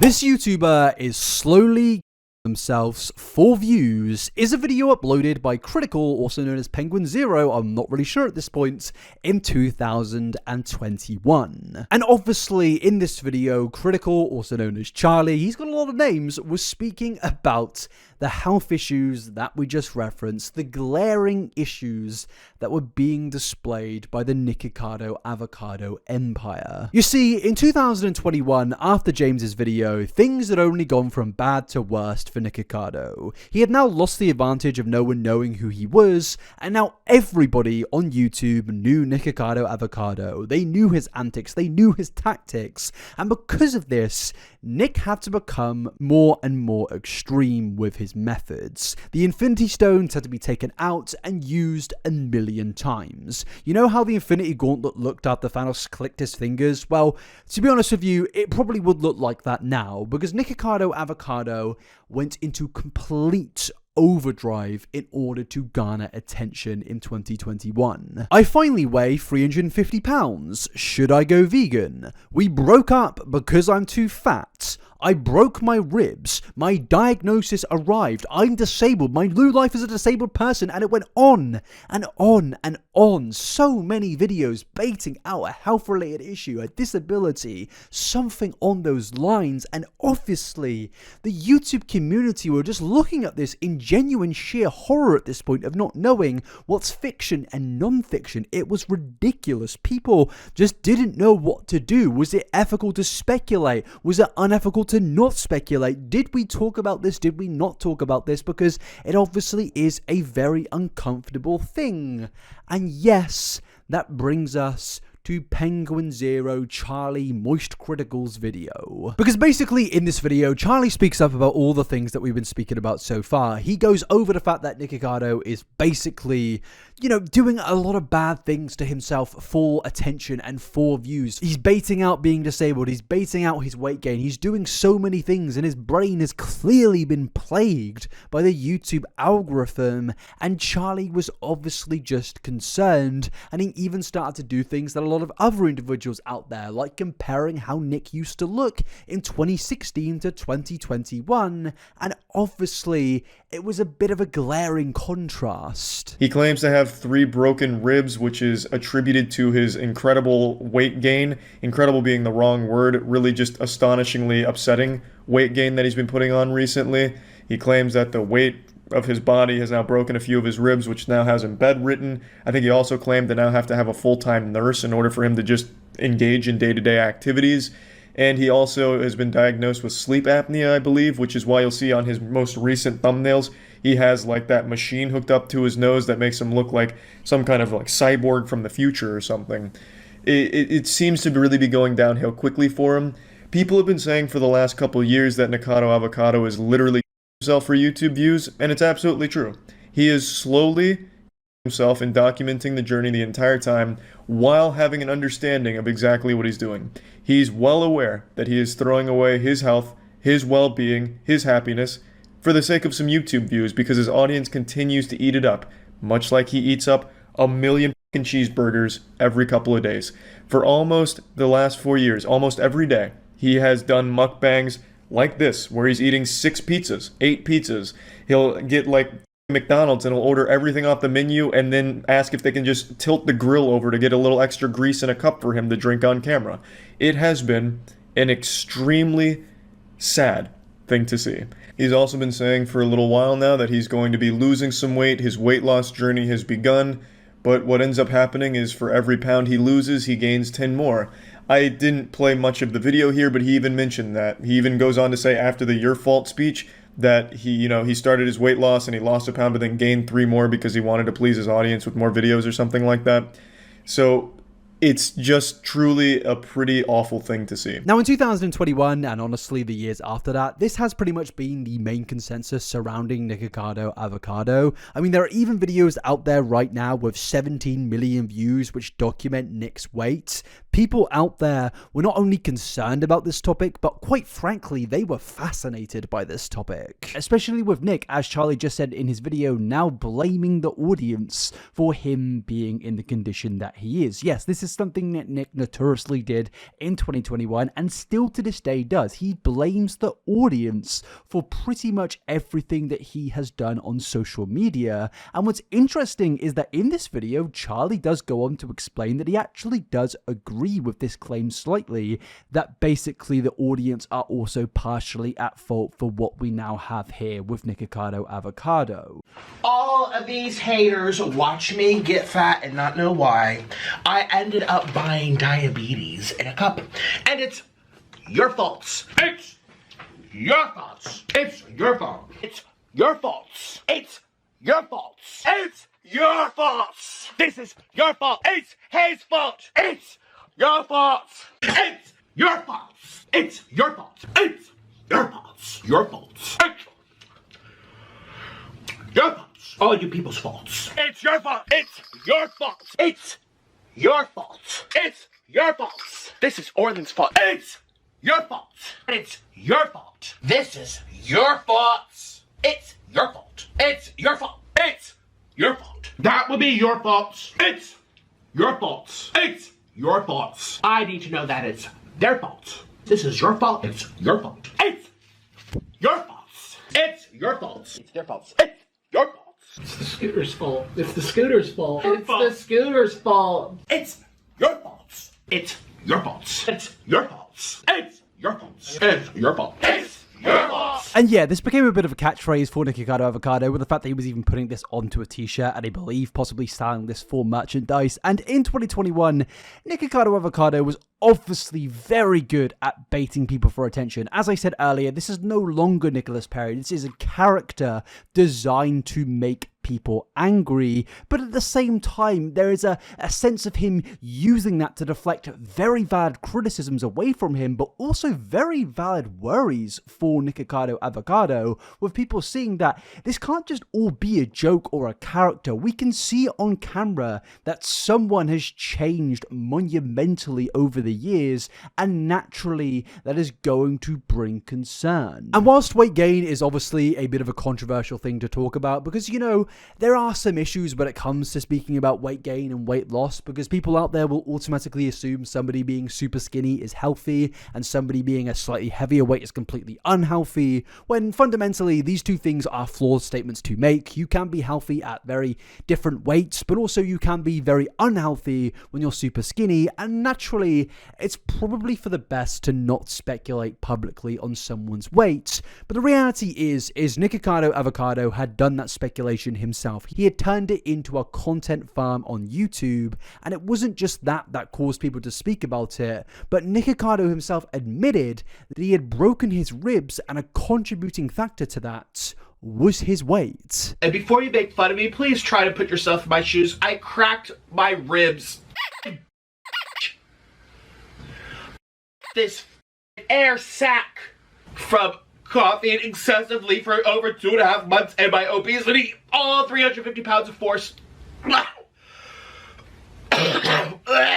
Ouch! Now, I personally believe it is ethical to speak about this. I think we should speak about these issues. This is a massive content creator whose entire content is based around pretty much just self-inflicting pain on him and doing ridiculous things like this for views. I mean, the guy was clearly at the time doing the most extreme things that he possibly could, because at that point of time, nobody trusted him, nobody believed him on anything, and this really was the only route for him. It was almost like a bit of a Jackass thing, you know, on Jackass where they just do ridiculous stunts for attention. Well, Nick's entire channel had become a ridiculous stunt at this point, and I think critical speaking about it honestly makes a lot of sense, and I think for the most part his video is fair. And yes, there are some issues that I have with it and other individuals out there have with it, but for the most part I think Critical was just saying what a lot of people at the time were thinking. But as he always does, Nikocado obviously responded to it in a disabled mukbang not really sure what that really means, but yes, he responded, and obviously the response is a complete and utter mess. I mean, as I said earlier, Nick went 2 for 2 for decent responses, and that pretty much is the only time that's ever going to happen. Because this, it's just, I mean, I don't really know how to describe, you know what, I'm not going to describe it, I'm just going to play the first 30 seconds. Shivers. Fiddlesticks. Who is this? Who is this person? Who are you? Who are you? Who is this? Who is this person? Penguins 0. Who is this person? Who is you? This person thought it would be cute to sit down on the computer and talk about my weight and my appearances and to fixate on how I look, as if I don't have the right to exist because I happen to be a little overweight, because I happen to have a little water weight, because I happen to be a little fluffy. This is an unfluffy person. Unfluffy! You unfluffy individual! Who is this? Who is this? Who is this person? I didn't even know who this was until I was taking a nap.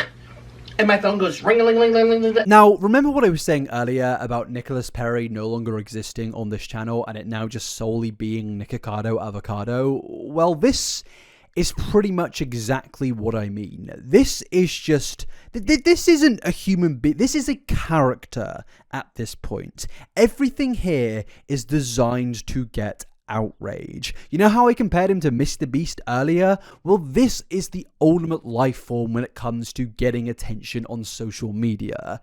This is not Nicholas. This is not the same guy from earlier. This is a manufactured comic book character. Everything he says, everything he does is designed to get people to say, I can't believe he's doing that. How dare he say he doesn't know who Charlie is? We all know who Charlie is. Nick isn't stupid, and I'm not saying this in a dehumanizing way. Obviously, somewhere behind the mask, Nicholas Perry does exist, but he has created this character who is now too blurred in the lines of, is this real, is this not real? Because what's interesting is every now and again, a little bit of the truth does actually fluctuate through. Like, for example, Nick speaks about people out there, in Charlie in particular, who compare old photos of when he was skinny to photos of him now, and he basically says that's a ridiculous comparison to make because at that time in 2016 he also wasn't healthy. This is what he used to look like in 2017, and then when the videos really started to gain traction, he gained over 200 pounds. Let's pause on these videos. This video, I was on an orange juice fast, and I was so underweight that I had to go to the on an IV. This photo here, you can see every bone in my body. I'm smiling, I'm skinny, but this shallow individual, apparently that's all that matters. And that means that since I've gained a little extra weight, I might be a little bit fluffy. But that means that he needs to circle around and be like, well, he's so fat, he's dying. He's dying. Did I ever say I was dying? Did anyone else say that? What? Who? My doctors, my dietitian. I have a dietitian looking after me, mister. You don't know what I do off camera?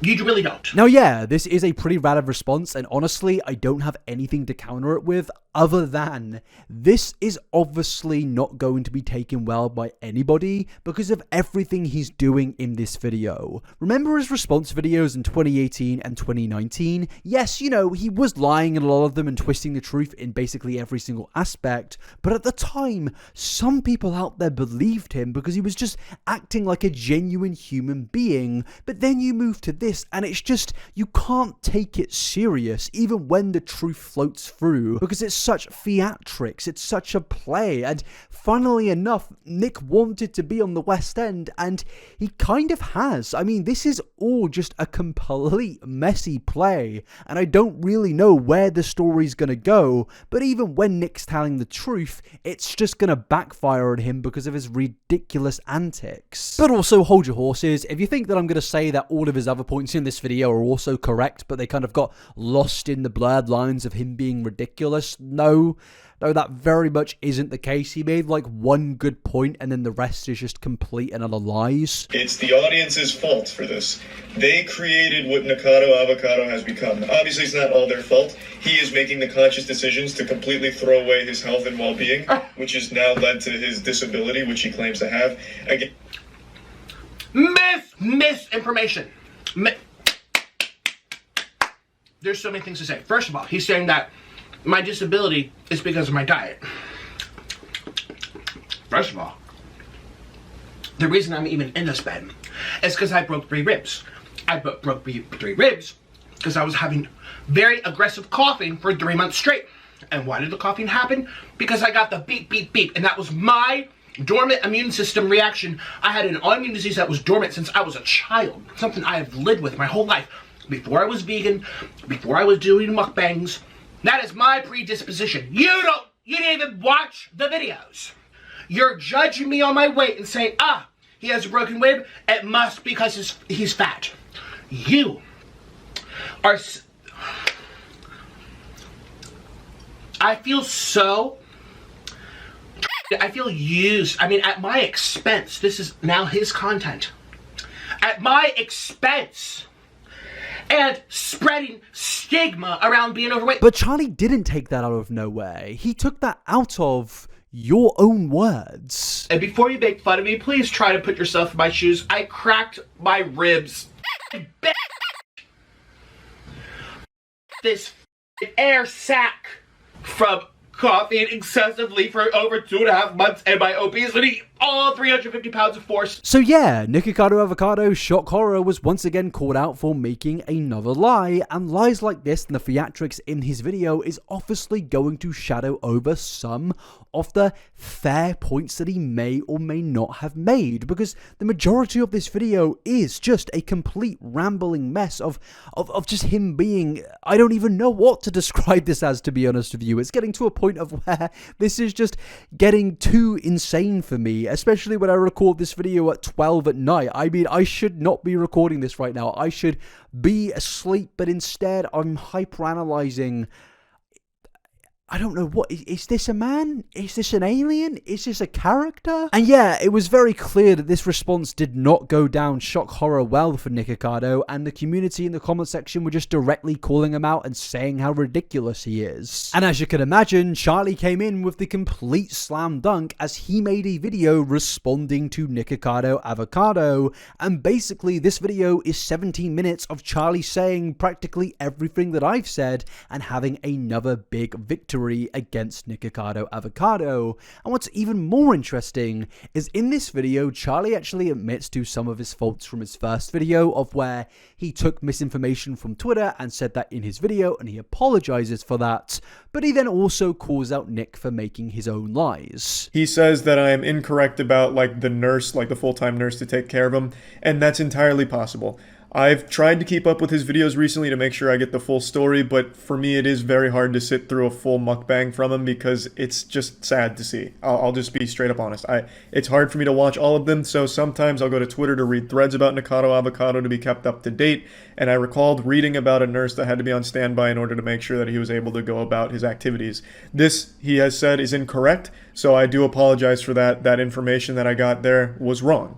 100%, and I'll take full responsibility for being incorrect on that point. Now this is obviously a slight victory for Nick, but as I said, in this video Charlie also calls out Nikocado for making his lies. And the fact is what Charlie said I don't believe is necessarily a lie. Yes, it's misinformation, but what Nick says in his video, in my personal opinion, is actually a direct lie. He is saying something that in my opinion he knows is not true, whereas Critical in his video, I think it's a bit different, as he did think something was true, and yes, that doesn't justify coming into his video and spreading possible misinformation, but at the same time, I think it's different due to the fact that I think Critical's intent was less malicious, whereas I think with Nikocado Avocado, based on previous experiences and with what he's about to say, I do think that he was lying with malicious intent. Now, one thing he is blatantly wrong about, and I don't know if this is on purpose to make me look bad or something, he keeps saying that I call his viewers fat, or I am constantly talking about him being fat and gross. Two things I've never said anywhere in that video. I never said his viewers are fat or insulting his viewers. I was saying his viewers are enabling him to keep doing some of this content. And that I stand by 100%. You can even see it on this response video. There were so many comments saying, don't listen to him, and when are you doing your next big mukbang? I love to watch you eat this and that and that. Like, that's enabling. That's the very definition of enabling. It's enabling a bad habit. And it keeps you doing these same things which have had a negative effect on your health. But that's not me all of a sudden saying all your viewers are fat pigs that are gross and yucky, ooh, cooties, yucky, gross pigs in your comments. I never said anything like that. And I don't know why he tries to hint like that. And I think I don't know if it's on purpose or by accident. I think it's supposed to like make his viewers mad at me. Like, can you believe what this guy is saying about us? Which I never did.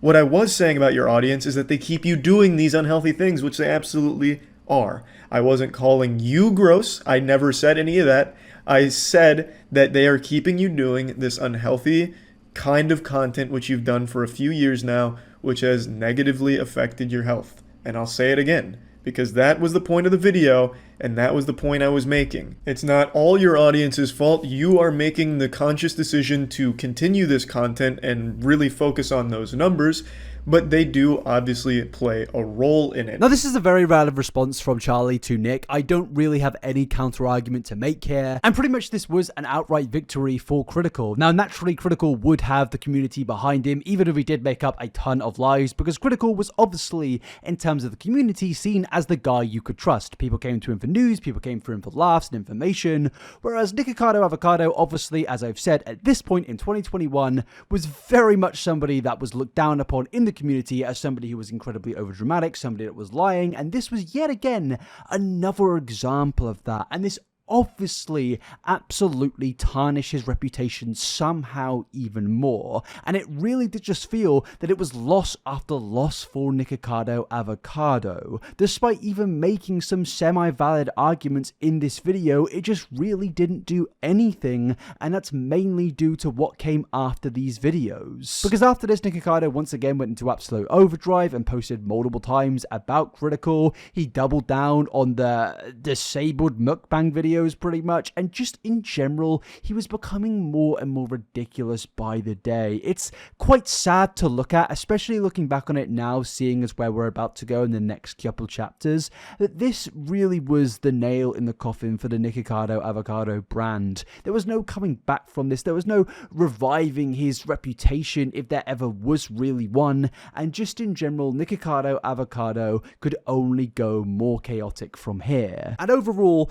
the situation was at the time absolutely massive. This is arguably actually the biggest drama that Nick has ever been involved in, but I guess the difference is between this and the Stephanie Sue drama is that in 2021, everyone knew Nick for what he is. You know, everybody knew that he was a liar, he was a dramatic person, he was somebody that did things for attention, whereas in 2019, not everybody knew that, and he still had a reputation that could have been absolutely decimated, which it fundamentally was. It's really interesting to see, though, how quickly this guy's reputation over time absolutely collapsed in on itself. It very much felt that just overnight, everybody turned on Nikocado Avocado, and this was only another contributing factor to that. And the rest of 2021 was pretty much just a regular thing for Nikocado, as was the most part of 2022. He posted, you know, more ridiculous videos, more insane things here and there, but honestly, at this point of time, it was starting to get a bit boring for the YouTube community. It was the same thing every single time. It was just Nick being ridiculous, Nick doing silly things. But this does actually lead us into not the downfall of Nikocado Avocado, but the main downfall of Nicholas Perry. But before we get into the downfall of Nicholas Perry, my friends, you may be wondering, why has it suddenly gone, dark, and where's the lighting, and where am I? Basically, I'm in the same set, but I'm recording way after recording that because I just realized I need to make a fundamental and heartfelt apology to all of you because I have left out some crucial lore here, which doesn't necessarily contribute to the downfall of Nicholas Perry, but the actual downfall of Nikocado Avocado. You see, obviously throughout this video, Nikocado has been going to war with so many content creators, mukbangers, vegans, critical, a lot of people out there, but I almost left out his most important and crucial and arguably most vicious opponents yet, and that is of course the K-pop fandom. Big up Stray Kids, please get me in. I sound like I'm a 50-year-old trying to be cool.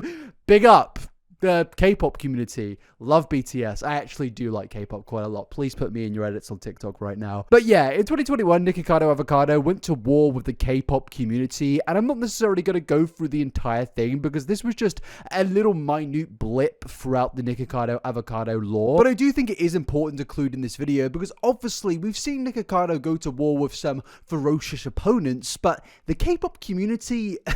They're known for being... I'm trying to toe the line carefully here. The K-pop community have got a bit of a notorious reputation surrounding them. Over the years, and I'm not just saying this to save myself, have said I think it's unfair because I actually think most fandoms out there have a ferocious minor part to them, which gives a bad look on the rest of the fan base. And K-pop is certainly a fan base, a genre that has fallen victim to that. And Nikocado Avocado in 2021 tried to take advantage of, I guess, the hatred being directed towards people that simply enjoy K-pop, and he did that by using the names of certain people in K-pop like BTS and describing them in ways which obviously would go down bad with the community, such as this. I don't like the hairstyles. They kind of look like mushroom heads. Now, yes, obviously, that didn't go down too well with the K-pop community. I mean, insulting Jimin is practically heresy in my books, and it should also be heresy in your books.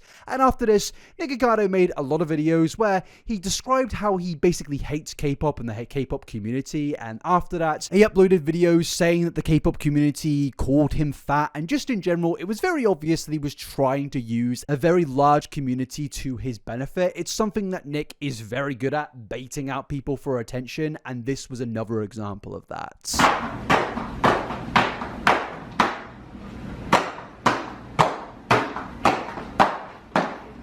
Worldwide handsome.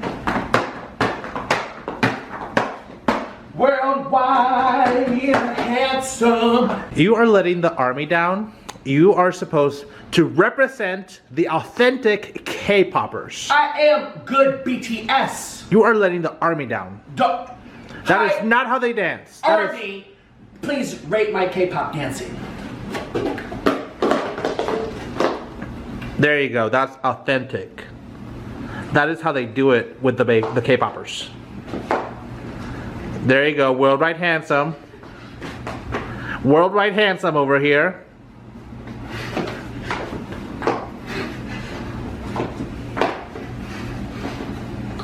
My knee!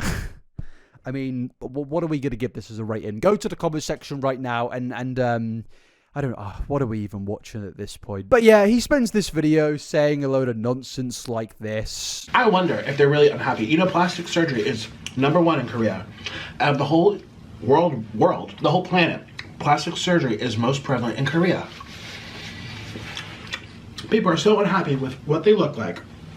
They're having to change all these things about their bodies, and they're all sitting on the computer calling people in America fat. Yeah, honestly, there's not really much of substance here. It's just him rambling, trying to say the most rage-baity things possible to get the attention of the K-pop community, and honestly, I don't really have much to say about this that I haven't already said in the past. Back in 2020, I did make a video speaking about it, because Nick's rampage on the K-pop community has been a thing he kind of does every now and again. It's like another Infinity Stone, I guess, just add another one to the collection, where he won't be getting attention. So what will he do? He'll target an audience of people who he knows will, react to what he says. If you don't know the Nikocado Avocado lore, then you may possibly think that in these videos that he was telling the truth or being a genuine human being and not a complete character. And naturally, that led to these videos getting a lot of attention. But what is interesting is Nick actually did a pretty rare thing here and deleted one of the videos about this situation, which I covered in my original video. And that is a little bit unusual for Nick, but yeah, there's not really much to say here other than, once again, Nick went to war, and I will happily say that Nick lost to the Stray Kids, BTS, Blackpink, ARMY. I'm not just saying that to get the SEO in there. He lost to the K-pop community. They clowned on him, and as you can see in the comments section, it was just people basically calling him ridiculous and saying some nasty things here and there. But I did just think it was important to include this piece of lore because I would be doing a bit of a disservice in terms of, spending 7 hours going through every single thing that he's got involved with over the years and just ignoring this one key thing. I've got a lot of K-poppers in my audience, or as Nick says, K-boppers. I've got a lot of you guys in my audience, and I felt like it was very important to cover that. But yes, let's now go back to the original script and get into the downfall of not Nikocado Avocado, but the downfall of Nicholas Perry.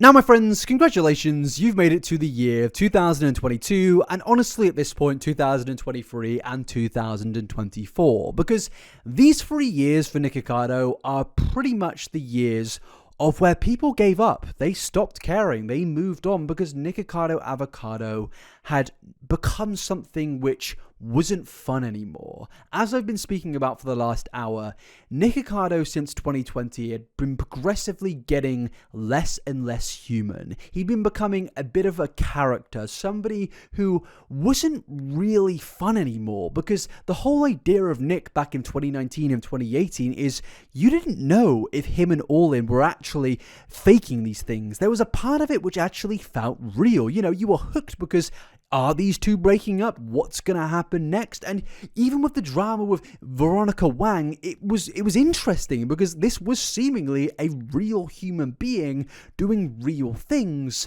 But after 2021, the realness just completely evaporated and Nicholas Perry was no more, and that is fundamentally backed by a documentary released by another content creator known as Umperville. Now, Umperville is a bit of a commentary / reaction YouTuber who does a lot of cool things on his channel. He makes a lot of interesting videos, which I'm sure a lot of you have watched out there. But yeah, Umperville in 2022 actually did a documentary with Nikocado Avocado. He paid Nick to spend a few days with him, record some content with him, and honestly, this whole thing is just very, very weird to watch. Because we need to go back to this interview from only 2 years before this Umperville video with James and Nick. And in this interview, Nick, as I said, is the most human he seemingly has been since 2016 on YouTube.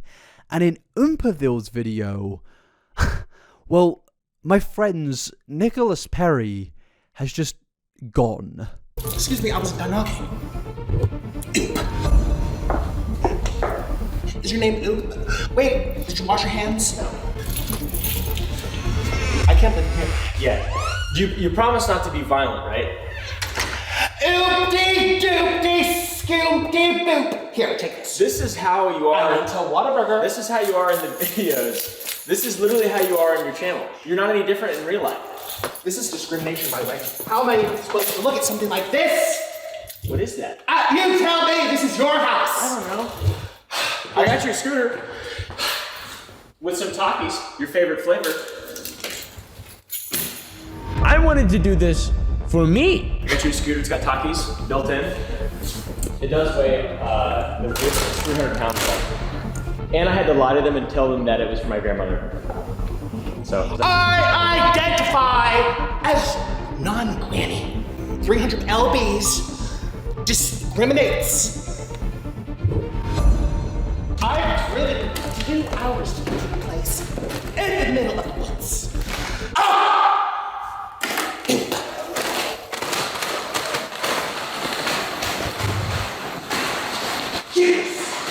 I seriously don't understand how that is the same man who we spoke about at the very beginning of this video. There was some real wholesome beginnings at the starting of this, you know.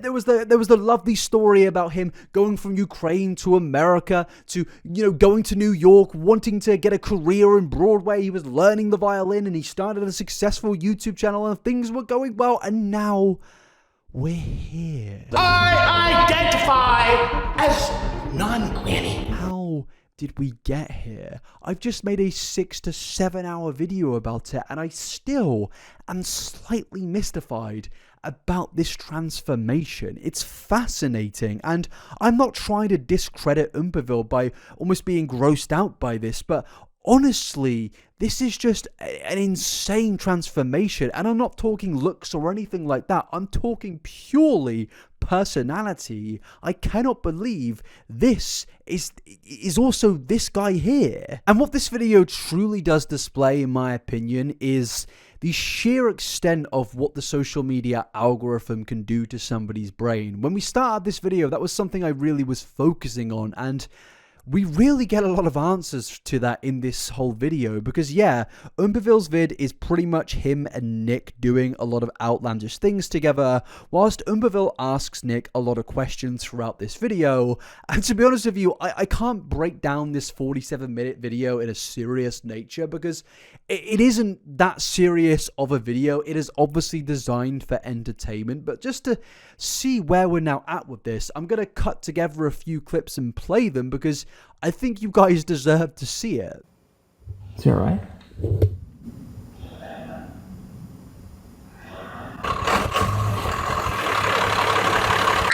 He wanted to order food.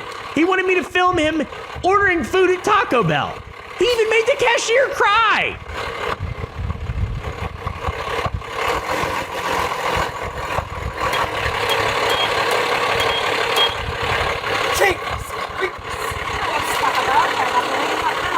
Yes, hello. I'm going to have a little snack. Thank you. Thank you very much.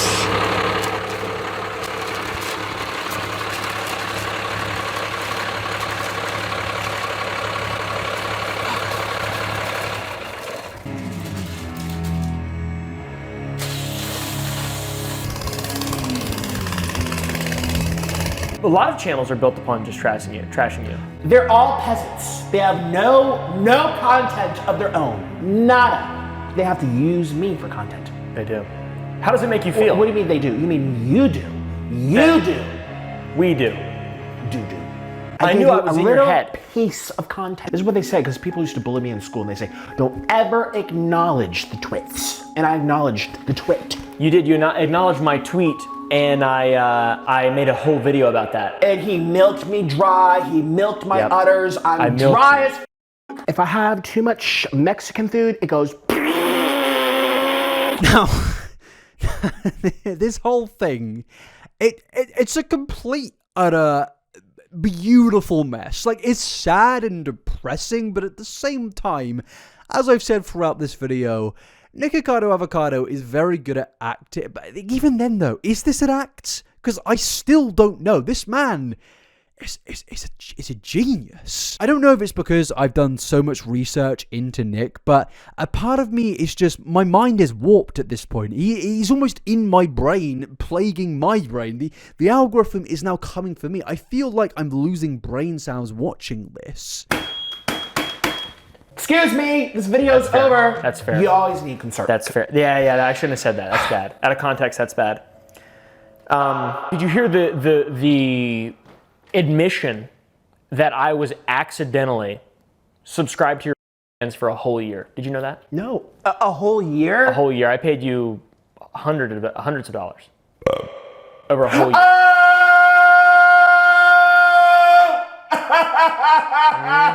Yep.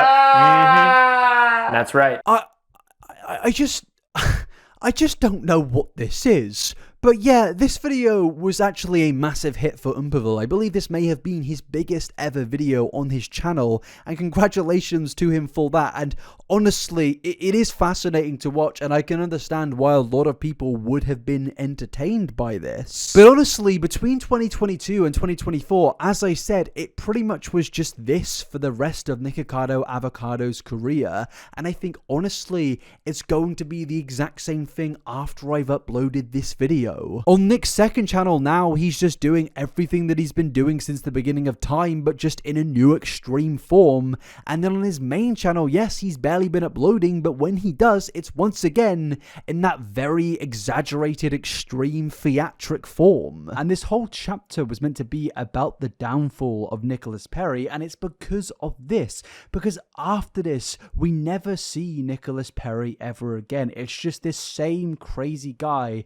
And yes, Nick has developed a minute fan base for this because it's now a character rather than somebody who you're coming to for YouTube videos. You're now coming to Nick's videos for the insanity, for him doing ridiculous stuff. But obviously that can only last for so long because it's him doing pretty much the same thing in every single video. And yes, at first it's funny and it was unique to see it in Oompaville's video in this documentary format, but when it's just Nick and there's no Oompaville around or any other content creator, it does just kind of lose its value after a while. But this does actually move us nicely into the whole boredom aspect of things, because that's pretty much what the fundamental opinion is surrounding Nikocado Avocado in 2024 at the time of recording this video. You may be watching this video in 2025 or 2026. Let me know in the comment section if you are, because I think this is going to extend to there too.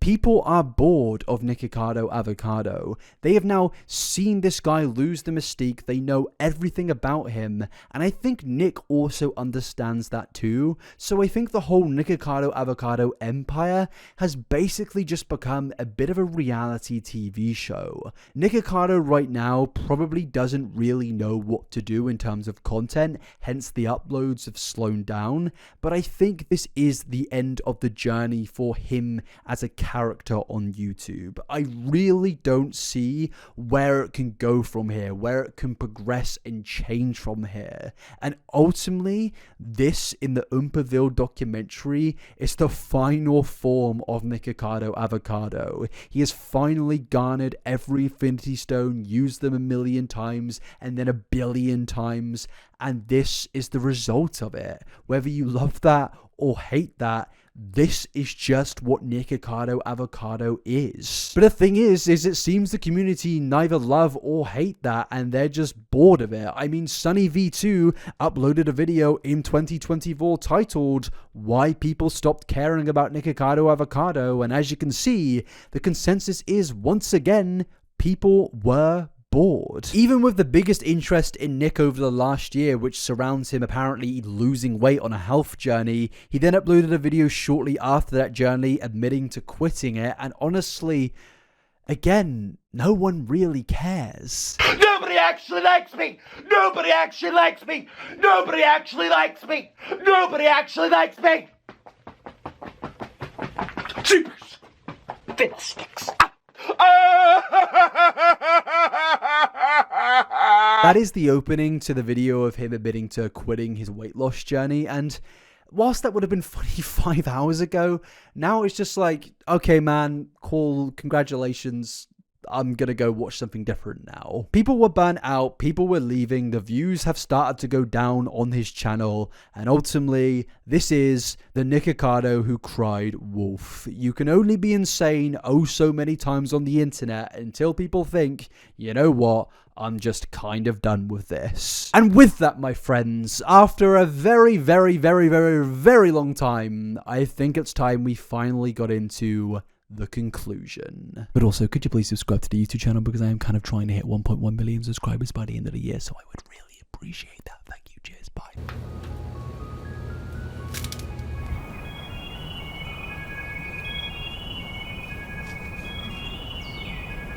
So my friends, after a very long time, we have finally made it to the conclusion, and I guess the question is, where do we go from here? Well, as I said earlier, Nick is still uploading the exact same content as ever. It's more extreme than ever, and it's just more ridiculous than ever, and I really doubt he's gonna stop doing this for a very, very long time. Yes, the views have gone down, but ultimately, it's a formula that does still work for him, and does occasionally garner him some attention, and this has also made him a millionaire over the last 10 years. But let's actually go back to how we started this video, and the main goal of this video, which was to work out, is this all real? Is this all a fabrication? Is it fiction or non-fiction? And also, how much damage can the social media algorithm do to a single brain? And in today's video, I think what we've discovered is all of this is kind of a 50-50. Yes, in large chunks, Nikocado has definitely been real,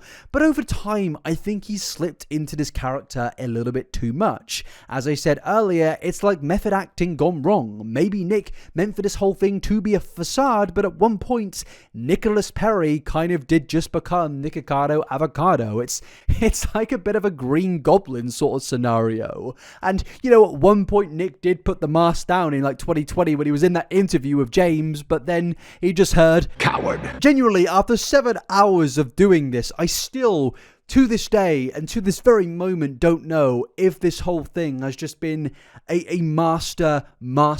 I really just have no idea. I think from the one conclusion I can take in this situation, though, is that social media can be severely damaging to somebody's brain. It can alter you in ways which you couldn't even possibly have imagined a few years ago. This story started off in a very wholesome way, of where somebody just really wanted a little bit of attention on the internet, and it diverged into so much just ridiculous antics. I mean, not even antics, but just honestly, complete shenanigans. It has been a ridiculous story, but at the end of the day, Nikocado Avocado won. His original goal from childhood was to get attention, and Nick very much achieved that. He has become one of the most spoken about content creators on the internet, and has become a multi-millionaire successful businessman from that. This has undoubtedly been a victorious story for Nikocado Avocado. Despite what I can say about the social media algorithms plaguing somebody's brain, at the end of the day, he got exactly what he wanted. Attention. And as much as I can sit here for 7 hours straight saying to you that the social media algorithm is a very dangerous thing and we should go outside and touch grass, at the end of the day, Nick has clearly demonstrated that he is a master manipulator, and he basically is 2 steps ahead of all of us. 2 steps ahead. I am always 2 steps ahead. This has been the greatest social experiment I've come to know. Certainly the greatest social experiment of my entire life. It's alluring. It's compelling. It's gripping. To bear witness, to observe all these unwell, unbalanced, disoriented beings roam the internet in search of stories, in search of ideas, of conflict, of rivalries, where people develop a distinctive desire for direct engagement, where people feel involved with the stories and therefore become product of influence. Thirsty for distraction from time unspent, from lackluster lifestyles, spoiling their minds while stimulating them at the exact same time. It's brilliant, but it's also dangerous. It's dangerous.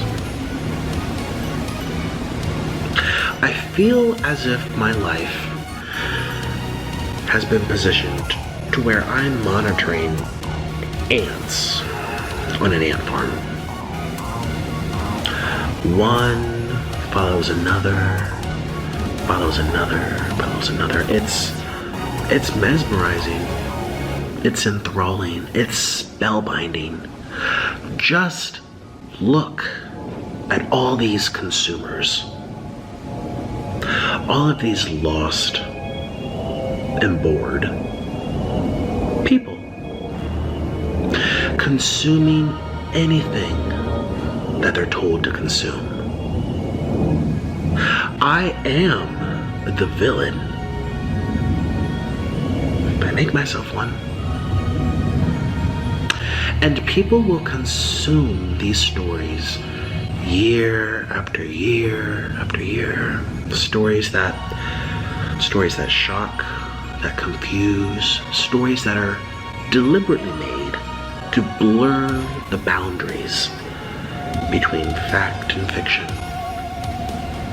Stories that permeate, infect, and linger in the minds of the ants. Influence the ants. Brainwash the ants. You are the ant.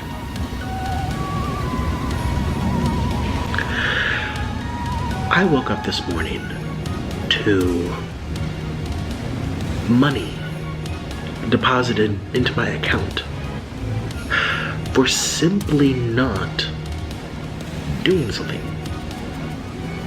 For simply not going through with something. People are the most up creatures on this planet. And you will continue to consume. And I'll continue to be 2 steps ahead.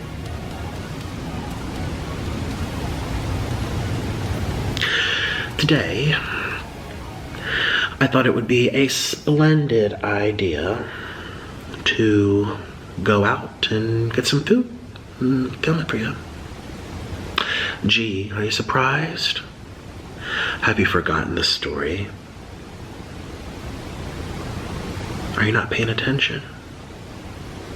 After all, you're here to consume, are you not?